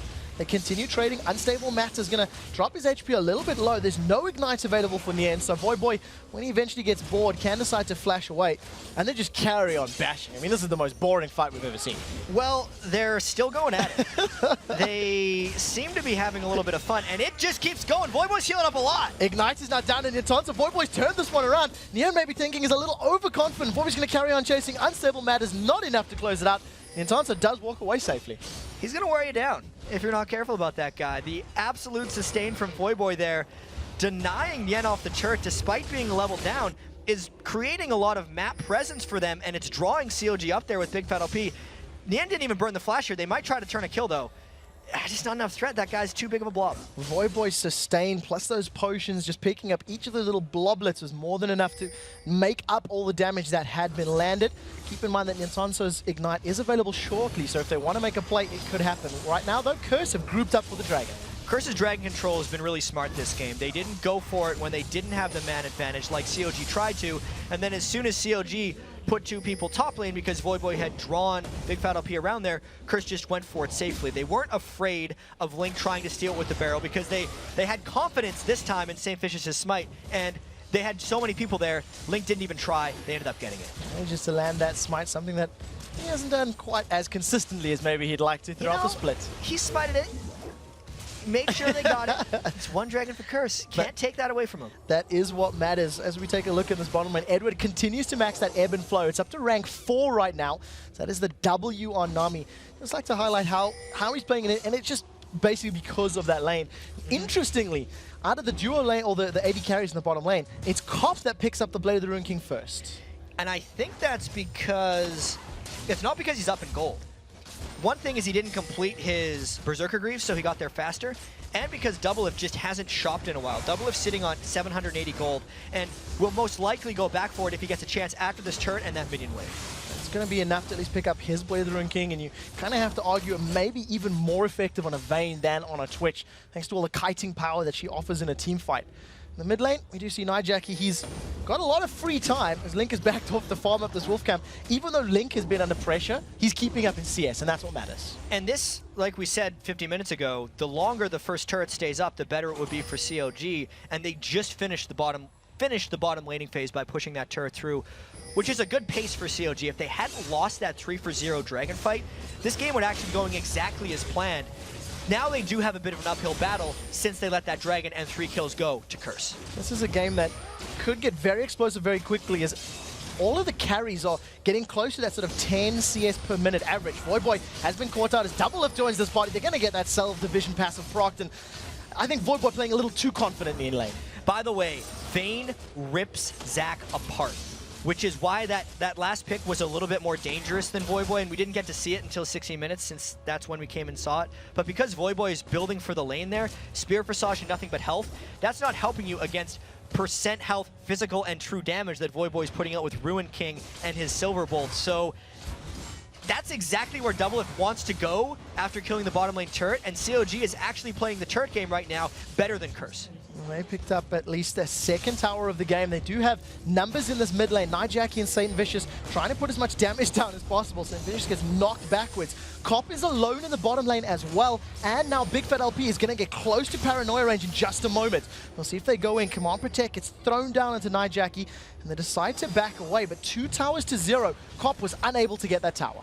Yeah, that was a good defense there by Link. he blew all his spells just for the minion wave, and then COG didn't want to collapse in behind from the fight because they're actually okay just extending this game. We'll see how well the game goes, at least if Curse are forced into this late game position. It's like we was mentioning, with all the farm that's happening, these players are actually farming their way to big items. And we asked, what's the most improved play of your game from watching LCS? And this is it. Mechanics. Get those last hits, get that gold earned up, pick up the items, and once you've got your items, then decide to fight. And I feel like Doublelift could decide to fight pretty soon now. The Blade of the Ruined King is a good power spike for Vayne, and if he gets the right fight, he's going to be able to go in for it. That was not the right fight as he was thinking about it there. Nocturne might come in for Cop here if they get the taunt. So the taunt does land. Cop's going to be able to get invisible in just a second and going to be able to back away. He's actually decided to turn aggressive in the end. This is going to work. Paranoia throws big at Falby on Cop. He flashes away from the Duskbringer, but flash burned. Yeah, I think overall that's good for COG as long as they don't let this burn. As long as they don't fight until Big Fat LP's ultimate is up again. That, by the way, is going to be a while. They got 140 seconds, but that means the next time Big Fat LP gets an ultimate on a Cop, they would be able to kill him. Gotta wait a while, though. Gotta wait a while. Something that we've been doing all game long. We're approaching the 20-minute mark, and 3-1 as far as kills are concerned.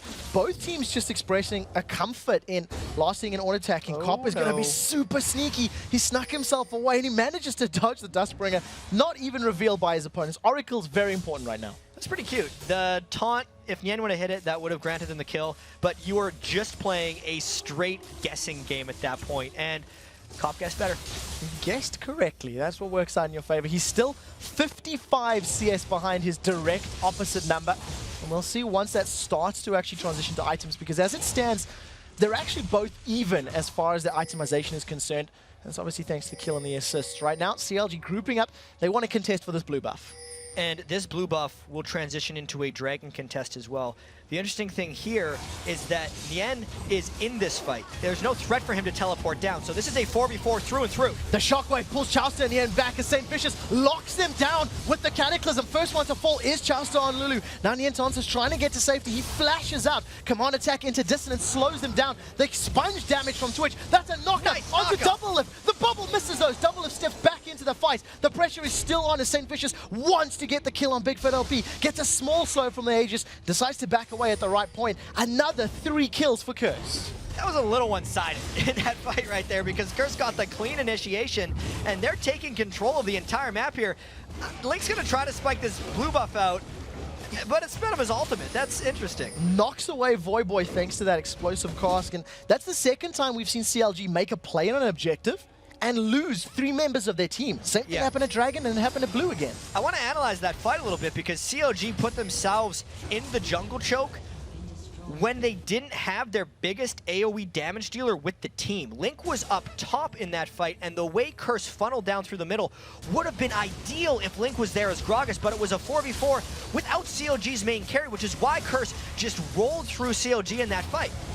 See Curse, they managed to pick up the Dragon, uncontested by CLG. They got some vision, but thanks to the fact that they've been bullied out of their positions earlier on, that was a second Dragon of the game secured for Curse, and extends their gold lead to about 3,000, give or take.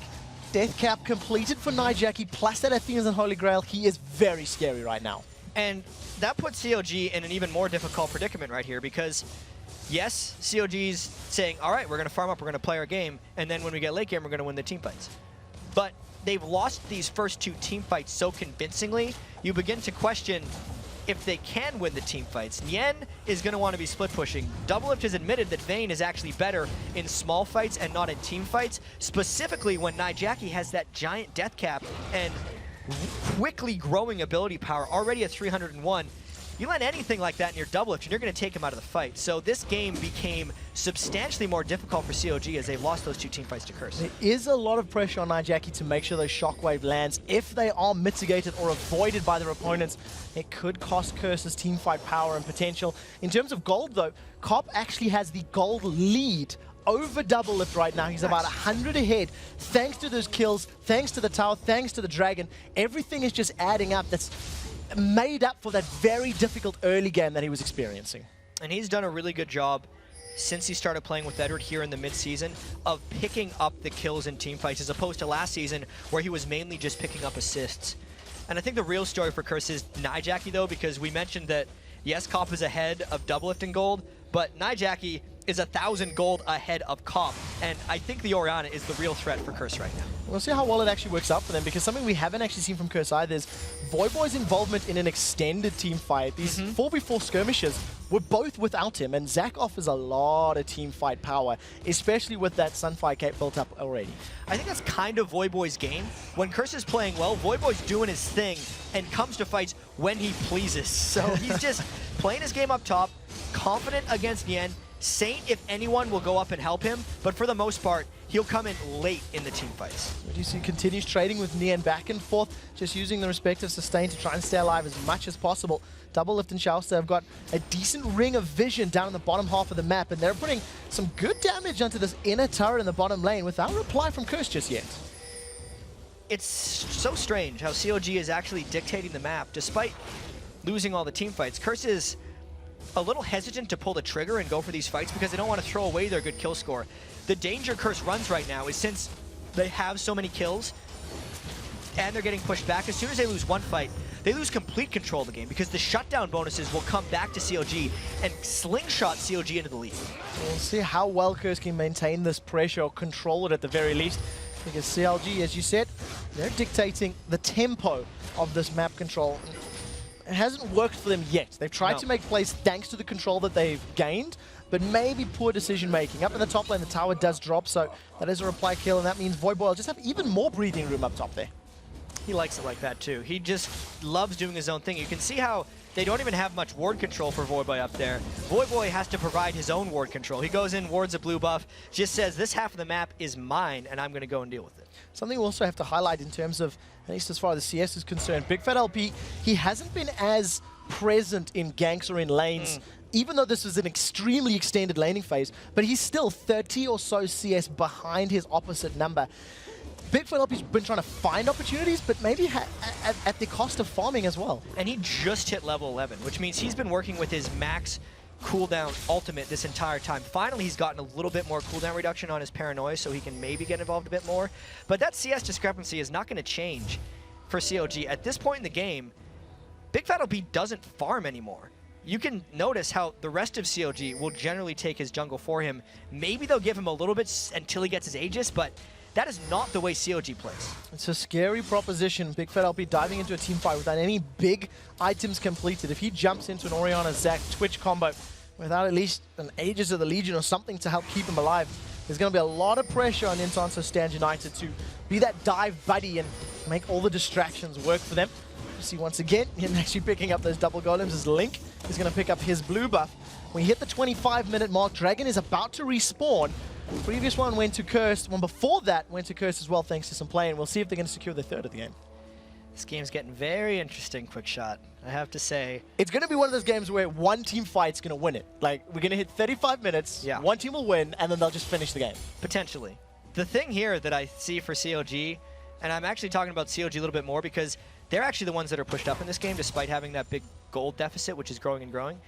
Doublelift does have better completed items. You think about Vayne's Blade of the Ruined King, Phantom Dancer combo, and that's exactly what he needs in these team fights, but I don't think he's going to be unlocked to pull off that in any type of extended team fight because Curse isn't, they're not allowing any of these team fights to happen. Another reason Curse is winning these team fights so one-sidedly is they're only taking the very best team fights. They're not extending themselves for any risk. And against CLG, that's a very risky strategy, not taking risk, because they're going to get to hyper late game, and that's usually where CLG thrives.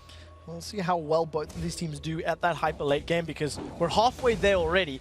Both teams have got champions that do scale respectively well, but obviously excel in different areas. One thing you can't discount is Cop's team fight prowess. If we do see another big 4v4, 5v5, he's getting very close to getting that Infinity Edge completed.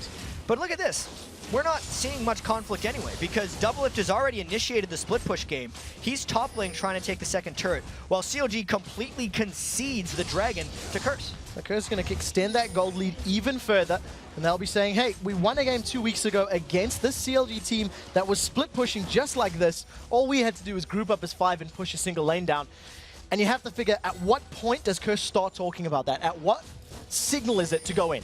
I think it's pretty soon. I think as soon as they can get something around Doublelift or a window where they have a 5-man fight that they can initiate on, they're just going to go for it. They're only down 1 turret, and they know they have a large item and gold advantage. Look at the items as well. I mean, Edward down as in that support role. Ooh, St. Vicious trying to set something up. Slingshot gets charged. He locks Link in. Link forced to flash away, but that is the flash down. Expensive, only the Cataclysm for Curse, so not too bad at the end of the day. And this is almost a carbon copy of what we saw last week, because CLG is split pushing 2 different lanes right now with Yen and Doublelift, whereas Curse is pushing right up the middle lane to a limited defense from CLG. So they even up the towers at 3-3. You Chowster and Doublelift, they're up in that top lane pushing. Intonso is down in this bottom lane. He's trying to split push. Curse have backed away and split up. They've left their duo lane in the mid lane, trying to catch out Link. Link is taking a lot of damage. The bubble lands. That's going to be a dead hillbilly. And Cop picks up a kill. It's one of the reasons they pick Nami so early on in the game, because he can just lock Link down when he can't escape on Gragas. Cop and Edward buddying up there. You can see 7 assists for Edward. He's setting up all the kills. Cop has been involved in 6 of them. Those 2 have been the most active on the map right now, and they're the reason Curse is up 7 kills to 1. Secret agent level statistics as far as Edward is concerned. Pulling out the James Bond numbers, and that's good. Obviously, Cop has just secured himself an Infinity Edge and that Zeal. So now, as far as itemization is concerned, in theory, is that enough to crest the power lift that position that Doublelift is in? I absolutely think it is. I think that's kind of the break point right now for Cop, since he's gotten his crit chance really ticking with the Infinity Edge. He's going to be ripping through a lot of them CLG members. When we also look that Big Fat OP, who's one of the 2 people who needs to kind of be tasked with going on Cop, doesn't have armor yet. He's going for a runic bulwark, and he's sitting on 107 armor. Just, that's not enough to protect you from what Cop is putting out. And we'll see how quickly Cop can tear through his opponents if he's given the chance. It does look like they're trying to set up that opportunity, as Curse have stacked up 5 members in this mid lane, trying to apply pressure onto this bottom mid lane turret, or mid lane inner turret. That's the words I'm looking for. While we see Doublelift continue split pushing. CLG is daring Curse to do something very aggressive right here. Nocturne hasn't showed yet. As soon as Big Fat OP shows to push this turret, Curse either has to go back or dive right away. So tower is going to drop. That's the 4th tower of the game for CLG. Curse continues the pressure. They've stacked up in this mid lane. They're in control of this lane, but Doublelift and Big Fat LP, they're going on the bot lane. It looks like St. Vicious and Voyboy are trying to back away. There's just as many turret kills in this game as there are player kills right now, and CLG looks like they're getting the edge. So Curse now caught with their pants down. They're going to lose inhibitor turret first. They're trying to back away in this mid lane. The tower's going to drop as St. Vicious has managed to, get in there, but he's going to be very, very careful. He wants to try pick a fight. Yeah, Curse needs to catch Doublelift right here, and they're trying to flank from all angles to shut them down here. CLG's going to try to push turrets as a response, but here we go. The slingshot gets pulled. Let's bounce. Stand United gets channeled. Nintonsa wants to join, and this party will be thrown up in the air. The taunt goes out. Voyboy's caught down. They jumped onto Cop. Barrier has been popped. The first one to fall is Doublelift, and Cop flashes over the wall. Uses the immense range of that spray and pray to his advantage. He gets dropped by Chowster in the background, though, as he gets shut down. Chowster's going to do the best he can to survive, but it's not going to be enough. A 3-for-1 trade. Another team fight win for Curse. Listen, even though Cop died in that fight, that was played beautifully. He went right on to Doublelift, who was the priority target, and then the flash over the wall was so perfect in that fight to finish it off for Curse. That was a bad thing that happened to Curse, but it was a good fight that they were able to take on afterwards, and if they can counter push and get an inhibitor turret and an inhibitor back, it will all become worth it. There's so much pressure on Nocturne and Gragas now to try and wave clear with the respective champions' abilities. We actually seen blue pings on the bottom lane inhibitor. CLG simply reasoning they can't pull that one off. Doublelift has respawned, so the tower will go down. We have 2 naked inhibitors for both teams right now, and the split push power is still going to be something to deal with. Yeah, I don't think we're going to see an end to the split push game, especially now that we have exposed inhibitors. I think we're going to see quicker responses by teams and more wards in the jungles. Curse didn't have anything warded up in their jungle, and that's one of the big reasons, or even their lanes, when Big Fat LP was able to sneak up and help Doublelift create that push. Once we have more vision control, even with the globals potentially from Yen, it's going to enhance that gameplay and allow Curse to play a little bit more smartly defensive. We'll see how well they can play defensive. They've been doing it all game long, and simply put, they've been reacting to their opponent's plays. Curse have actually not been playmakers in this game. It's all been objective pushes from CLG that Curse has responded to and dealt with incredibly effectively. They've only lost 2 of their members in team fights. As far as itemization is concerned, Nijacky's got that voice off completed. He's getting very scary. And he is the secret weapon right here, because everyone's thinking about Cop right now, but not the 700 or 800 health shields that Nijak is going to be putting in, or the shockwaves that take half of COG's health. But to get back to this game a little bit, Curse has had a few games in the past that they've won where they haven't needed to play that initiator role. They just kind of sit around and react to the other team. It actually seems to be a more comforting level of play for Curse. And now they may have COG right where they want him. No one split pushing, 5v5 in the base. We'll see how well this goes. There's a couple of hits down onto the inhibitor. If LP's going to get the fear proc into St. Vicious, but he's going to be able to speak through that horror. Doesn't get locked down by the crowd control. There's not too much hard CC outside of maybe the slow from Lulu and a taunt from Shen. They continue applying pressure to this inhibitor, and it's just this standoff, this duel as both teams look for an opportunity. Link needs to land a lot of spells on a Cobb for COG to win a fight here. It'll be very interesting to see how COG goes in and how zoned Link gets by the tank line of Curse. Curse on St. Vicious does get feared by Big Fat LP, but he's down to 50% HP, so that Paranoia Nocturne dive is less scary. Inhibitor's gonna go down, and CLG, they tried to contest, but they weren't convinced with their actions. Yeah, they didn't try very hard to contest that one. They were thinking that they would lose a fight right there if they tried to contest the inhibitor, so they just gave it up. But that doesn't bode well for the future of COG. If they can't initiate on a team who is trapped in a position of hitting their inhibitor, they're going to have a bad time. And they have to know that Curse would have fallen back for this Baron. It's going down extremely fast. No contest from COG. And now they've given up 2 very important objectives in the game because they didn't want to risk defending them. More indecision. They wanted to contest, they wanted to get there, but they simply couldn't make it there quickly enough. And I think that stalling in time and the slowdown in do we go, do we not go, may have actually cost them all the time they needed. We do see Double trying to counter push the super minions in the mid lane. Ironically, he's actually going to take the tower lead for CLG while their inhibitors down. 6-5. They're still in a very uncomfortable position. Yeah, right now, kills are leading turrets, 12-11 right now in this game. It's going to be a close finish. We'll see who wins it. But that was a situation where Curse almost lulled CLG into a sense of security, since, as you were mentioning, Curse had been playing reactively the entire game, and they kind of just took the reins in that last situation. Took the inhibitor, went straight to Baron, and said, yeah, we just decided to win now. Let's go get the things. They found the let's win button last week, or week before last, and it looks like they're trying to press the same button this week. They've got that inhibitor down. They've dealt with double lift split pushing. It's really only been him that's been able to successfully split push. Nintonso Shen hasn't had the map presence that we've actually seen out of him in the past with the split pushing Shen. He's not that threatening to Voyboy Zach, and that's who they're generally sending to stop him. So it's just a traded member of teams. And since the 4v4 is also stronger for Curse when you take out Voyboy in the end, he's just not a threat. And COG in the past has also been the ones who just want to split push with Double Lift because that's the way they get primary farm late game for him. Curse has found a really good workaround. Definitely a talking point for CLG, whether or not the composition they've built works with split pushing. It's something they'll be talking about. Is right now, Curse have stacked up, the slingshot has been charged. Voyboy does not pull the trigger on this one, and Cop's going to take out the tower.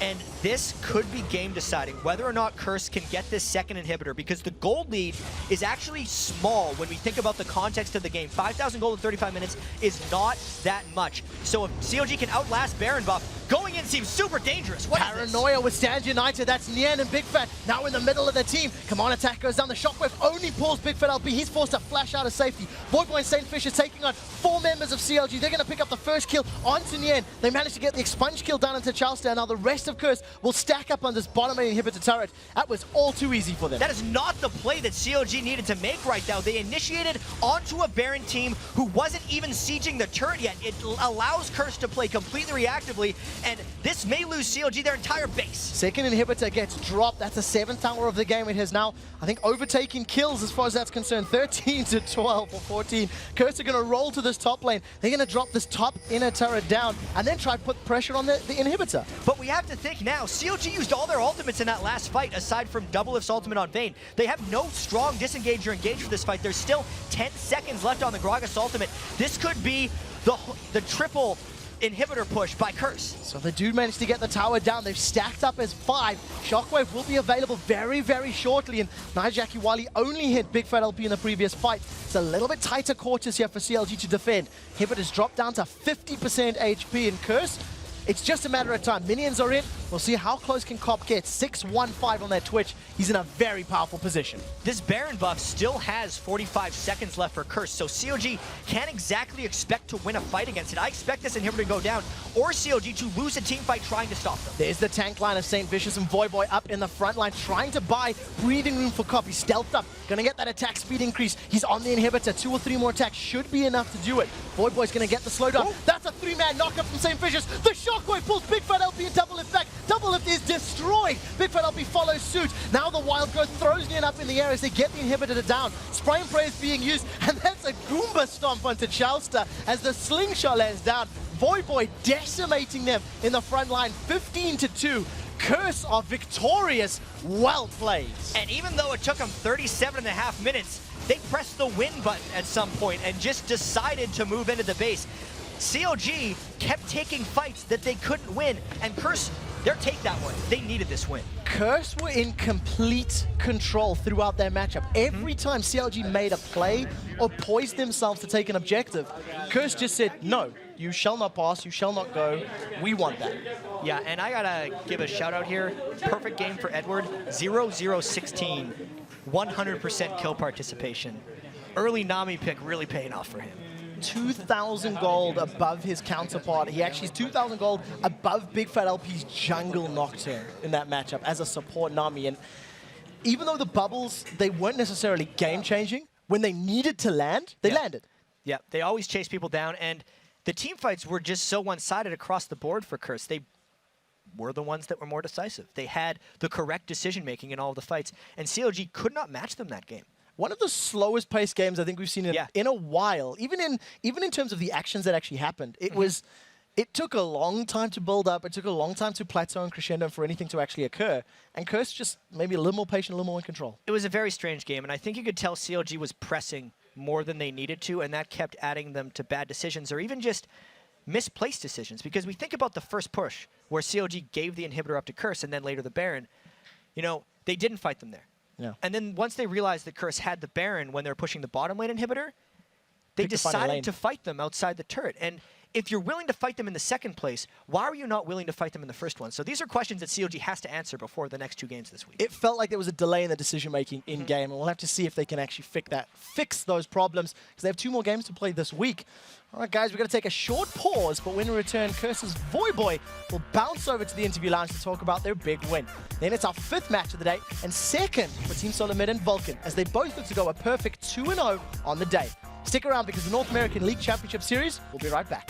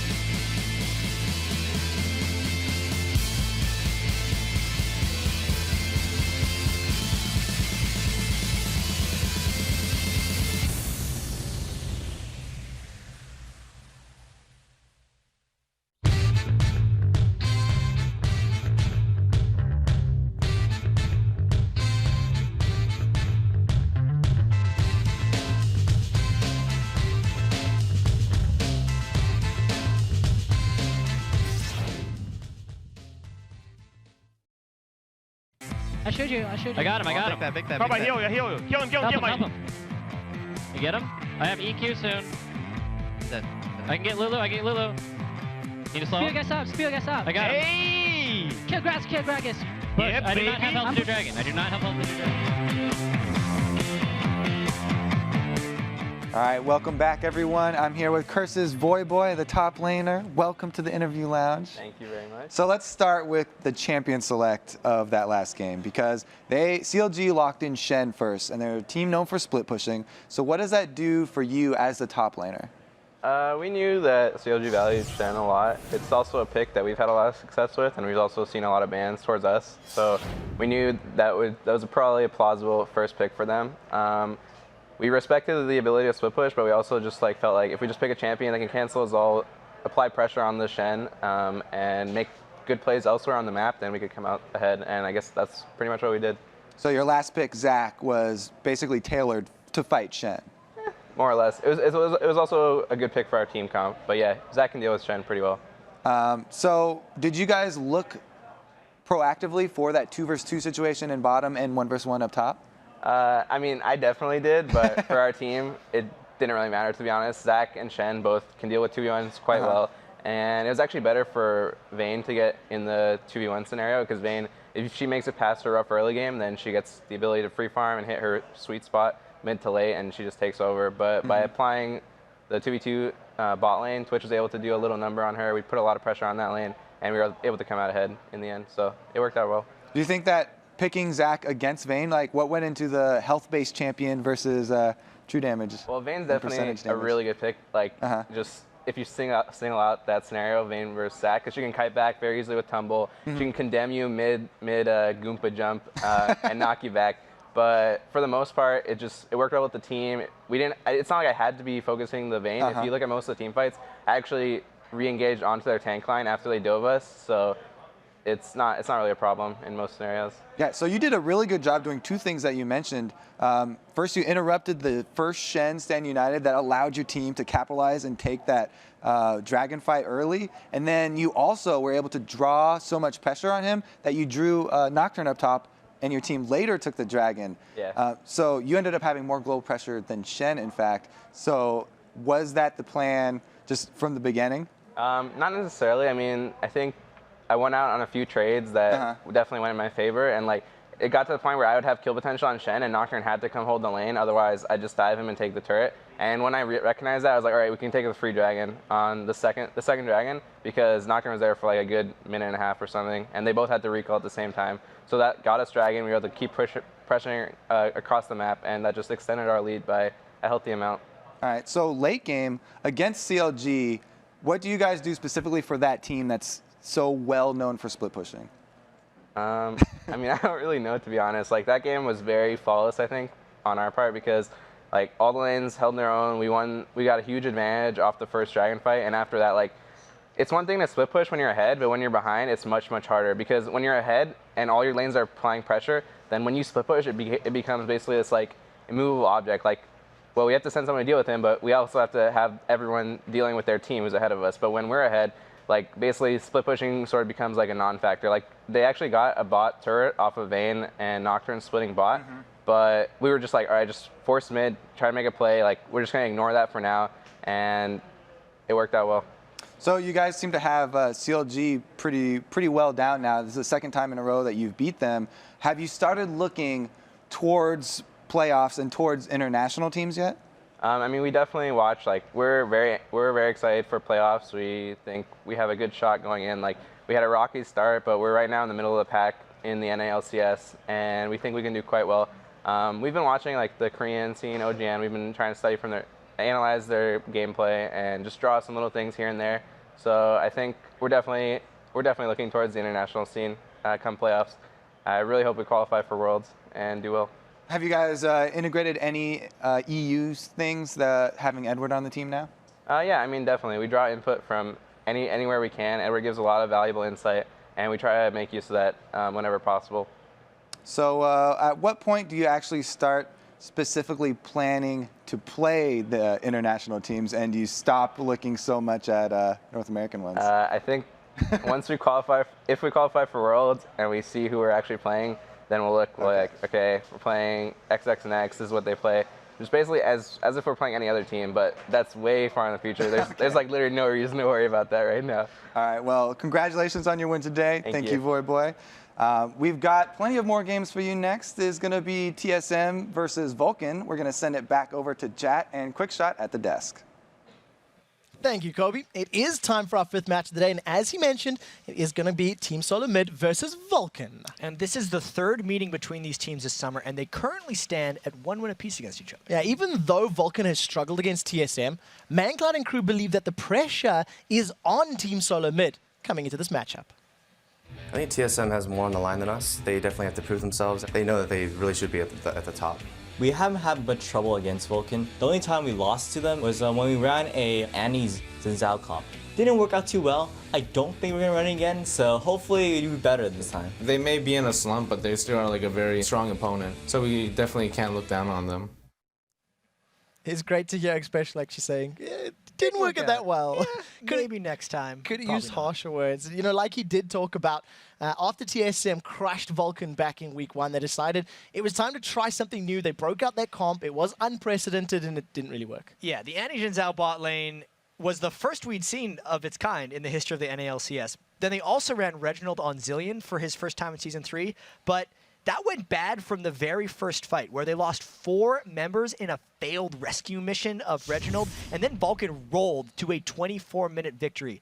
We don't get to see those types of compositions very often, but if you're running without an AD carry and you're doing that fighter-filled composition with a Zillion, if you fall behind early, there is no coming back. At least with the win earlier today, TSM was able to get their record back to .500 after taking down Dignitas, because they were sitting below it for a little while. Yeah, TSM was able to take First Blood, First Tower, and First Dragon on their way to that 9th win of the summer, and 3rd win in last 4 games for those guys. So it was a big win for them early. And now TSM does look to continue climbing back towards the top of the standings against the 2nd place Vulcan. ManCloud and his team came away with a win in their first match of the day against Coast. Yeah, they use that Ashe-Zyra duo lane that Cloud9 has kind of popularized here in North America. Then they also had global control with it for Twisted Fate and Shen. That was all about initiation and teamfight control. It was actually a little bit counter to what most Vulcan team comps have been lately, but they're trying to adapt just like everyone else, because even though they're alone in 2nd place and wanting to move forward, they're not afraid to try the new things. It's now or never. You have to learn to do everything. And, you know, before we initiate the champion select, we have to take a look at the lineups once more. On the blue side, it is going to be Team Solo Mid, and it's the names everybody knows: Reginald, OddOne, Dyrus, Wild Turtle, and Xpecial.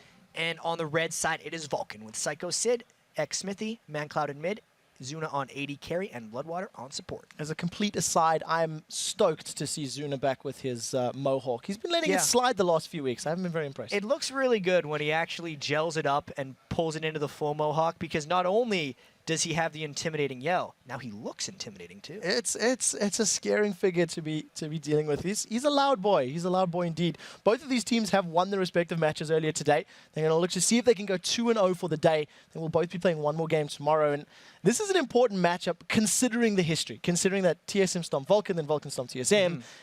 It could be another stompy game. It's kind of been like this ever since the end of the spring split as well. They're very one-sided games that these guys tend to play with each other. I feel like they might play each other.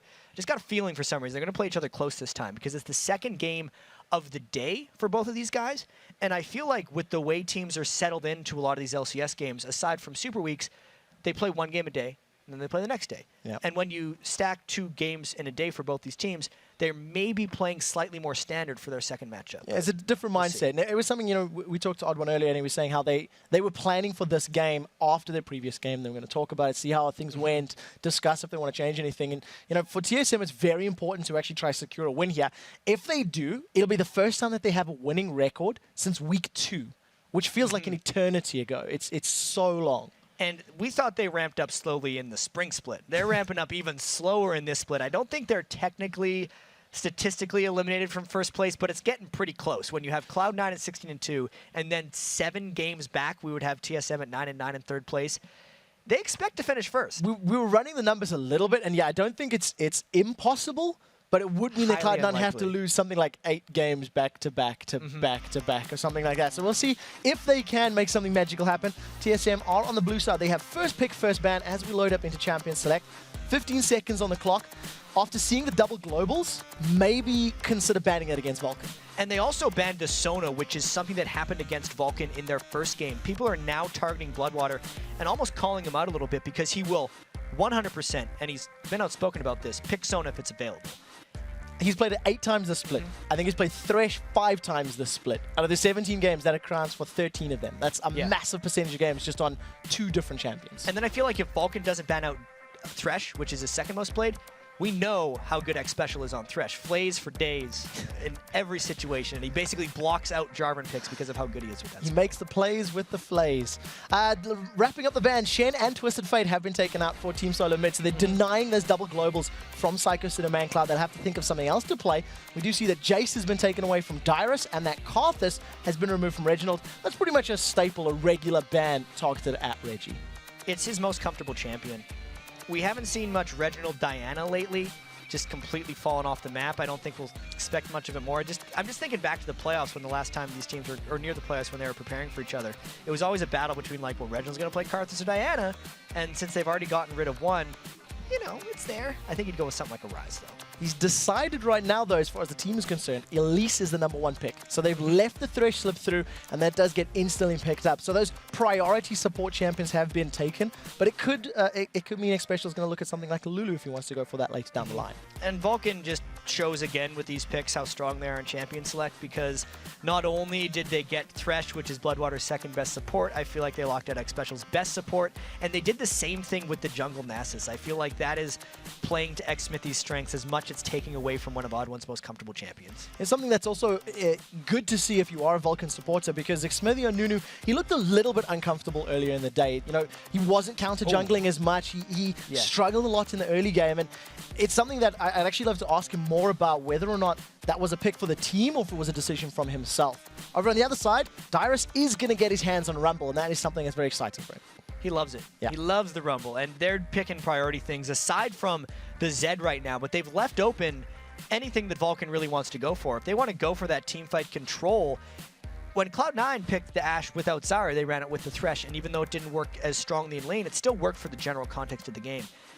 Zuna didn't look that comfortable on Ashe, aside from later in the game. Very low. Low CS, and he was able to initiate, but it wasn't his regular presence in lane. He usually farms much better than that. If they go for it, they're really just attracted to that style of play, even though it's not that practice. They admitted they have less than a week of practice with this. And to be fair, he did hit, I think, 100% of his arrows. One of them missed, actually, now that I think back to the game. So that could be the signal. In terms of damage, we're still missing Mandatory Cloud's champion. I assume Psycho Sid's going to get his hands on that Zac in the top lane. And I guess they're just leaving that to see, well, what is left from TSM? What else do we want to lock in? Right now, Wild Turtle's considering Twitch. And as we said, the Draven players seem to have migrated towards that Twitch as the replacement champion if it does get locked in. Full out aggression. You got poison instead of bleed. It's kind of the same thing. Similar. Don't tell anyone. Similar. But yeah, they go for the Lulu as well because they want to have that aggressive AD carry with the protection. It's the fallback for X Special if he does end up locking this in. I'd expect this or Janna. But yeah, exactly. Lulu, just to try to keep that turtle alive. There's one thing that is missing a little bit from TSM that I'm noticing that Vulcan does have, is that tanky front line. Yeah, you are going to build Elise a little tanky. Yeah, you are going to build Rumble a little tanky, but they're not a Nasus or a Zac. They're not going to have that same beefy damage sponginess, as I think Riff was calling it earlier today. So it is a little scary, but on the flip side, Vulcan's lacking a little bit on damage right now. And the trick for TSM when they run this Rumble team comp is going to be keeping people in the equalizer. When we see Balls play his legendary Rumble, you look at the team compositions they run that with, and it's tons of lockdown. It's usually Ashe, Zyra, but then even more on top of that to keep people in the equalizer for the full duration. TSM doesn't necessarily have that. They have some slows and one single target stun coming from Elise, so it makes the positioning of the equalizer much more potent, and it actually draws the damage that TSM has to throw to other people on the team, because they can't just utility keep people in Rumble ult to kill everyone. They got to do other things. And one of the things that also is going to play into Vulcan's favor a little bit is the fact that Zed, probably going to pick up by Reginald, he's going to be only refocused 1 or 2 targets. It's going to be difficult to insta-burst a Zac, difficult to insta-burst a Nasus with, Zac's passive and Nasus HP. Yeah. It does look like ManCloud's going to lock in that Ahri. It's one of his sort of default champs as well. And this is going to be a quest for Reginald, trying to make it to the only 2 targets he wants to hit. He wants to hit Ashe and he wants to hit Ahri. Mostly, He just wants to kill Zuna over and over again. That's his total objective in this game, and it's going to be difficult just because Ashe has the high utility, and Nasus can just hug Ashe and try to keep or kill Reginald anytime he dives in. Play the buddy system. Friends can keep them alive, maybe, if they can make that one work. Friendship will keep them alive. It's going to be interesting to see where these lanes match up, as we do see both of these teams locked in. As champions that we see actually both teams playing very often. It's very comfortable picks, I think, for both of these squads. And I imagine the laning phase in the early game is going to be very impactful for both teams. And we saw that TSM had talked about moving away from the messed up strategies, Annie Jin Zhao, and just going back to the things that they are comfortable with. Because when TSM finds their groove, they really shrink their champion pool throughout history and just play the things that they're very practiced with. It reduces the variance in their team comps and allows them to play their game. Yeah, if they can just get that intrinsic, just that natural level of play. You're not thinking, you don't have to be told what to do. It happens naturally in game. We are loading up at the moment, and the man that's going to be looking to disrupt that is going to be ManCloud. Sitting at 104 kills for the split right now. It's the first place position, and he's picked a champion that can burst and destroy people. ManCloud. It's the ManCloud show for Vulcan right now. The star, really, of Vulcan, if you think about the way they play their game. He's going up against Reginald, who, if you get Reginald going down, you usually take down the entirety of TSM. Yeah, it's something that we've heard a lot of teams talking about. As you see the teams on your screen being pulled in-game. On the blue side, it is Team Solo mid. Last time as we're going into this matchup, and Vulcan on the red side. And we'll see if we're going to have any low-level engagements. Nijak, he caught out a little bit in the previous game and caught us by surprise as well. We're going to be a little bit more on our toes for this one, if anything happens. Well, that was a little bit crazy in the last game. In this situation, the OddOne would have to skill up his stun, or Bloodwater would have to land a very long-range death sentence.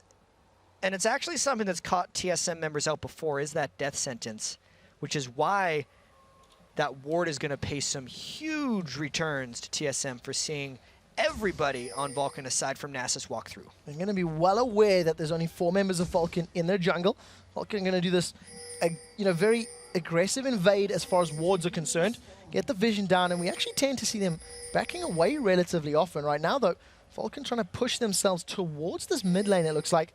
Maybe even just trying to keep themselves in a position where they can jump on anybody if members of TSM, overextend. Yeah, trying the sneak attack, but unfortunately TSM is not to be fooled, and they had to just go back to that ward and just decide to recall on it. This gives 100% knowledge to everyone on TSM, and it's going to allow them to make a play if they get a little bit aggressive here. So 30 seconds on the clock before we see those, big neutral camps spawning, and it doesn't look like Team Solo Mid are grouping too tiny. They're actually stuck 3 of their members on this tri-bush. They're pinging on the red buff, and they're going to consider a steal here. Well, because Vulcan recalled so soon, it would have given Vulcan some time to come back into their own jungle, but once again, because of how much vision that one TSM ward provided them, it kind of told them Vulcan never had time to patrol their own red buff, which is why TSM feels safe stealing it. Such a great play. So we see that's probably going to be donated. That's actually given to Wild Turtle, a level 1 red buff. Not only denying that from Xmithy, it's also going to give him so much more pressure and ability to take control of that top lane against Psycho Sid, along with his poison tick and the red buff tick. And we may see immediate 3v1 lanes in this game, which could mean some very quick towers, unlike that COG game. Nasus, in my opinion, is the best 3v1 jungle laner in the game. Just Spirit Fire plus Wither means not only are the waves dead, the enemy can't attack anything back. So they do manage to get this wave pushed out very quickly. Smithy's going to carry on getting down to this tower. Going to try to use that Siphoning Strike to put some damage down. They actually exhaust Dyrus up. They managed to get him with a death sentence. Bloodwater is not taking turret aggro. Yeah, Smithy forced to flash away. First blood gets given to Dyrus. Oh, man. He's going to flash away. The Ignite's ticking. That's a double kill for Dyrus, and he survives. That was very unexpected. I feel like Dyrus was saying, why are these guys diving me? They didn't prep a thing. Zuna had not harassed Dyrus down before that dive, and then Zuna was actually the first one to take turret aggro instead of a tank who can sit and disengage. Normally a support would take that and then kind of walk away. Vulcan went for a surprise play, but Dyrus wasn't pressed. Not on the same page at all. Burning that exhaust before the fight. Right now, though, we do see the OddOne has not grouped in this top lane, so it's a 2v1 push onto this tower. They've got some damage down, but nothing working out in their favor, and Dyrus in such a good position. 2 kills on the board and a blue buff to play with. He's level 4. 3 minutes and 40 seconds in. Usually these 1v2 laners get completely obliterated from an experience angle and just can't deal with the game. That gives him such an edge throughout the rest of the game and puts Vulcan in such a hole.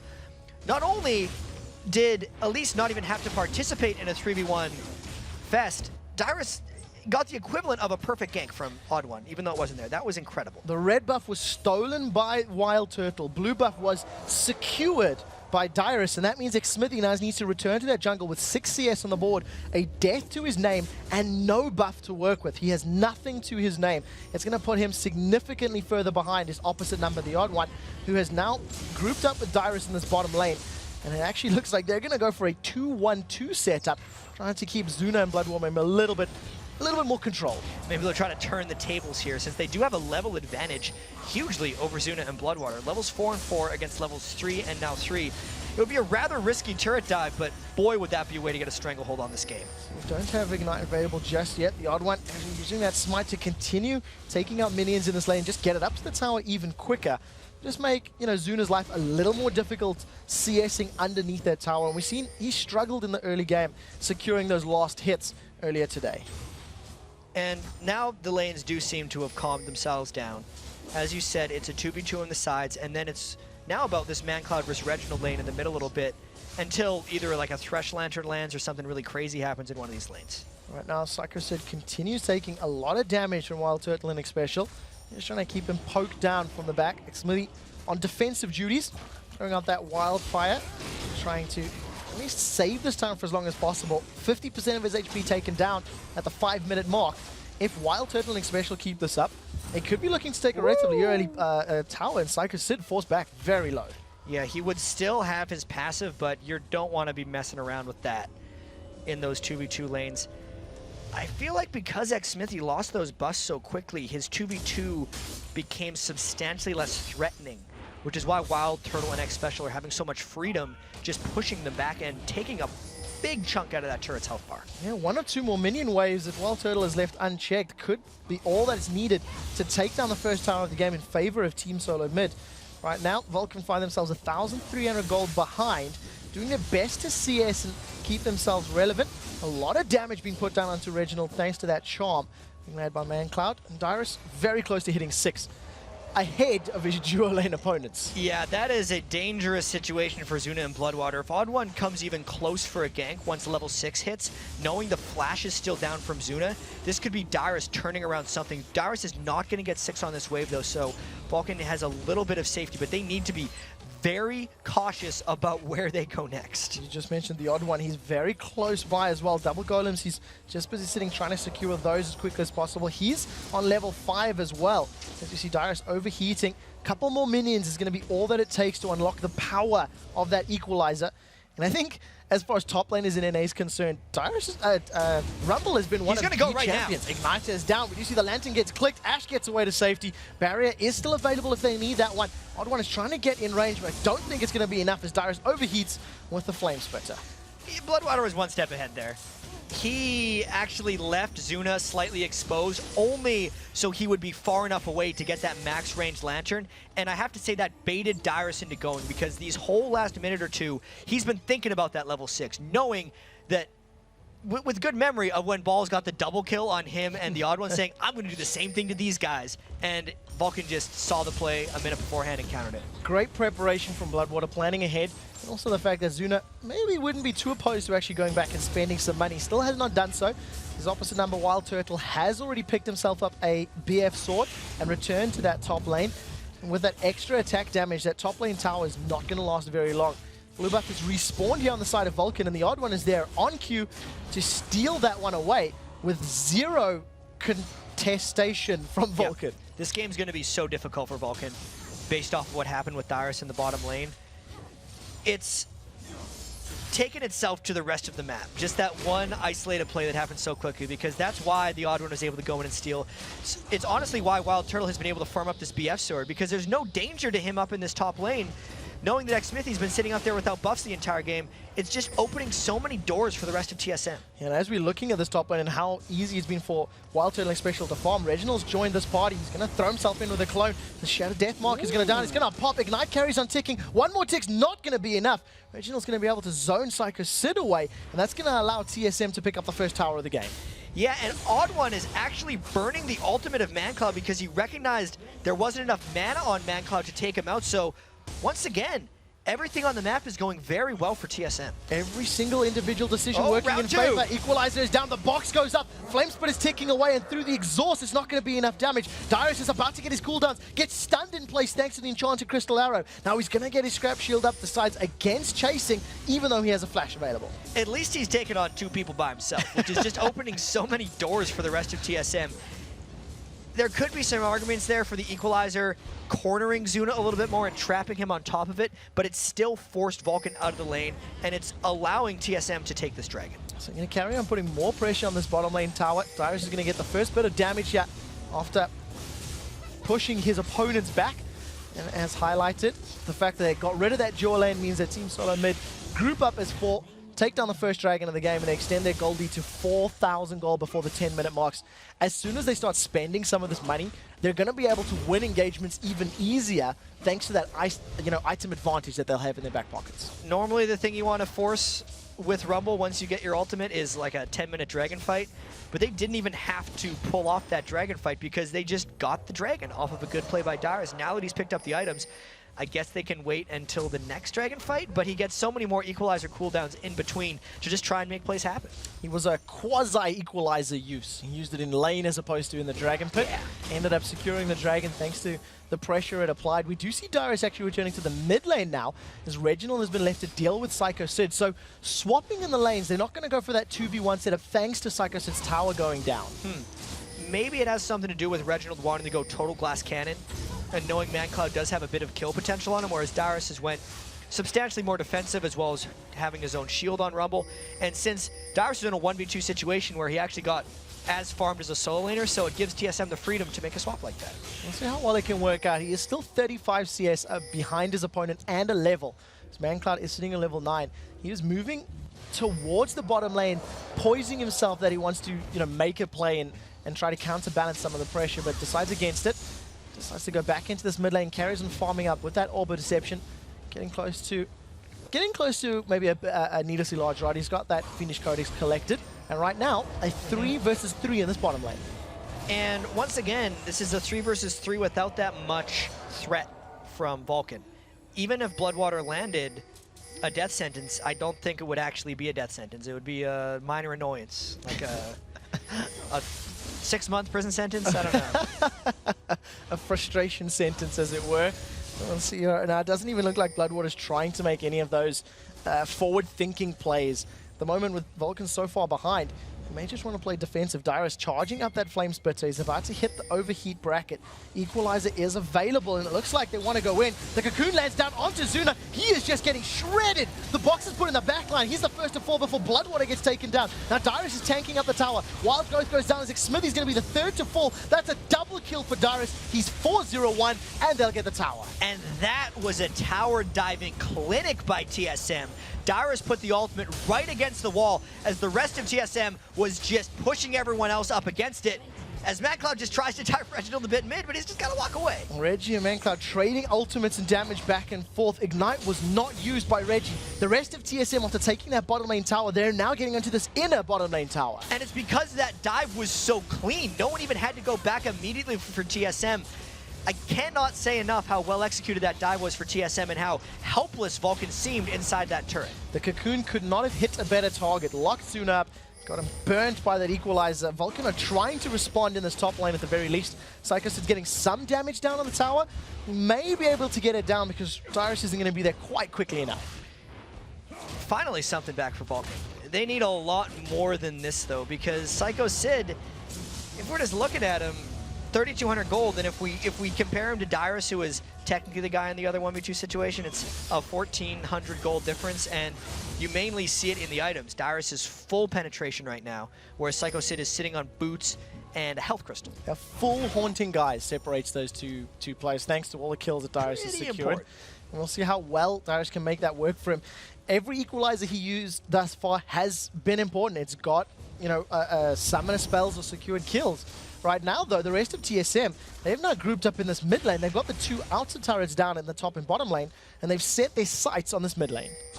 And I wonder if they'll wait for Dyrus to come down before they try the mid turret. It's kind of the next natural progression for TSM, so they have better control over this blue buff area.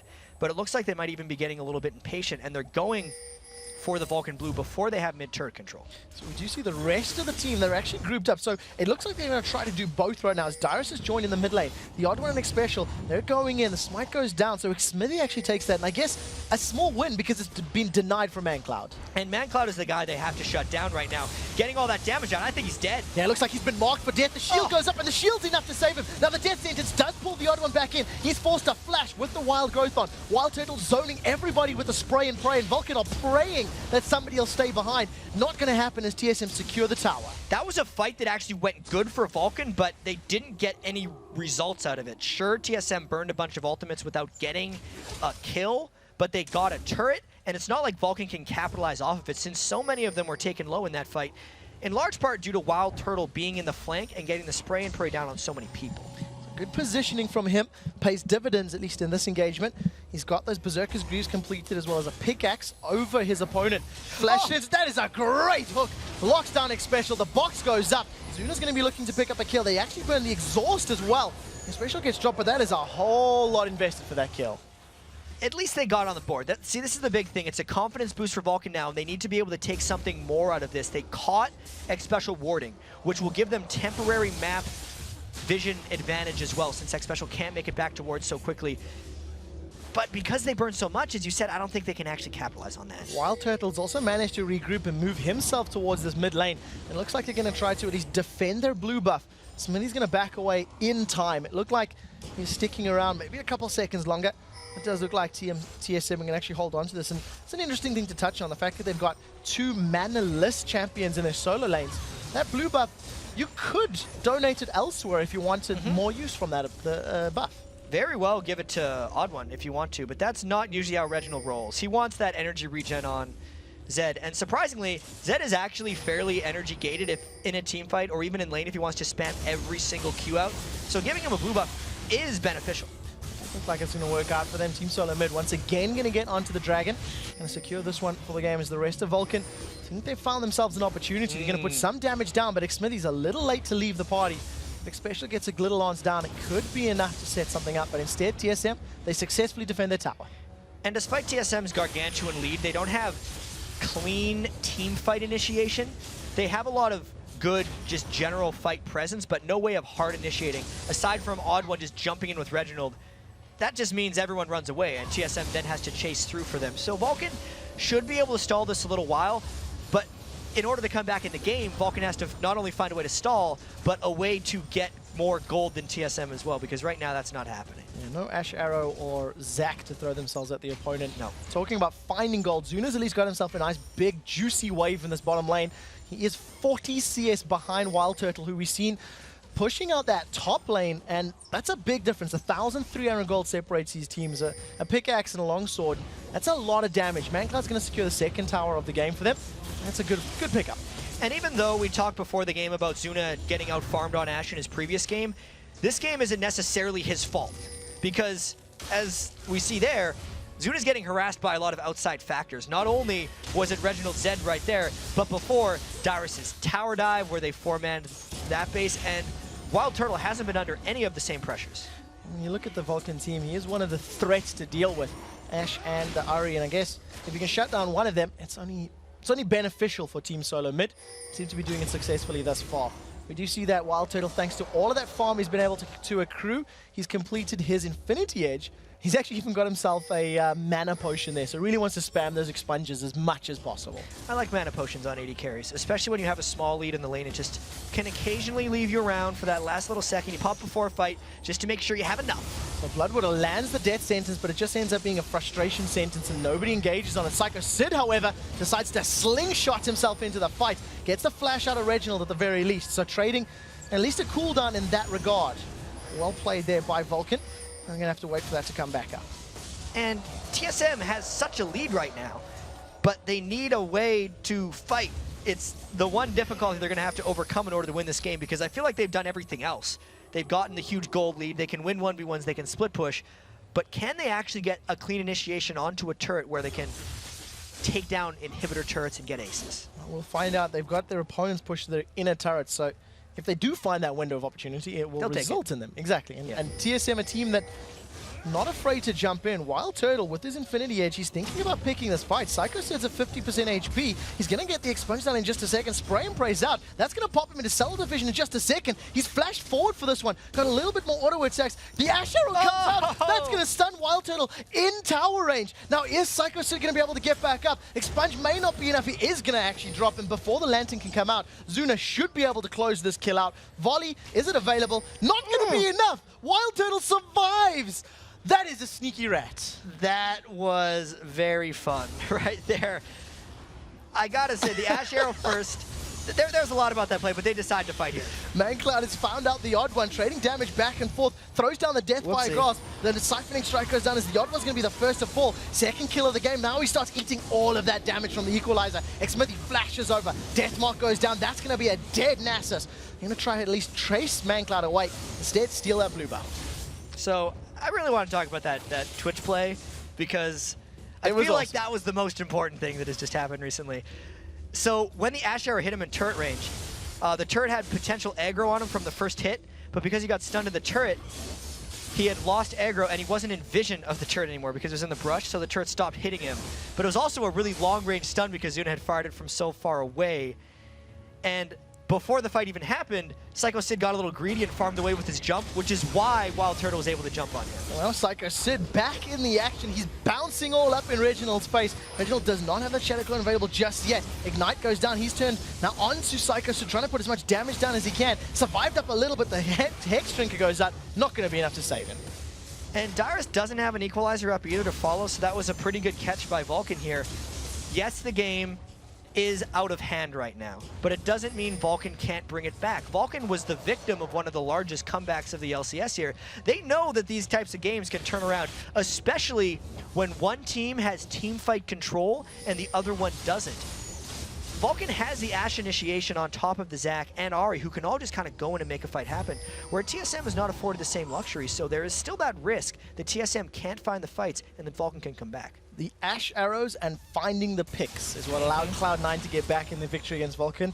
And right now, Vulcan have found 2 picks to get themselves back into this matchup, at least in the mid lane and that bottom lane. They've been struggling a little bit as far as map presence and control goes, and I think all of the vision wards that they've got down, just trying to deny their opponent's sight, is going to be very key for Vulcan actually making those opportunities happen. If you know where your opponents are, you can throw out those long-range arrows and stick to somebody for long enough to pick up a kill.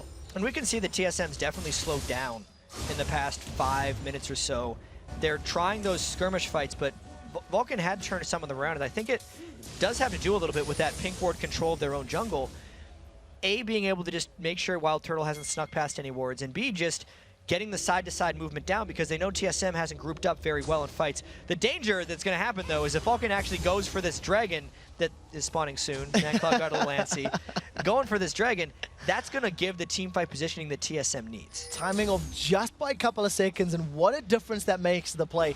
Vulcan had stacked up. They wanted to go for that objective. When they realized it wasn't spawning yet, they immediately backed away. They weren't going to hang around. They weren't going to keep themselves in a bad position. So at least Vulcan knows what's up right now. They're not jumping into a dragon fight against Dyrus's Leandri's Torment Rumble at this point, but they are still waiting in the wings with their pink wards, hoping to catch 1 or 2 people out, like we say a pick. Zuna's been very accurate with those Enchanted Crystal arrows today. Second matchup, and he's got some great long distance from downtown type of arrows. If he can make those stick, it can work in their favor. Wild Turtle playing very sneaky once again, running around the map, stealthed up, and basically Team Solo Mid, they're just trying to find a way to ambush their opponents, find a way to actually burst someone down and then take an objective, because there is no Enchanted Crystal Arrow for them to work with. Yeah, and let's be honest, TSM is in complete control of this game. It's just a matter of how do they make it count, and they're still figuring that out. It's not like if TSM doesn't figure it out, they automatically lose, because they are still so much stronger than Vulcan. But the chance is there that TSM will make a mistake while trying to figure this out. And we'll see how well they execute this. You know, tower control move. Xpecial gets caught out by the death sentence. Bloodwater actually does eat a cocoon for his troubles. Nobody from TSM is diving in yet. It's 5 members of TSM on this inner bottom lane turret. And they're just going to be able to brute force their way in. Vulcan not comfortable picking a fight. I think that's how TSM's going to do it, is they're just going to brute force those turrets again and again until they get to the inhibitors and maybe just start Vulcan out. It's up to Vulcan to stop that from happening. Right now, TSM have positioned themselves in this mid lane, and they're trying to exert their dominance over this lane now. The moment I say that, they all back away. I'm just going to slow the game down. I guess when you've got a 7,500 gold lead, you don't want to throw it away, staying somewhere when you're not welcome. And TSM is staying grouped up as well, which is diminishing the possibility of Zuna landing that snipe dash arrow and then getting one person without defense. Because even if Vulcan was able to get that kind of odd man team fight if they kill someone right away, I think the gold lead for TSM is substantial enough that TSM could still win that post-death 4v5, which means sticking together for TSM is just even more valuable. Especially the amount of damage threats they have on their team is definitely going to play in their favor. And talking about all the damage they've got, look at the item difference between these two teams. For a comparison of the mid laners, Reggie and Mancloud, you've got the Blade of the Ruin King, Brutalizer, Hexdrink, in comparison to just a DFG and a Blasting Wand. There's a big disparity in terms there. Our top laner, Haunting Guy Sorcerer Shoes, in comparison to a Liandry's Torment, plus an additional Blasting Wand on top of that Giant's Belt. And he's super close to getting the Rylai's combo as well. But once again, where's this fight going to come from? Just brute force their way in. They're walking through the jungle, and Smithy actually defensively flashing away, flashes over the tree line. Another blue buff steal coming in here from Team Solar Mid. I think this is like the 3rd blue steal of the game that we've seen, and they're just in complete map control. I mean, I don't know how many times we can say that. Yeah, at this point, that's not a blue steal. That's TSM's second blue being up again. They're just going to go get that thing. Ooh, this could be key, though. They do not have a pink ward to clear this out, and this is the fight that TSM wants if Vulcan doesn't run away immediately. So crucially, Dyrus is still in range, even though Reginald was 1.5 miles away. He needed to trek himself into lane. If that equalizer had come down, that would have been a difficult place to get out of if you were Vulcan. Would have been a little bit suicidal, I think, which is why Vulcan is a smart team. They recognize the hole they've dug themselves, and they are making TSM beat them. Vulcan is not giving this one up to TSM. And one of the things that we keep talking about is how Vulcan are looking for a window of opportunity to collapse on Team Solar Mid. In many ways, Team Solar Mid are hoping to have Vulcan do something similar. You know, Vulcan, they do have that initiation power. They do have the ability to dive into a team fight. And if it's done in opportune time, Team Solar Mid will happily pull a curse and win a team fight that's been created by somebody else. Yeah, I think that's what TSM has to do. It's the brute force style, pushing up the side lanes, looking at their massive item advantages, knowing that they can take the team fights and win them, and just building items to do so. Soon, I feel like Reginald is going to build a Blade of the Ruined King, which is just going to make Wild Turtle's Twitch Spray and Pray even more potent. The Liandry's from Dyrus is just going to hopefully corral them into a spot with that equalizer down, which allows the Spray and Pray to hit a higher number of targets for them. And like, TSM has all this stuff figured out. I think both teams know exactly what's at stake here, but it puts the teams into a stasis point where they have to wait for the slow push to actually occur. And we were talking about the blue buff and who's going to take it. They've actually donated that to Wild Turtle in this one, as Reginald is split pushing this bottom lane. So really going to try to get as many spray and prays and expunges up as possible during the course of the fight. Reginald is indicating in a decisive split push. The Asher goes down and Dyrus flashes out of the range. And that was the one window that Vulcan had, because that's when TSM had split up, and it meant Vulcan had to catch someone out and go for it. But because it didn't work, they're at the mercy of TSM split push. Zuna are going to try and, Vulcan are going to try and position themselves to do that again, because the Crystal Arrow will be up before Dyrus's flash if Team Solo Mid continue this type of gameplay style. You know, the last 15 or so minutes of the game has just been TSM building up this item plateau and saying, now we're confident to split up and pick fights in skirmishes because we are so much further ahead of you. I think this can even go all the way back to Dyrus's double kill when they tried to tower dive him at level 2, because ever since that moment, Vulcan has been on their back heels and TSM is taking incremental advantages off of that.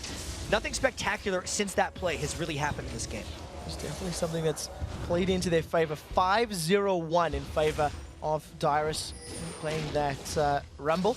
He does have that Rylai's Crystal Scepter, so the additional slow will at least help TSM control these team fights, as they are sorely lacking when it does come to that crowd control. They continue this pressure on the top lane, and they're stacked up. That's 4 members. Plus, Darius has got that Leandri's Rylai's synergy, getting double Rylai's, double damage on all his Leandri's procs of spells because he's also going to have them slowed. It's just a nice little added bonus in this slow push for TSM. Definitely slower paced games for the second half of the day here in week 7. Reginald is still sitting on the side lane, and it's something that we actually see out of Reginald Zed when he does play that ninja. He likes to get split pushing down, and I guess Zed, arguably one of the best solo lane split pushers in the game. And it's because of his 1v1 potential. It is a little odd putting Reginald on the split pushing 1v1 when he is such a vocal team fight play caller for TSM. It kind of hamstrings the other unit if your leader is off in the bushes doing some other things, which may be why TSM has been indecisive. Another reason could just be the compositional limitations that TSM has that don't allow them to tower dive. Damn, that's a good word. Compositional limitations. That's quotable, I've had like people. 29 minutes to think of it, so I think I finally found the right term. The one thing that we do notice for Team Solo Mid is their carries are all sitting above 1,000 gold. Wild Turtle has 2,000 gold to spend right now, and I guess he could be saving up to maybe 2,300, get that last Whisper in there. They're just farming themselves into an even better position, and it's something that TSM, they're not under pressure. They don't need to make a play happen. They don't need to dive in. The one thing that they do run the risk of is giving Vulcan enough time for them to get back in this game. Yeah, I don't even know if that the point's going to happen. I think the way Vulcan gets back in this game is getting one of those fights. I think if time just goes on forever, eventually those little chip shots the TSM takes from turrets from time to time is just going to break down Vulcan's defenses. It's the unfortunate truth of this game for Vulcan, and they are playing it smart, but it doesn't look like they're trying to come back. It does look like they're unsure of how to come back. Maybe another way of thinking about it. In Vulcan's game earlier today, they had very good control with their Ashe, their Zyra, their Shin, and their Twisted Fate, but it sort of stalled. The game sort of slowed down to an extensive pace, and it took them a long time to figure out how do we make it work, and what they decided to do was split push the bottom lane with Shen and Twisted Fate of the rest of the team pushing Baron.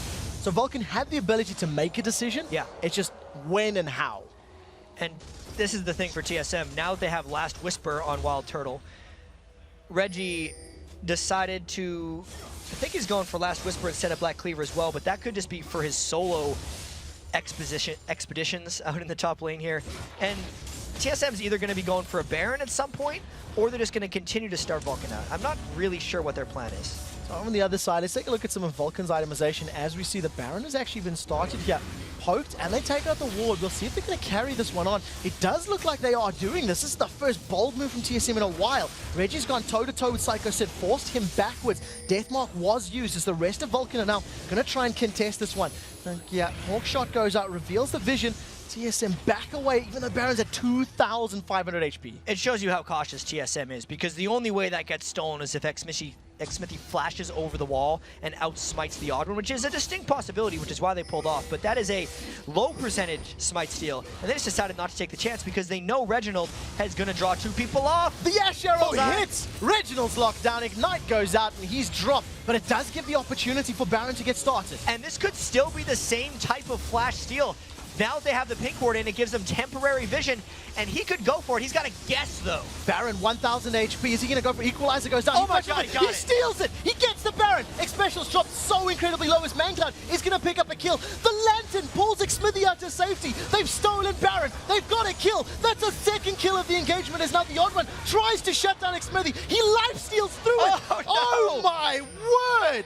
That is an ace for Vulcan, and ladies and gentlemen, game on! That is the longest I've seen Zuna yell during and after a team fight. Can you believe it? We said Vulcan kind of knew what they were doing the whole time. It just didn't look like it, but holy crap, is that a way to come back into it? They get the split push kill on a Reginald, then everybody collapses. They get the flash Baron steal and the ace afterwards. Xmithy unkilled. He was dropped down to the skin of his teeth as far as health bars were concerned. He life-stealed out the last attack from the OddOne. The first inhibitor of the game falls, and it's Vulcan taking down Team Solo's mid's inhibitor.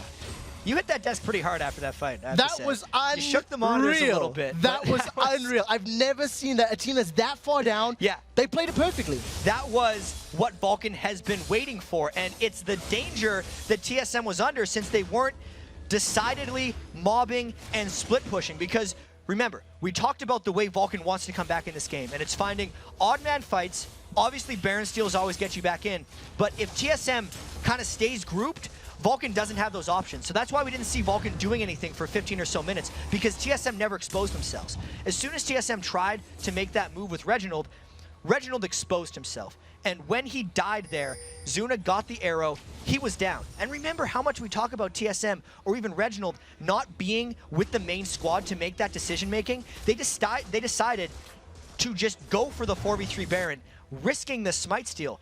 That in itself is a dangerous call for TSM. We're in that position. And once again, Vulcan had the superior decision making.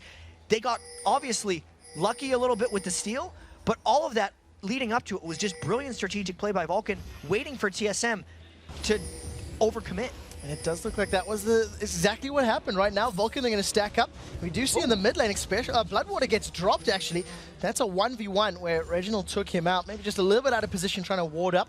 The 5th tower of the game does fall for Vulcan, at least taking down TSM in that bottom lane. And Smitty's just going to carry on this pressure. He's picked himself up a Giant's belt thanks to that last fight. Psycho Sid, he's wearing 2 pants because he's got 2 pairs of belts on.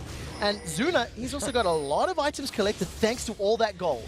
Yeah, they got so much from that fight. Like, not only was the Baron a huge gold for themselves, all the shutdown kills that they got from everyone else on TSM just catapults them back into this game. The kills are even. The turrets are actually 1 up for Vulcan, and they are now only 3,500 gold down, and we know how much more control Vulcan has over these team fights, so they get to pick and choose exactly how the rest of this game goes down. Team Solo mid also have to defend against those super minions in the middle lane. We'll see how well they can contain that. Right now, Vulcan have stacked up. The Ash Arrow goes down. That is a dead special, thanks to a special delivery Ash Arrow. They're going to pick up their 6th tower of the game. That means Vulcan are now within touching distance as far as gold is concerned. And wisely, they're going to back away and take Dragon to make this even closer. This is the return of Ash to competitive play, it really seems like. Over these past few weeks, just the utility that these teams are exploiting with Ash here is unanswered by TSM. There's nothing TSM does back to that. As long as they're trying to split push, or as long as Vulcan has Baron, or even just pink ward control. Look at all those pink wards that Vulcan had in the jungle there, setting up that Ash kill. X-Special had no idea. There was nothing he could do about that kill, but Vulcan capitalized once again. And that's something that Vulcan have been doing all game long, even on the defensive for those 20-25 minutes where TSM had full map control. They were still pink warding their jungle. They were still keeping the vision up and doing the best they can to have all the information to work with. And thanks to that, Vulcan have now grouped up in this bottom lane. 5 members plus super minions pushing in the mid lane. We'll see how long they try to siege up this tower. Yeah, well, the Baron is gone for Vulcan right now, so they would have to be very careful about this. I feel like they're going to peel back a little bit because, yes, Vulcan can pick fights they want. I don't think they want the 5v5 fights because, like we've seen in that Curse game, TSM's defense here is all about if Vulcan overcommits onto them. And that's exactly what Vulcan would be in danger of doing if they try to fight on this turret. Zuna is trying to get in range to auto attack, has not actually landed a single auto attack on that tower, throwing out the volleys just to try and keep TSM at bay, keep them on the back foot. And right now the minion wave has been shredded. Super minions are in the base now of TSM, so at some point someone has to go deal with it, and that's the ghost switch. Yeah, exactly. There's a chance as well that Zuna and ManCloud can chain their crowd control with even Bloodwater, whether it's Charm to Arrow to Death Sentence, or any combination of the 3. If they land that on a Dyrus, or a Reginald, or a Wild Turtle, it might be grounds for Vulcan to go. Shirelius Reverie comes in, the cocoon lands onto Xmithy, not the best target. They pull the OddOne backwards as he repels up into the air. Now Reggie is dived all the way back to the backline. He has managed to take down Zuna, which is so crucial. Xmithy still alive, eats yet another cocoon as Sid stomps down onto Dyrus's Rumble, loses his life in reply though. It's Xmithy down. They traded 2 for 2 thus far, but Wild Turtle's still alive. He's going to be able to get dropped now by Bloodwater. That's a 1 for everybody's dying right now. Super Minion's still up. In the background, the OddOne, he just bailed on that fight. He was nowhere to be seen. He's going to squash Psycho Sid. They end up trading 4 for 4 in a very messy team fight. If anything, this tells us how close this game has become. OddOne might play some cleanup here and chase down the OddOne, but holy crap, has this gotten close. Bloodwater is going to get dropped as the Spider carries on chasing. It's just a matter of time before he drops him down. Remember that and Oracles will stay alive as it is 3.9. It's going to persist through death in this patch. And, you know, Vulcan showing some weakness. OddOne does finally get dropped as the OddOne secures the delayed ace. Well, that was TSM's somewhat successful force there, but it was honestly because Vulcan decided to stay in the fight. Reginald was able to close onto Zuna at the start of that fight, and that took a lot of the oomph out of the extended team fight from Vulcan in the long run. Now that Zuna has the QSS, he won't get assassinated by Reginald quite as quickly. He'll be able to cleanse off that death mark. But that is exactly the type of fight that Vulcan kind of wants to avoid, because they didn't get to pick that fight. That was the first fight this entire game where TSM was actually able to decide where it happened, and it did work out for them, despite that was the fight with the smallest gold lead of the game, but because they picked it, they were able to win. We'll see if they can continue to do that. It all started thanks to the OddOne landing that cocoon off the back of the special Shirelia's Reverie. TSM realizing that they need to make plays happen. They've got a small amount of breathing room now. The fact that their middle inhibitor has respawned, so not going to have to worry about those super minions pushing down their base. Vulcan, on the other hand, they've now just got this big target that they're aiming for, and just a matter of going, at what point do we just try and force our way in there? Yeah, and here you and me were thinking this was a slow game, which it was, but we were thinking that it might be a boring ending. It's like maybe TSM's just gonna slow push and finish it off. No, that's not how this game works. At some point, Vulcan said, what is the most dramatic thing that we can do to get ourselves back into this match? Let's win a team fight. We're 10,000 gold down, steal Baron buff, and ace our opponent's team. Yeah, let's do that. Took them a little while, but they did manage to make it happen. And right now, they're in the power position. They've lost a bit of their vision on the map, but they're still looking pretty good. Yeah, Vulcan is proving how anything can happen in a Vulcan LCS game right now. TSM trying to force down the middle lane a little bit because they saw Vulcan peeled off towards the side. And this could be another situation where if TSM went really quickly, they could get a fight onto a priority target. If that cocoon landed, I think they would have went. On the other side of the coin, Bloodwater is now thinking about this one. Uses the Lantern to pull Smithy in. Ooh, they got Dyrus! Arrow goes down. They've caught Dyrus out. Now we do see the dive forward. The Deathmark gets thrown onto Zuna. This is a split focus as Reginald's Guardian Angel gets popped. The Equalizer is tearing through the HP bars. The first one to fall in the fight is Reginald. Dyrus pops, gets ejected up into the air as the OddOne carries on trying to put some pressure down onto the opponent's team. Smithy's the first member of Vulcan to drop. But crucially, Zuna's still alive. Wild Turtle's gone forward. Wild Turtle's still alive. Gets a double kill. Now turning to Psycho Sid. That is a triple kill, quadra kill secured for Wild Turtle, joining the fight at the end and winning it.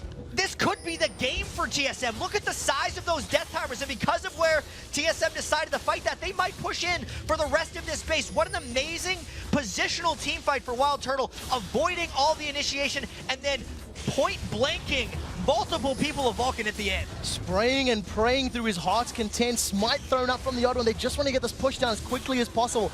20 seconds on the timer before Smithy is alive. The minions have now poured back into the base. The amount of damage that Wild Turtle has, they have won this game. It was their game to win. Wow. And they almost gave it away. Watching LCS games is stressful because that seemed like TSM had lost control. Then all of a sudden, they turned it back on after the Baron play and got the turnaround just right. In that final fight, now that we have a breather since that end of that game was just absurdly quick, the initiation onto the Dyrus was ill-advised because despite the Ash Arrow landing, they did not remove him from that fight, and that's not the type of fights Vulcan wanted with that composition.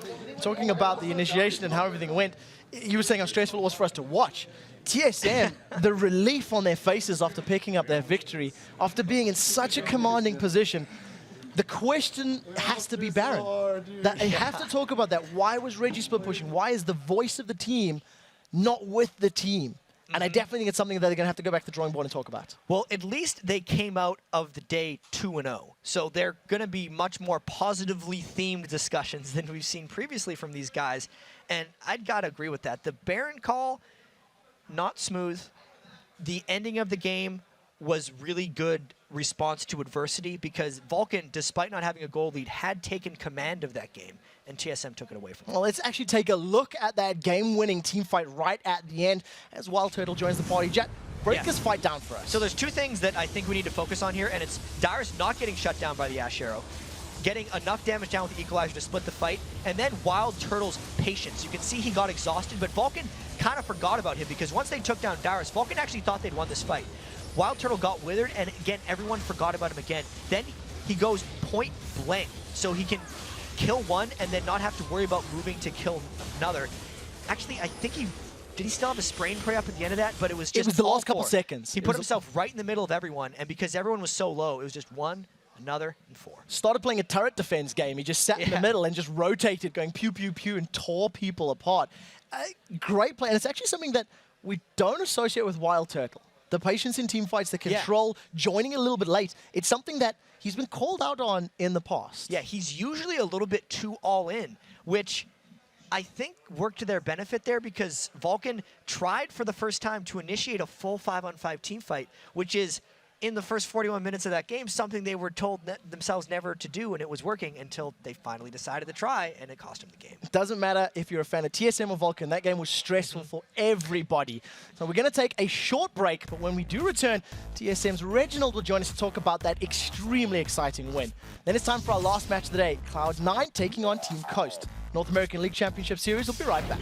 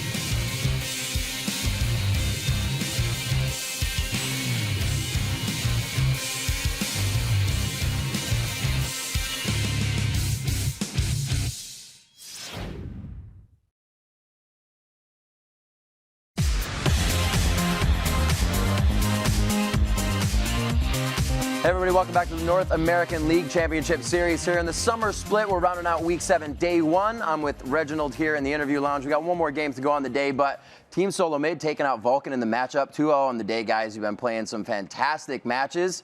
Coming into that game, and that game I think took a year off about everybody's life because it was just super stressful, but for you guys as well. The early part of the game, you saw Vulcan back entirely on a ward. What changed about your strategy right away? So, I mean, the biggest thing about that was that we planned to take their red, right? And they knew that we took their red, so what they decided to do was set Nace's bottom because he had no buffs top, and they wanted to go for a dive. And they really messed up when they tried to dive Rumble with the Doran shield at like level 1, and they ended up dying. So we had a really, really big lead, which we should have snowballed and just won the game straight off. But there were little bumps in the road, and we got aced at Baron. And walk me through that. When Dyrus gets the double kill that early, if anybody on your team gets that, does it change the pace of how you want to approach the game? Yeah, so if you had a big lead like that, you usually just want to snowball the game because that's such a huge lead. Come on, like 2 kills at level 2, like you're going to be unstoppable. You're going to come back in lane with like 1,000 health more than your opponent. So we thought that we had the game secured completely, and once Dyrus got those 2 kills, and we're all just chanting for our victory, but we didn't know that we're going to go through so much just to win that game.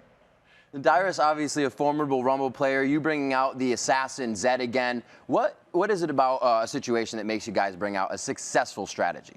So we wanted to put a lot of pressure on the map since starting at level 1, and Zed's a really, really strong champion because you start with a fort potion, which gives you just a lot of dominance early on.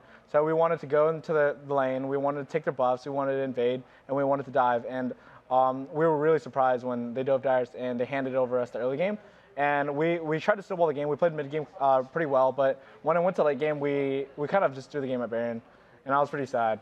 What prevented the early game snowball before even the Baron happened that you guys wanted to put forth? So what we wanted to do, right, was we wanted to push pressure bottom, but what happened was they sent, my teammates sent 4 people bottom, right, but they were unable to get the tier 2 tower, and what happened was Zach was able to push top. We lost 3 waves or 4 waves top, and they ended up getting tower. And I also misplayed it by getting chunked middle against Ari. So we lost all pressure off the map. They weren't able to get tower bottom, and they came back during mid game when we made that mistake. So that was probably a huge mistake on our part. If we just went back to our lane, slowly farmed up, and just pushed towers, we probably would have just won the game straight out. And you know, speak about the Baron a little bit. The communication for Team Solo Mid this week has definitely gone up a lot of levels, and I'm sure the fans have seen it as well. What was the communication at the Baron? What went on for TSM there? I have no idea. So I was pushing bottom, right? And I was under the impression that I was only fighting Zach. So I was about to get that tier base tower, and it would be impossible for us to get a base tower because Twitch has low attack range. So he won't be able to walk up and hit tower. So I brought their base tower down to like 500 HP, and Ashe all of a sudden shows up behind me. I'm like, oh my God, there's an Ashe. And then after I die, right? I was like, all right, guys, we got this. All we have to do is go bottom, push out that turret, and get inhibitor. And I look over to Baron, and I'm like, oh my God, why are you guys doing Baron? I was so surprised. Like, what are you guys doing? And Zach and Ashe was running towards Baron. I'm like, I think you guys are going to lose Baron, but if you guys back off now, they're probably going to get Baron, so might as well go for it. And like, it was super unlucky. We weren't able to snipe Baron. We got ace. And I was just like, I was so shocked. I was like, what are you guys doing? You know, because our plan was just to pressure the map and have Zed split push. But my teammates just started Baron without like me saying it. But it was okay after all because we played well and we just won the game. Well, seeing that happen, the ace come on to Team Solo Mid after the Baron, what was the thought of the team? Was it just still the same initiation, or did things have to go a lot slower? Sorry, can you repeat that? Yeah, absolutely.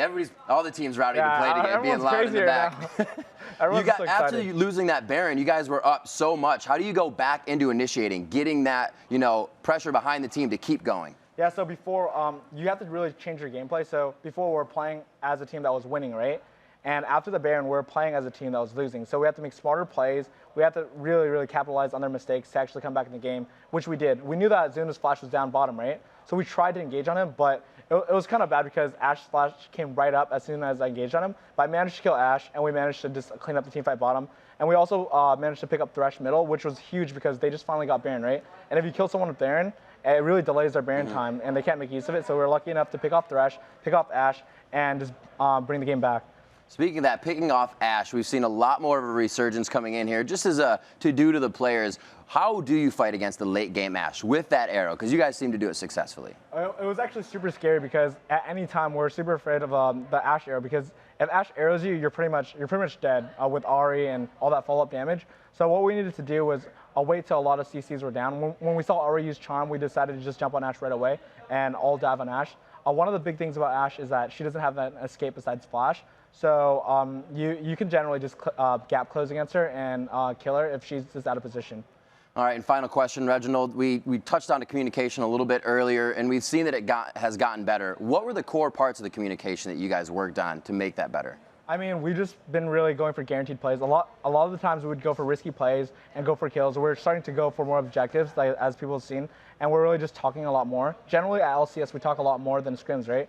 Now I'm pressuring my teammates to talk a lot more in scrims because really practice carries on to LCS matches. And if we only try our best at LCS matches and we slack off in practice, it's also going to carry on and we're going to perform badly, which has shown through the split. But we're ramping it up. We're talking a lot more.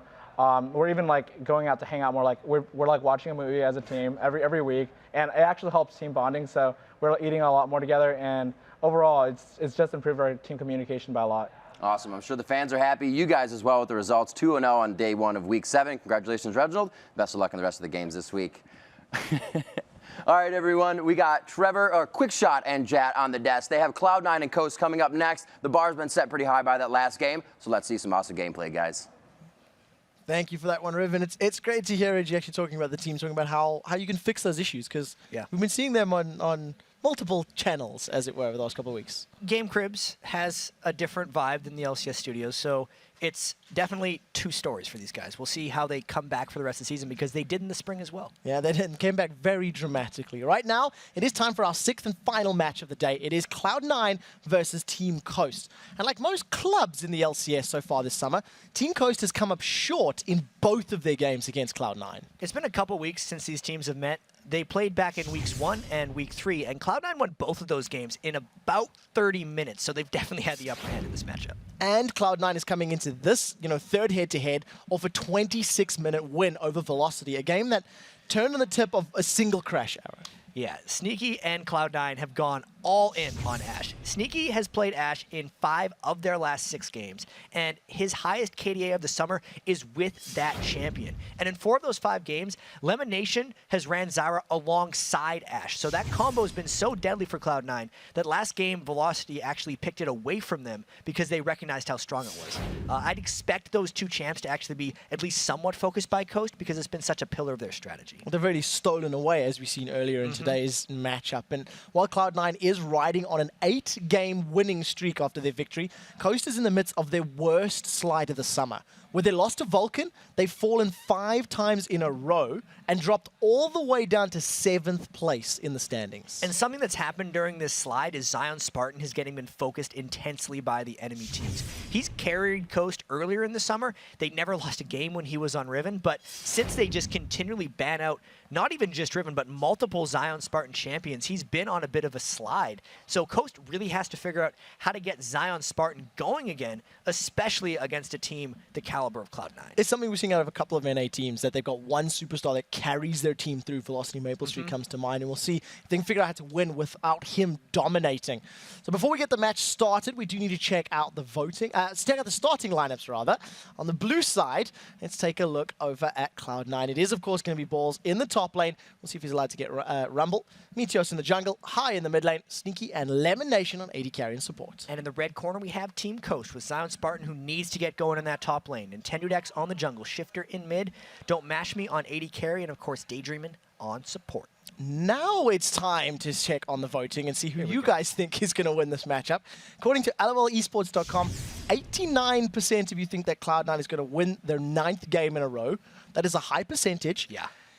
Dare I say it, not as high as maybe many people would expect. Team that's 8-0 versus a team that's 0-5. At least if you're looking at the last 13 games these teams have played. But come on, we know what can happen in the LCS. The last game of last week featured Velocity's crazy upset after Vulcan, when everyone was proclaiming Vulcan like the champions of North America at that point. So we've been doing that with Coast for a little while now. And even though Coast had that 26-minute win against Velocity, there was a shaky start in that game. They capitalized amazingly afterwards, but it's not to say that Coast doesn't have the same type of threatening playstyle. Sure, they lost 5 in a row, but they've picked themselves up in the past. Yeah, Cloud9 are going to have to look to get off to a better start in this matchup. It wasn't all sunshine and roses as we did see earlier today. Right now, we're just waiting for the teams to join the lobby and get the champion select underway. One thing we do have to touch on is just how dominant Medios has been. His KDA is still #1 out of the whole of the NA LCS, and you know, we've talked and seen how the junglers' statistics rely heavily on their lanes. Because if they're doing well, they'll obviously help keep their numbers high. Oftentimes, it's a team strategy for the jungler because they are the most team-reliant things. Coast, I love how they do the 1-2-3 coast every game.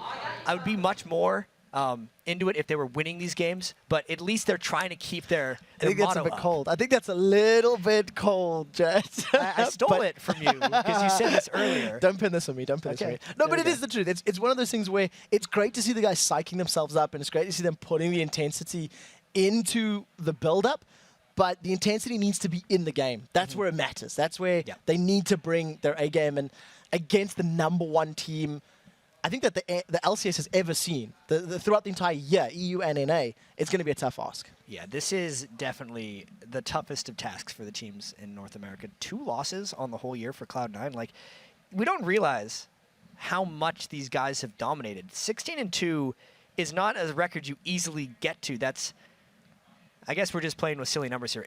8 wins every 9 games. Yep. It's an incredible pace to try to keep. It's very, very difficult to upset it, especially when you consider that Coast has been struggling with their duo lane. Domashmi and Daydreaming, they have not had a positive, influential effect on many of these games. Yeah. And in comparison to Sneaky and Elimination, who are, simply put, dominating many of their lanes, it's a difficult position to be in. Nobody's surprised by Riven Ban. Yeah, and specifically when they're trying to shut down Spartan, it reflects the rest of the team because Don't Mash Me, with those 50 kills, it's the least of 80 carries in the LCS. And Don't Mash Me was one of the biggest threats of Coast back in the spring split, so he as well isn't even getting focused for shutdown, needs to be able to pick it up. So we'll see what they do decide to lock in. Picks and bans has gone incredibly quickly thus far. Riven, Nami, and Shen taken off the table from Cloud9. In response, Coast have taken out Rumble, Jason, Twisted Fate. So a lot of the priority bans, the Nami one catching me a little off guard. Yeah, we did see Edward have his perfect game on Nami, 0016 earlier, and it's definitely, like we talked about, an emerging top support pick, specifically in Europe and also in Korea, and now making its way here to North America. But it's all in smartness for Cloud9, right? Because they got the 2 bans targeted Zion Spartan, and then they had 1 left to throw around. Ash and Zyra are up and available, and I wonder if this is the talking point for Cloud9 right now. They've got that Elise. Yeah. Zach has been taken away. The Zed's been locked in for Coast as well. And I wonder what they're thinking to themselves. Do we want to lock in that duo lane that's been working for them so well? And this is going to tell us a lot about Cloud9's overall strategy because in the games where they've had Ash Zyra, they've had Rumble as well. And the way they can get away with having less damage, higher utility, is because Rumble just brings overwhelming damage if you can keep people on top of Equalizer. Without that option, instead having Elise in the top lane, it's great assassination single target damage, but it can't take as much advantage of the teamfight control that Ash and Zyra provide. They might just go a different direction. Gonna go a little bit different this time around, so not opting for that Zyra, even though it was up and available. We are gonna see elimination on Thresh again for the second time today. He was running it earlier. I believe they also had a similar comp as well. They did have Ash and Kennen, if I recall correctly. Yeah, I believe I think you're right. So. I think so, but my brain is a bit pressed right now. It was the first game of the day. Now we're all the way to game 6. It has been a long day already. Stuck with us. Been dramatic games as well. Dramatic games. Over on the other side for Team Coast, they have locked in that Sona for Daydreaming, and I've locked in Ezreal for Don't Mash Me. So they've got their duo lane secured. And Don't Mash Me is good on Ezreal as well. He was actually the first one in North America to do the tier, like, blue Ezreal before people called it blue Ezreal. I'm just like, what's he building on that champion? Why would you build a tier on Ezreal? And it ended up working out and gaining such huge fame for North America. So it worked in his favor. We'll see if he can up his game this time around. He's going to need to be a trendsetter, going to need to do something in this matchup to upset Cloud9. You can see Elimination continually looking down at his notes, continually referring to the study, the planning and the prep for this one. And I would love to be inside the brain of one of these guys to hear, did they expect this? Was it anticipated? Now what do we do? What's next? And Cloud9 are really using this time to decide what they want to pick. Elimination is the biggest of the theory crafters that plays for Cloud9. Alex Penn is also their analyst. So Cloud9's a team that employs an analyst in Alex Penn that helps them create these giant spreadsheets of information that Elimination is using to find these picks. And wasn't Sneaky the one who said he wanted to play Vayne and the team wouldn't let him? Yes, that was the first video of the day where we sat down. I was going to say he's pulled a sneaky move, and after filming that with us and saying his team wouldn't let him pick it, his team has now let him pick it. So he's probably gone on a rampage, talked about the video and said, come on guys, I've done this promo thing. No one's going to expect it. Let's pull out Vayne.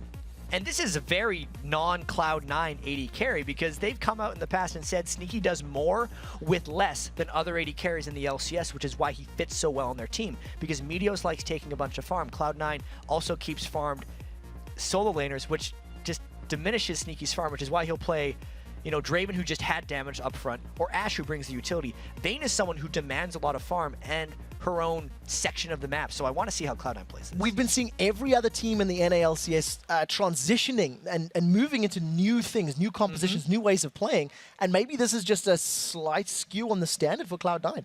Maybe they want to give Sneaky some farm and try let him completely take control of a matchup. And when we were talking to Medios last week in one of our interviews, he was saying how Cloud9, even though they're taking it game to game, the biggest thing they're working on is their champion pools and the new champions, because they want to be ready for when the game changes or when teams start countering them. That Vayne pick could definitely be the start of it. It's something we've heard them say multiple times, that they tend to play what is the strong champions right now. And I guess when you've got Elise, Vayne, Kennen, they still count as strong champions. They still got their stuff. Let's be fair. But it is slightly different to what we usually see from them. We'll see how well they pull this one off. We are loading up into the match. It is the final game of the day, which does, of course, feature Cloud9 on the blue side and Team Coast on the red side. Team Coast looking to bounce back from a losing spree, and we'll see if this is their game to do it. Yeah, it's been a difficult turn this part in the season for Coast. They had a really promising start. I remember a very positive interview with Zound Spartan after one of their victories, thinking they were going to make a run for the top of the standings since Elements had really gotten them into a good regime, but things haven't necessarily panned out for them. They've had some tough losses. I feel like teams kind of cracked their strategy, and it's about reinventing themselves to be able to take on the rest of the league again. We'll see if they've managed to do that in this particular matchup, as they've already put themselves in a defensive position. Got maybe a decent surround on Cloud9, but they're split. And these split engages don't usually work out all that well. Cloud9 get an aggressive ward down, deep ward down, and continue the pressure. And that was a very brute force ward angle. Elimination dropping multiple wards there. Gonna definitely control where Nintendo X goes early, because Coast hasn't been able to put any extended ward pressure on anything for Cloud9 right now. So we'll see how they decide to handle this one. Cloud9, they have walked themselves over a Team Coast ward. They've managed to invade on this blue buff of Team Coast. Team Coast will be aware of it. They put a ward down on top of yet another Coast ward. And I guess Coast, with a defensive positioning and defensive posture, have at least got a wealth of information to work with. Yeah, and this could be very tense as they were walking towards each other. A whole bunch of pinging for not much action, and at the end of the day, Coast did get a ward onto the blue buff, so both junglers should have knowledge of one another. Advantage Cloud9 as they get some damage down to Don't Mash Me without reply. That was the most exciting thing that happened during the course of the 2 minutes, but all of the vision for Cloud9, well, maybe it'll help them out a little bit more. The only ward they stood on top of is on this blue buff, and they'll have full information of their opponents. Sneaky Elimination actually forcing Zion Spartan away from this bottom lane, looking like they were trying to set up a steal, but instead decided against it. Yeah, and I really want to see now that the lane matchups have kind of been revealed to us from the wards, whether how Cloud9 decides to play this, because in the past we saw those awesome time graphs from cloth5.com where Medios spends more time than anyone else in 3v1 push lanes, and he doesn't try to extend the laning phase like other junglers like Big Fat LP would, where they go into 2v2 and support their top laner. Medios is already on the way into straight up counter jungling and straight up lane pushing, so Nasus already trying to take control. And in terms of that, we actually heard Medios talking about it, saying that he was on Zac and it didn't really work out in those 3v1s. Now he's on Nasus, who you've already highlighted as one of the strongest 3v1 lane pushes. Something's going to make Renekton's life particularly difficult if they go down there and throw that wither down on that giant crocodile. And at this point, it's the Smite race. Who got that one? We do see, looks like Medios was able to take that one away. So stealing the blue buff from Nintendo X, he's already been gimped a little bit in his jungle, denied that experience and that buff. And this immediately forces Nintendo X to go and hold. He actually expected Medios to come down and 3v1 push it, but he's getting mind gamed a little bit, and it's just more farming time for Nasus. Good decision making from Cloud9 at the very least to realize, hey, we're a little bit predictable in this one. You know, if people are noticing this, let's plan around it. Let's move around the map in slightly different patterns. We do manage to get an early advantage by denying Nintendo Some damage. Oh, Good nice play. They've play. got intended back. They're going to carry on chasing. Ignite is ticking away. The third proc of Silver Bolts was not activated. Nintendo survives with his cell division, but forced to flash. Death Sentence into a wall stun looked really cool, and it did burn the flash away from Nintendo, which just allows Medios to pretty much continue farming for fun. We really need to see, though, how the other side of the turret push is going, because that's a 1v2 lane Balls has been in this whole time. He's not letting much turret damage happen. Don't Mash Me has managed to get some time to bash this one away as the mini wave is about to die. Down to about 60-odd%, and I guess if he remains unchecked, they may be able to get a little bit more damage down on that tower. Israel, with a little more range than Vayne, makes life a little safer and more secure. And with the Vayne pick, it does look like Cloud9 is trying to extend the laning phase even just a little bit. They don't want to have Vayne having to lane against Ezreal early, so they're in these 2v2 lanes. Nintendo comes back with a vengeance. He slingshots himself in. Lemonation, not content with being dropped to 150 HP, lands the death sentence. Sneaky continues landing the attack damage. He's got no mana though. A play throws them both backwards. Now Sneaky, a little bit out of position, takes the barrier down. He may be able to get first blood. A double slice and dice from Zion Spot and throws him to safety. Now Sneaky is dropped low. Another flay pulls him backwards. Cell division gets popped. First blood is picked up by Zach. Sneaky's going to try to capitalize and get one in reply, but Zion Spartan resourceless. His charge's cooldown's available, and Sneaky backs away. They were pushing the limits in that 2v2. The minions actually finished off Lemon Nation after Zach's passive had activated, and Zion Spartan got away with the sliver with that quick slice and dice away.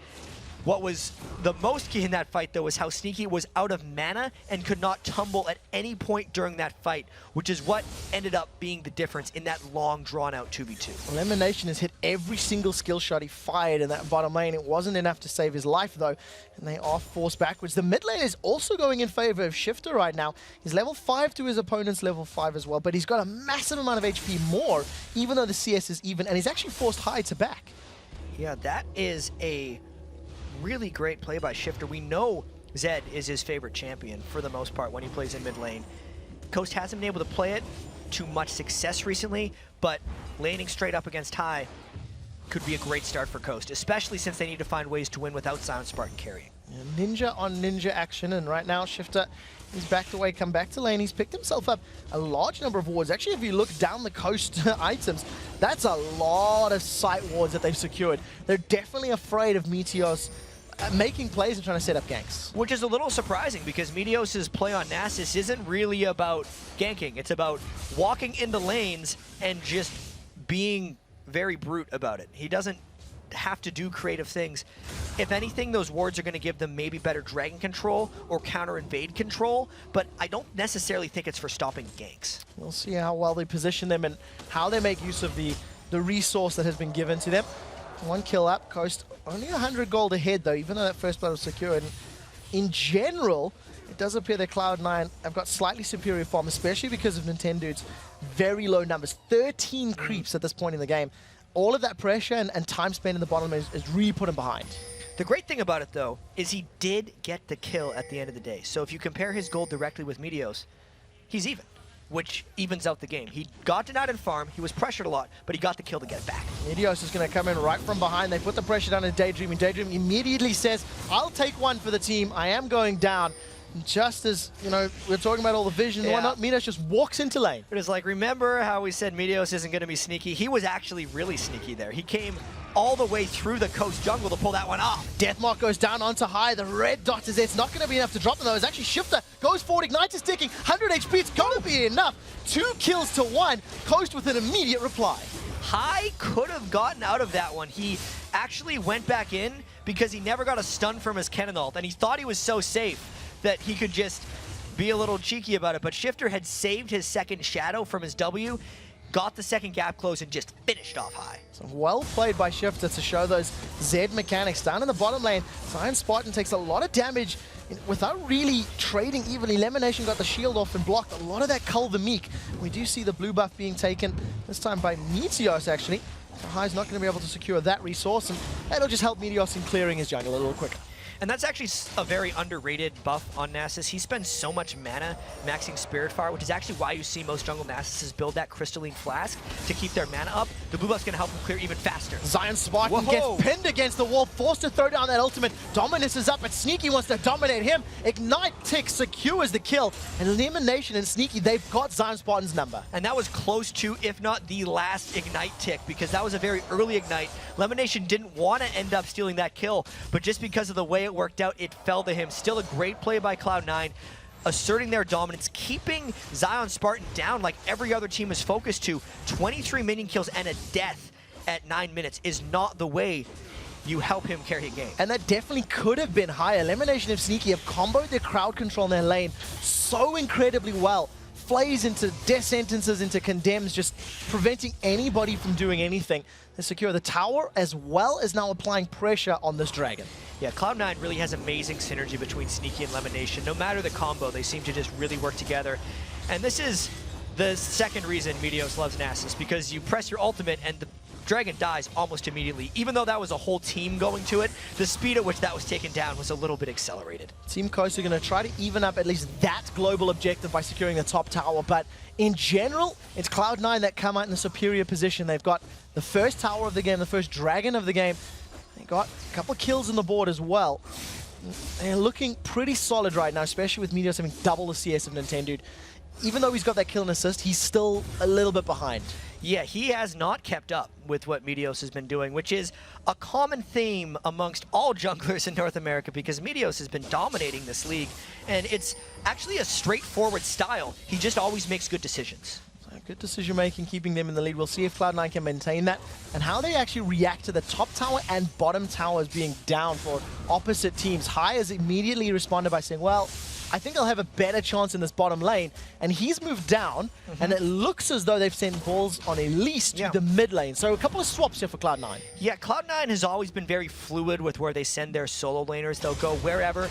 It's reflected in the picks. You think about Kennen, he's a side or mid laner. It's only Elise in the mid lane that's a little bit counterintuitive, but what Balls can do is he can dodge out of a lot of Shifter's potential spike damage, which is what Hai is worried about right now. If he goes for the Death Mark, he's going to repel up and sit there for 2 seconds, so he won't be able to get damage in during Death Mark. Talking about all those trades, we see that Coast on the other end, they've moved their dual lane to the mid as well, so just throw them in there and see how well they can handle it. They've actually started to move themselves towards this top lane to counter the pressure that's being applied.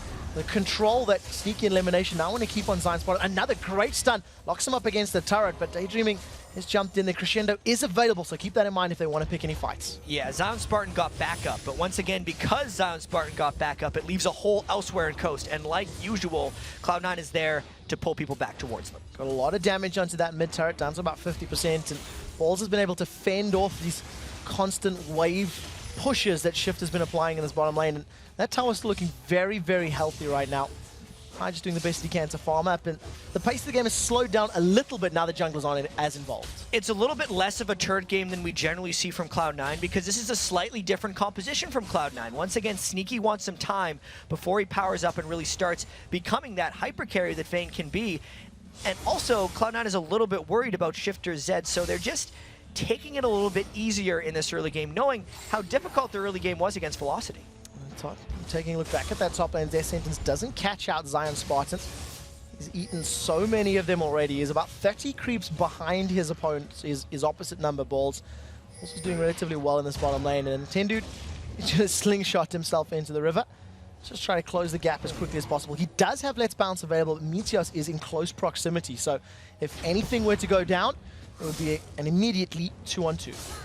I wonder what's going to happen here with Nintendo, because this is a 2v2 that Cloud9 wants. Shifter just gets popped. Repel gets used as Balls throws himself in there. Now Shifter's on the wrong side of the river. He's heading to his opponent's territory. The Wither goes down. That slows his movement. Now the Spirit Fire out. He finally forced a flash. And it does look like he's managed to get away for the time being. Doesn't look like Balls is able to chase as he's burned his flash as well. So good defensive reactive play from Shifter. Yeah, but up top, we see the duo once again trying to dive Zion Spartan. Sneaky's the one that's tanking the turret hits, though. They're going to try carrying, focusing down. There's no more minions left. Zion Spartan is AoE them. The crescendo locks them both up as the true shot barrage comes in. Downtown Lemonation. Ignite is burning away. Dominus is timed out from Zion Spartan in just a moment, and he's going to try get in range as the Flay slows him down. Now, High is moving up through the river as well. Might be able to close him off. The Lantern is there. High's going to click it. Not this time. He flashes forward. Slicing Maelstrom is up. Ignite is ticking. The Crocodile gets pulled backwards. He gets stopped as Lemonation secures his second kill of the game. High's looking for the stun. Lands it on Daydreaming. Has the energy. Carries on chasing. Is he going to dive this one? The tower is up. Going to carry on looking for those cooldowns. Decides to back away. Still a very action-packed fight there for Cloud9 and Coast. Zion Spartan being the martyr, really, for Coast trying to create action.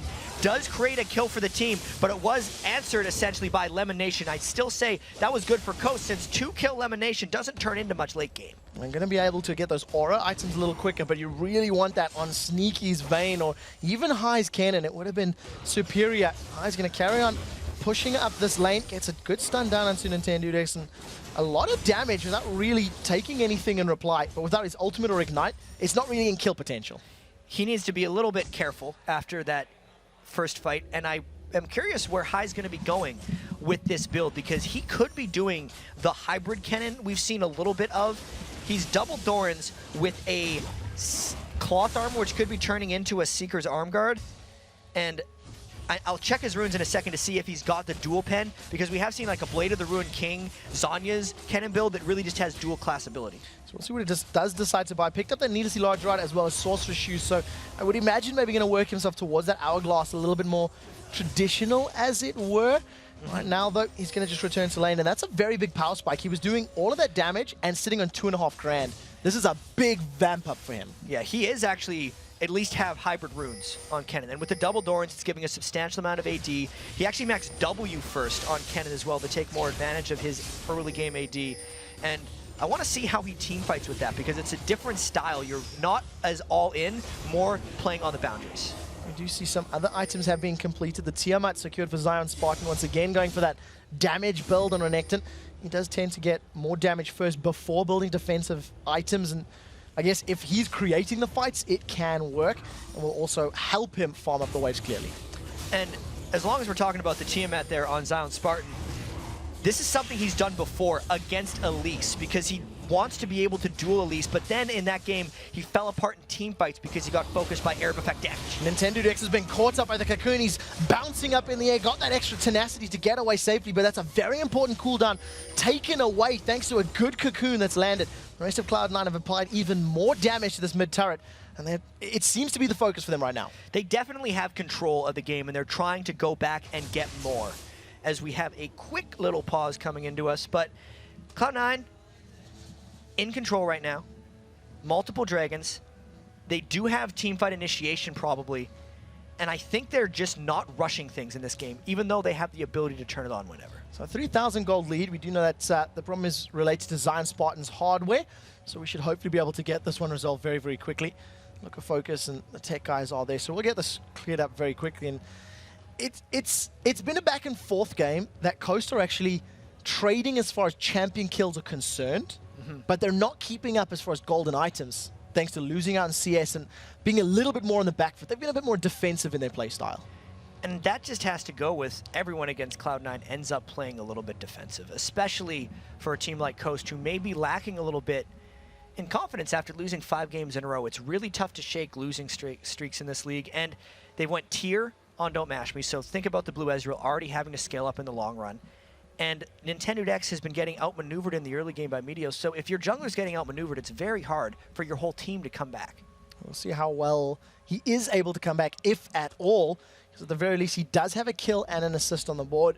I believe that we're getting the ready call, so we should be back into this one very, very shortly. And you know, something that Coast, it's playing on their mind. They're currently 7-11 as far as wins and losses, and they were 7-6 not too long ago. It's a big, big difference. So there we go. We are back into the matchup. So welcome back to this one. Sneaky and High putting this pressure down in this mid lane. It looks like the rest of Cloud9 have backed away after that brief pause. It's the patience right now, and if we've seen balls in the past on Elise, he's actually hoping someone goes to 1v1 him because that's exactly what he wants to do once he gets those penetration items on Elise. He's got enough damage to at least out-duel some of the champions on Coast. Right now, the rest of the Cloud9 members, they're keeping up this focus on this mid lane. They've stacked up 4 members. They're going to get on this tower, and it looks like Coast is just going to give this one up. Once Coast had Shifter off in the top lane trying to split push, they basically conceded that mid turret, and the persistence of Cloud9 is what granted them the turret. Shifter's going to be a very important presence in his team fights. He's looked pretty good in this matchup, and the few times we've seen those little jewels with him, he's gotten away with his life in situations where he's been jumped on, and I guess if he can burst down an important target like Sneaky's Vayne, that could be the team fight winning moment for Team Coast. And pretty soon, Sneaky's actually going to be the only target which he can burst down. Once High gets Zhonya's, he will be able to Zhonya's off the death mark damage, and Balls is just going to be able to repel anyway. So it actually becomes a very difficult game for Shifter Zed if there's only one priority target he's really going for. Ticking time bomb before his impact is going to be negated. And we'll see how effectively he can pull that one up. Elimination is going to spot out Shifter and just tell the rest of his team, hey, somebody's here. We've already seen him try to set up a Lantern gank at least once. And we know he's got the ability to do so. He's got himself that Philosopher's Stone thanks to those double kills that he's picked up fairly early. And nothing too exciting being picked up by any of these teams outside of that TMR, but it's something we've seen Zionspartan do many times. I think he just likes those dueling champions. Yeah, and we can get into the Tiamat a little bit more, specifically on Renekton. Renekton's W usually locks him out for about half a second after the stun, but if you Tiamat, you actually cancel that animation and get more hits in. So we do see the Deathmark has gone down. Sneaky's thrown off that ultimate barrier is up, and he just gets popped. As now Elimination is under pressure. Unstable Matter is going to drop his HP low, and he's going to buy enough time to get in range for Medios. Now Medios throws down the Wither. There's no slingshot available, and Let's Bounce has already been used. So Nintendo Dex is going to be the sacrificial lamb here. They've traded 1 for 1. Crescendo locks up 3. That's going to be enough to pick up a kill now once Elimination is high. Throws down the Slicing Maelstrom. He has bounced one back. They're trading back and forth. Nintendo Dex has been able to respawn thanks to Cell Division. Slingshot is fired. He pulls the trigger and lands on Meteos, throwing him up into the air like a meteor before he flashes over the wall. Now High is on the retreat. He's run out of energy. Keep that in mind. It's slowly recharging. He's going to dodge away from the Mystic shots. As the Wither goes down into Sona, that wasn't the target. High does not have his flash available, but now he's turned on the offensive. Oh no! True Shot Barrage goes completely the wrong way. Don't mash me. Don't fire that way or you're going to go down. He definitely didn't want that one. Another long and very eventful fight for Cloud9 as High just about picks up a double off the back of that fight, but High got greedy in that fight. When they activated Nintendo Dex's passive, they could have stuck around and finished, but instead he flashed over the wall to try and get more, and it allowed Nintendo Dex to respawn. Cloud9 still taking a bit of an edge off that fight, but I think it could have been a little better. So we do see now that thanks to the kills they've secured, Sneaky is going to put some damage onto this top lane tower. Zionspartan throws down Dominus. That's a flash away from Balls, and he actually decides to back away. So Zionspartan with the Ghost and the ulti just backs off, realizing he's got no vision. Balls is going to wait for the right moment, but Zion does go down and catch Balls, going for a fight. Slice has been used. Dice is available, I think, so we'll see if he's going to get away from it. Instead, decides to put more damage down to Elimination. That's a 2-2-1 Lemon. He's been locked up. The slow is out. Dropped down to 400 HP, and thanks to that Sightstone, going to have the additional HP required to survive. Very drawn out fight there. Lemon Nation taking just enough hits to kind of let the rest of Cloud9 walk away. I want to see if Coast tries to put any pressure on the mid turret after that one, but it seems like they're just going to back away once again. So they're going to slow this one down. They were happy with that top lane tower, going to spend some of the money that they've earned, start to pick up even more items. The rest of Coast, however, they've stacked up. They've got their eyes set on their second tower of the game. And they get the mid lane tower low, but it's not a tower kill, so therefore they don't get the gold or the experience. Once again, Medios is wearing that blue buff, and the Spirit Fire spam onto these waves again and again is just making it increasingly difficult for Coast to push down these towers. Maxed out Spirit Fire, and he's actually maxing out his Siphoning Strike second over that Wither, so, you know, just interesting thing to point out. Spirit Fire very effective in containing his team, and we'll see if he can do it again, as Coast, once again, they really want this tower. They really want to try and open up that portion of the map from Cloud9. And I think it's necessary, especially with Shifter's target selection in teamfights getting limited with the completion of that Zhonya's Hourglass by High. Coast needs to be able to find small fights for Shifter to participate in where his Zed assassination and split push can really come in. You're not going to have successful split push if you don't have any turrets down, which is why that mid turret is so key. We'll see whether or not Coast can take it down or how long it's going to take him. If they do manage to get a good engagement, because they have had pretty good fights, but in general, Cloud9 are able to just trump them, get that extra one-up, and just turn something in their favor. Once again, Coast, they still have 3 or 4 members in this mid lane, while the rest of Cloud9 are in their respective solo lanes, picking up more creeps and extending that gold lead even further. And that gold lead ticking up and up has to be on the minds of Coast. Even though they don't get to see those pretty numbers that we do, they sense that they're getting out-farmed, which is putting some pressure on Coast to initiate before they're ready for it, and it might just make them walk into a bad situation or a good situation, because Cloud9 going into this Dragon is forcing Coast to come at them. And that Dragon just got destroyed. Yeah. Medios is looking to pick himself a fight here and running towards the members of Coast. They managed to get away safely, so another Dragon secured for Cloud9. They extend that gold lead to about 6 or so thousand. Zion Spartan has caught himself up in CS. He was a little bit behind Balls as Elise, but thanks to the fact that his team is playing defensively, he's managed to close that gap significantly. He's only 10 behind. And he's been able to get a lot of that side lane farm, the free lane farm that all these teams talk about. COG gets to double lift. Most teams give it, like you can give it to Zed or mid laner. Right now, Coach is giving it to Zion Spartan because they want him to carry, and Cloud9 is giving it to Sneaky this game. Crucially, seeing Sneaky pick that one up. He's playing a hard carry champion like Vayne, and you know, it's something that we always highlight and talk about, how Sneaky makes do without gold. Now we see Nintendo eats a cocoon, manages to sidestep away from the death sentence and is able to walk away with his life. And this is just a continuation of Cloud9 playstyle, maybe waiting until High can find the right ultimate to go, but as long as Sneaky's not with the team, I'm not expecting Cloud9 to really go all in. They're mainly just playing a defensive style until Sneaky gets that side lane pushing. We do see that he's at least got a siege minion with him in that top lane now, so that's going to help out with the control of those minion waves. Soak up some damage. Me just throws that wither down onto Zion Spartan, and again, he's playing that interference role. He's making it look like, hey, we might go. We might go. Wither's down. I'm running at you. Make a move. And at least if Coast are always reacting, they can never pick an engagement on their terms. Yeah, Medios has presence as a jungler right now. Everyone knows where he is, and everyone respects where he's moving. Even though he's 0-0-2, the way he moves and the respect he garners because of almost his history in this league now and just his power in this game is controlling Coast. We'll see whether or not Coast can actually regain control. They need to find some way to get hold of the reins and take charge. Shifter just manages to put the ward down and does manage to survive. Not taken out just yet. Going to reveal the positions of Cloud9 as they take away the Wolf camp. And right now they may be bashing head-to-head.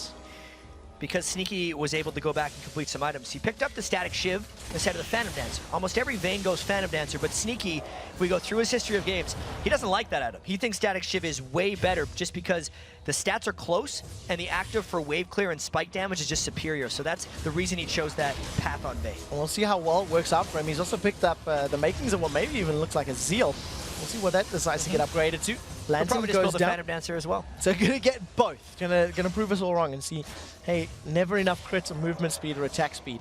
5-5 in terms of kills. It's a 7,000 gold difference. Cloud9 have stacked themselves up as a 5-man unit in this mid lane. And if any of those skill shots land, there may be a fight. Nintendo just jumped himself in, and he just gets popped like flubber. The Crescendo locks up both Lemonation and Balls, but Sneaky has been able to get away safely. Forced to throw down that final hour and flash away. That's 2 kills of the fight immediately in favor of Cloud9, and they've lost next to no life. And even though it didn't look like High's Cannon Ultimate locked anyone down, it zoned the fight. It meant Zion Spartan and Nintendo Dex were the only 2 in, and the rest of Coast could not follow. It allowed the quick, easy 2-0 for Cloud9 and the continuation of this push. Nintendo is not tanky at all. He's not a sponge of damage. He's so much of a balloon of damages. Right now, Cloud9 still grouped up as 5. 10 seconds on the clock. They jump onto Don't Mash Me. The Wither is on, and Don't Mash Me is just gonna get shredded. Throws up the cleanse, survives a couple seconds longer before Balls drops in the background. The inhibitor tower was dropped, and it looks like they're going to get the inhibitor. Sneaky carries on chasing. Daydreaming gets popped by that Static Shift. Just the extra 100 magic damage that came in at the end of that scared Daydreaming. They got an inhibitor off of that. After a seemingly small amount of action, Cloud9 was just like, oh, by the way, we've been winning this game by a lot for a while, and now we're taking advantage of it. And making sure that they can demonstrate how to take advantage of that 6, 7, 8,000 gold lead. They forced down objectives, they grouped up as a team, and they used that item advantage in their favor. Right now, High is defending the bottom lane tower while Coast are in mid. And Coast is a little bit forced into doing something here. They don't have the items, but they recognize that they're down so much and that Cloud9 is on a retreat temporarily. So Coast wanted to do something just there, but they didn't pounce on any opportunity, and now they're allowing Cloud9 to go back shop and come back. So very importantly for Coast, thanks to the time that Cloud9 is, spent shopping, the Manamune has been completed for Don't Mash Me, and that this modified blue Ezreal does still take time to scale up. He's about 100 mana away from getting that completed to a Mirror Mana, and that it's going to help a little bit, but they are very far behind right now. They need a lot more, and Don't Mash Me definitely needs to get Iceborne Gauntlet before he can even consider having an impact here. But the problem is as well, he needs Iceborne Gauntlet and Last Whisper. Don't Mash Me is at least 4, maybe 5,000 gold away from being at the item build he really needs, and with the way he's getting starved out of the map because Cloud9 is keeping all the waves pushed and corralling Coast into their base, is just not giving him the opportunity to get that farm. And look at the massive differences as far as the gold is concerned. 7,000 on Zionspa in the top lane, 1,600 behind Balls. The mid lane is 2,000 gold difference between them. The jungle is 2,500. That is a massive, massive disparity between these two teams. And when you've got that very big item lead, you get that window of safety, where even if you have a bad fight, because you're so far ahead, you've got the extra HP and the extra tankiness or damage to get through it. Yeah, you get multiple fights. As we saw in the last game between TSM and Vulcan, TSM actually lost a fight and a Baron, but then still had enough accumulated advantage from prior in the game that they could win a fight later in the game. So Cloud9 kind of playing with house money right now, able to take more risks. We'll see how well they can take that out. Red buff is on Sneaky. That is a very big hit on Shifter. He's going to go in. He's got stealthed up. Deathmark goes down. Shifter is going to be able to go backwards, and that's going to pop. Not going to be enough. Well played, Sneaky. I thought that was really interesting there for Sneaky. As soon as Zed ulted him, instead of clicking around as he was targeting and maybe losing tracker vision towards the brush, Sneaky just pressed S. He stopped on the spot inside the brush so that when Shifter showed himself once again, there'd be no way for him to avoid Sneaky's damage, and he picked up a clean 1v1 kill. Very well played, and just really showing an understanding of the mechanics of Vayne and mechanics of Zed, his opponent, realizing what he can do to make it work. He does have that zeal as well as that critical hit cloak completed, so gonna pick up a Phantom Dancer on top of that static shift. The death sentence does land. They've thrown themselves over the wall. Zion Spartan is the first target now. In the background, Daydreaming just gets destroyed. He got the crescendo off. It's not going to be enough. High with the double kill. Meteos is going to throw out the Wither. He flashes forward. Not going to be in range for the siphoning strike, but Ezreal is just forced to flash away. Don't Mash Me screaming, please don't mash me in the fight, and he gets away cleanly. Just no chance in that one. They were already down Shifter Zed, and once Lemon Nation landed the death sentence and flew himself in for the box, it was just a steamroll fight for Cloud9, picking up their second inhibitor of the game. Second inhibitor down. Sneaky's going to try and lifesteal off this Wolf Camp, denying even more resources, and Cloud9 have just had Coast's number when it comes to their jungle. And we're talking about Cloud9 or TSM securing their second blue buff. Cloud9 have been doing exactly the same this matchup. Their second objective. Now they're going to jump back onto Shifter. The Flay goes down. He throws off that Deathmark, uses it to get to safety, but jumping onto the Shadow behind him, at least gets out cleanly. That was a really clever high Zanya's right there. On top of a Lantern just to skedaddle out of there right at the end. They're going to disrupt some recalls with that Ezreal ultimate, but I think this is prolonging the inevitable doom of Coast Team. The inevitable doom. That is some harsh words, but true words. Double super minions being, pushed into their base. There's one tower left on the top lane. And I imagine Cloud9 would have this sight set on that. Get all of the outer towers down and then progress maybe to finish the game. Alternatively, they're in a very good position to try and take Baron. Balls get slowed by Daydreaming Sona. They're going to carry on chasing. This is a lot of investment onto Balls as Elise. He's going to switch to Spider Form, continues the chase. He's going to have Repel up in just a moment. Like going to throw himself back up. He does go up in the air, but the chase is on. Balls is taking them for a walk. Now, Thresh is getting close. The Lantern may land. Can he get to it? He flashes. He lanterns out. Oh my word, Balls is alive. They catch Zion Spartan. They pick up a kill. Ring-a-ring-a Posey, and they just pick up the kill. Like, well played. That's a backbreaker right there. You can't have a 4v1 chase like that get turned around and be happy about it. That was a great play by Balls. I thought he was dead to rights. Lemon Nation was so far away when that chase started. No way I thought Balls was going to be able to maneuver around and stay alive, but he used his repel just right, flashed onto a lantern, and got it. Nintendo X throws himself over his opponent's team. The slingshot does not land. He tries to bounce himself up and around. Not going to be enough. Shifter's the first to fall. Sneaky squashes the glue. Now turns his attention to Don't Mash Me. The tower goes down. The inhibitor in the background. Sneaky 5-2-3. Cloud9 demonstrating diversity in their champion comps, and even playing this one a little different to what we used to. Not even thinking about the Baron because they knew they had a big enough lead already. Coach is going to try one final fight, but this looks like the next is going down. Zion Spartan may need to play a little bit more Fish Champions because he ate so many hooks that game. It was just finished over and over and over. Completely well played by Cloud9 from the very early game. There were moments of greatness from Coast, but in general, it was all Cloud9. That was business as usual for Cloud9. They brought in the Vayne. At the end of the day, they played first game and last game today. Didn't seem to phase them the long time in between matches. Again, total domination. Medios didn't die, 1-0-11, just improving his KDA even more.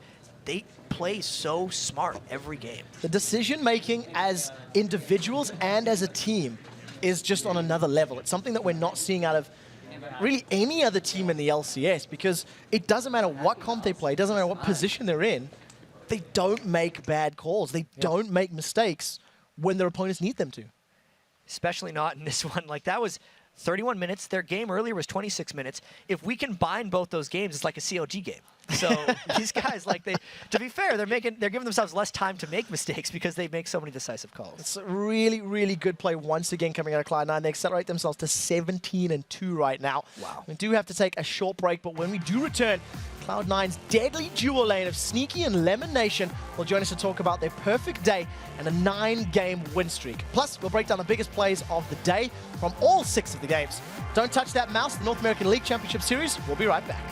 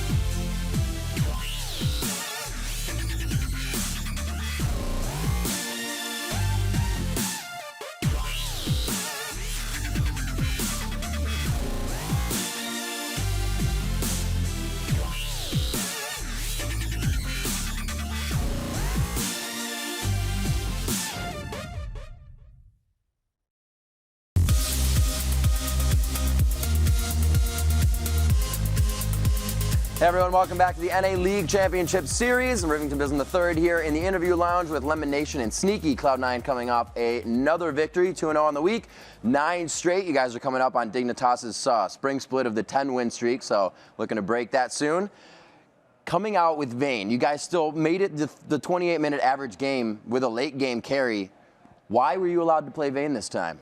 It was pretty much a counter pick to Zed, because Vayne wins 1v1 versus Zed. Oh, that's not exactly the lane matchup in the beginning, but late game when Zed's trying to push, Vayne just destroys Zed. And you guys totally didn't go for the Ashe Zyra. It was open and kind of went down a few times in laning phase, more than usual. What was the mentality after you guys kept getting hit up? Well, we don't pick Ashe versus Zed, because she can just get destroyed by that thing, so we wanted to avoid that, basically. What's the point of that? Why don't you just position better in that situation? Is it kind of inevitable for Ashe to just be hit up by Zed? Yeah, if played right, Zed can fly over the arrow and dodge it completely and just destroy Ashe in an instant. So did you guys expect that to be taken away from High this game and to go into the hands of Shifter? Yeah, we did. They play a lot of Zed. We kind of expect them to know we play Zed as well and prioritize it very highly. So Vulcan actually, Coast kind of plays the same guys as in the respect of Vulcan. They have the Zac, the whatever in jungle. That would be Medios. Some of the top laners are shared there. Do you guys find that Champion Select is kind of harder against them than most teams, like it is with Vulcan?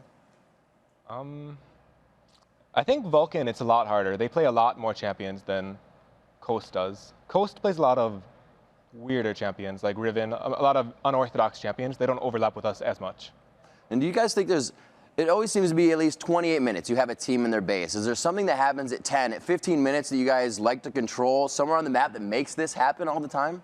This is dragons and towers, and we just know how to push and end the game. Where does that come from? Just solid team play, I guess.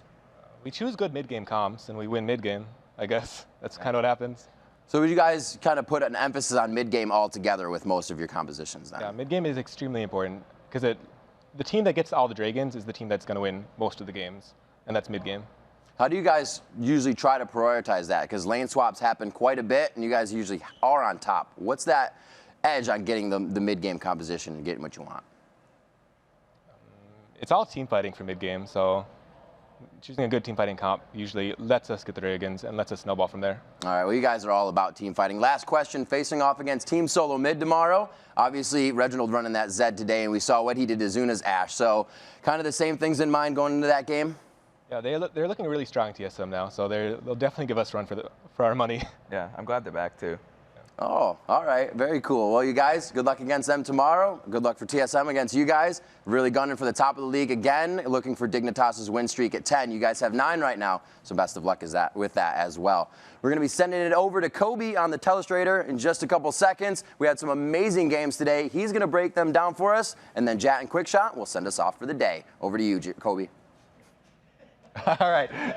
Thank you, Riv. I've got a clip for you today that is from the TSM versus Vulcan game. Very exciting game, and this is the last team fight where TSM just take it and they're actually able to win off of the back of this team fight. We've seen so much Ashe in the LCS recently, and this is actually one time when the Ashe Crystal Arrow initiation doesn't pan out for her team because the whole team is actually very far away. TSM are already running before Zuna fires the Crystal Arrow, and it's going to be in full vision of TSM. So it's hard for the rest of this team to catch up and capitalize on this Crystal Arrow. Let's run this at 50% speed, and we can see it in action here. See, everybody for Vulcan is behind now, and the Crystal Arrow does hit Dyrus. Let's pause here.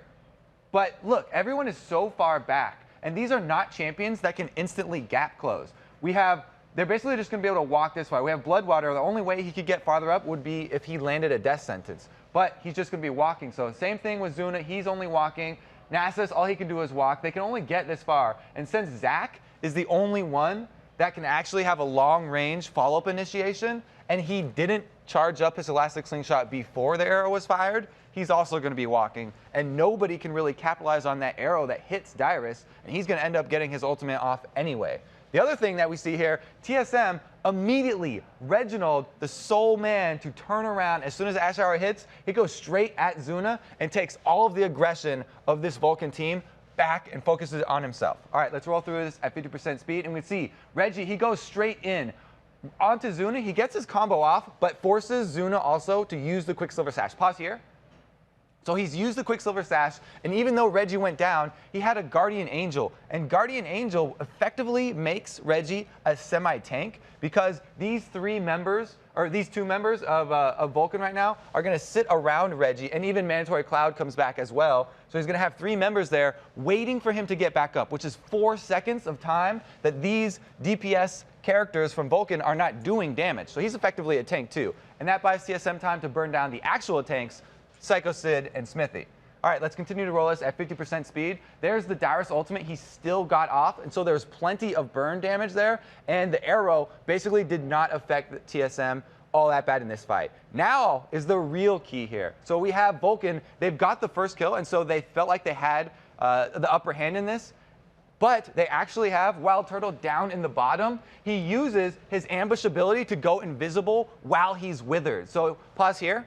So he's effectively negated that huge CC on him, the wither that's the bane of all AD carries because it reduces your speed so much. He spent this whole time invisible so he can come back into the fight with full health. And he times coming out of his invisibility with the repel of the OddOne. So they time this at the perfect moment, and since Zuna can only shoot 1 person, they go after Mandatory Cloud and they take out the 2 leftover damage sources of Vulcan. Let's run the rest of this in slow-mo, and we can see OddOne, he used that repel perfectly. They immediately take out Mandatory Cloud, and then Turtle, with the 70% attack speed increase that you get coming out of ambush, murders the rest of the team. So that just goes to show the exciting ending of that TSM game for people who missed it. Basically, stay in school, kids. Don't do drugs.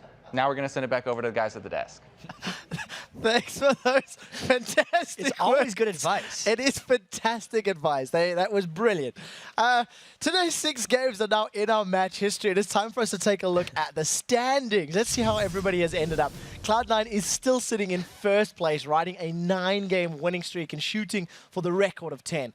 Vulcan stays locked in second, and TSM has taken control of third. And in 4th place, it's a tie between CLG, Curse, and Dignitas, with Team Coast and Velocity rounding out the standings. And tomorrow we have 6 more great games coming your way, live from Los Angeles, starting with Counter Logic Gaming taking on Team Dignitas. After that, it's Curse versus Velocity, TSM taking on Cloud9, and Curse battling Dignitas. And our final 2 games feature Velocity Esports taking on Team Coast and Vulcan facing off against CLG. The action kicks off on Friday at 1 p.m. Pacific and 10 p.m. Central European Time. And remember that if you did miss any of today's action, head over to lolesports.com, click on schedule, hit the match details button below the games to watch, and then that does it for week 6 of the North American League Championship Series. From myself, Jat, Riv, Kobe, the entire live broadcasting crew, thank you guys for watching and stay in school. Don't do drugs. Or that either. Yeah. Kobe! Yeah!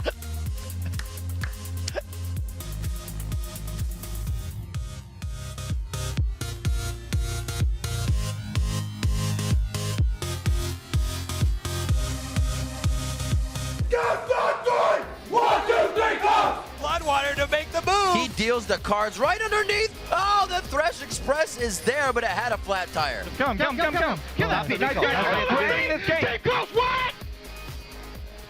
The Equalizer will be able to go across the front. Oh They lay it down into 3 members. The slicing Maelstrom to follow. Need to slow him? Spear guys up. I got him. Hey! Kill Gragas. But I do not have health to Dragon.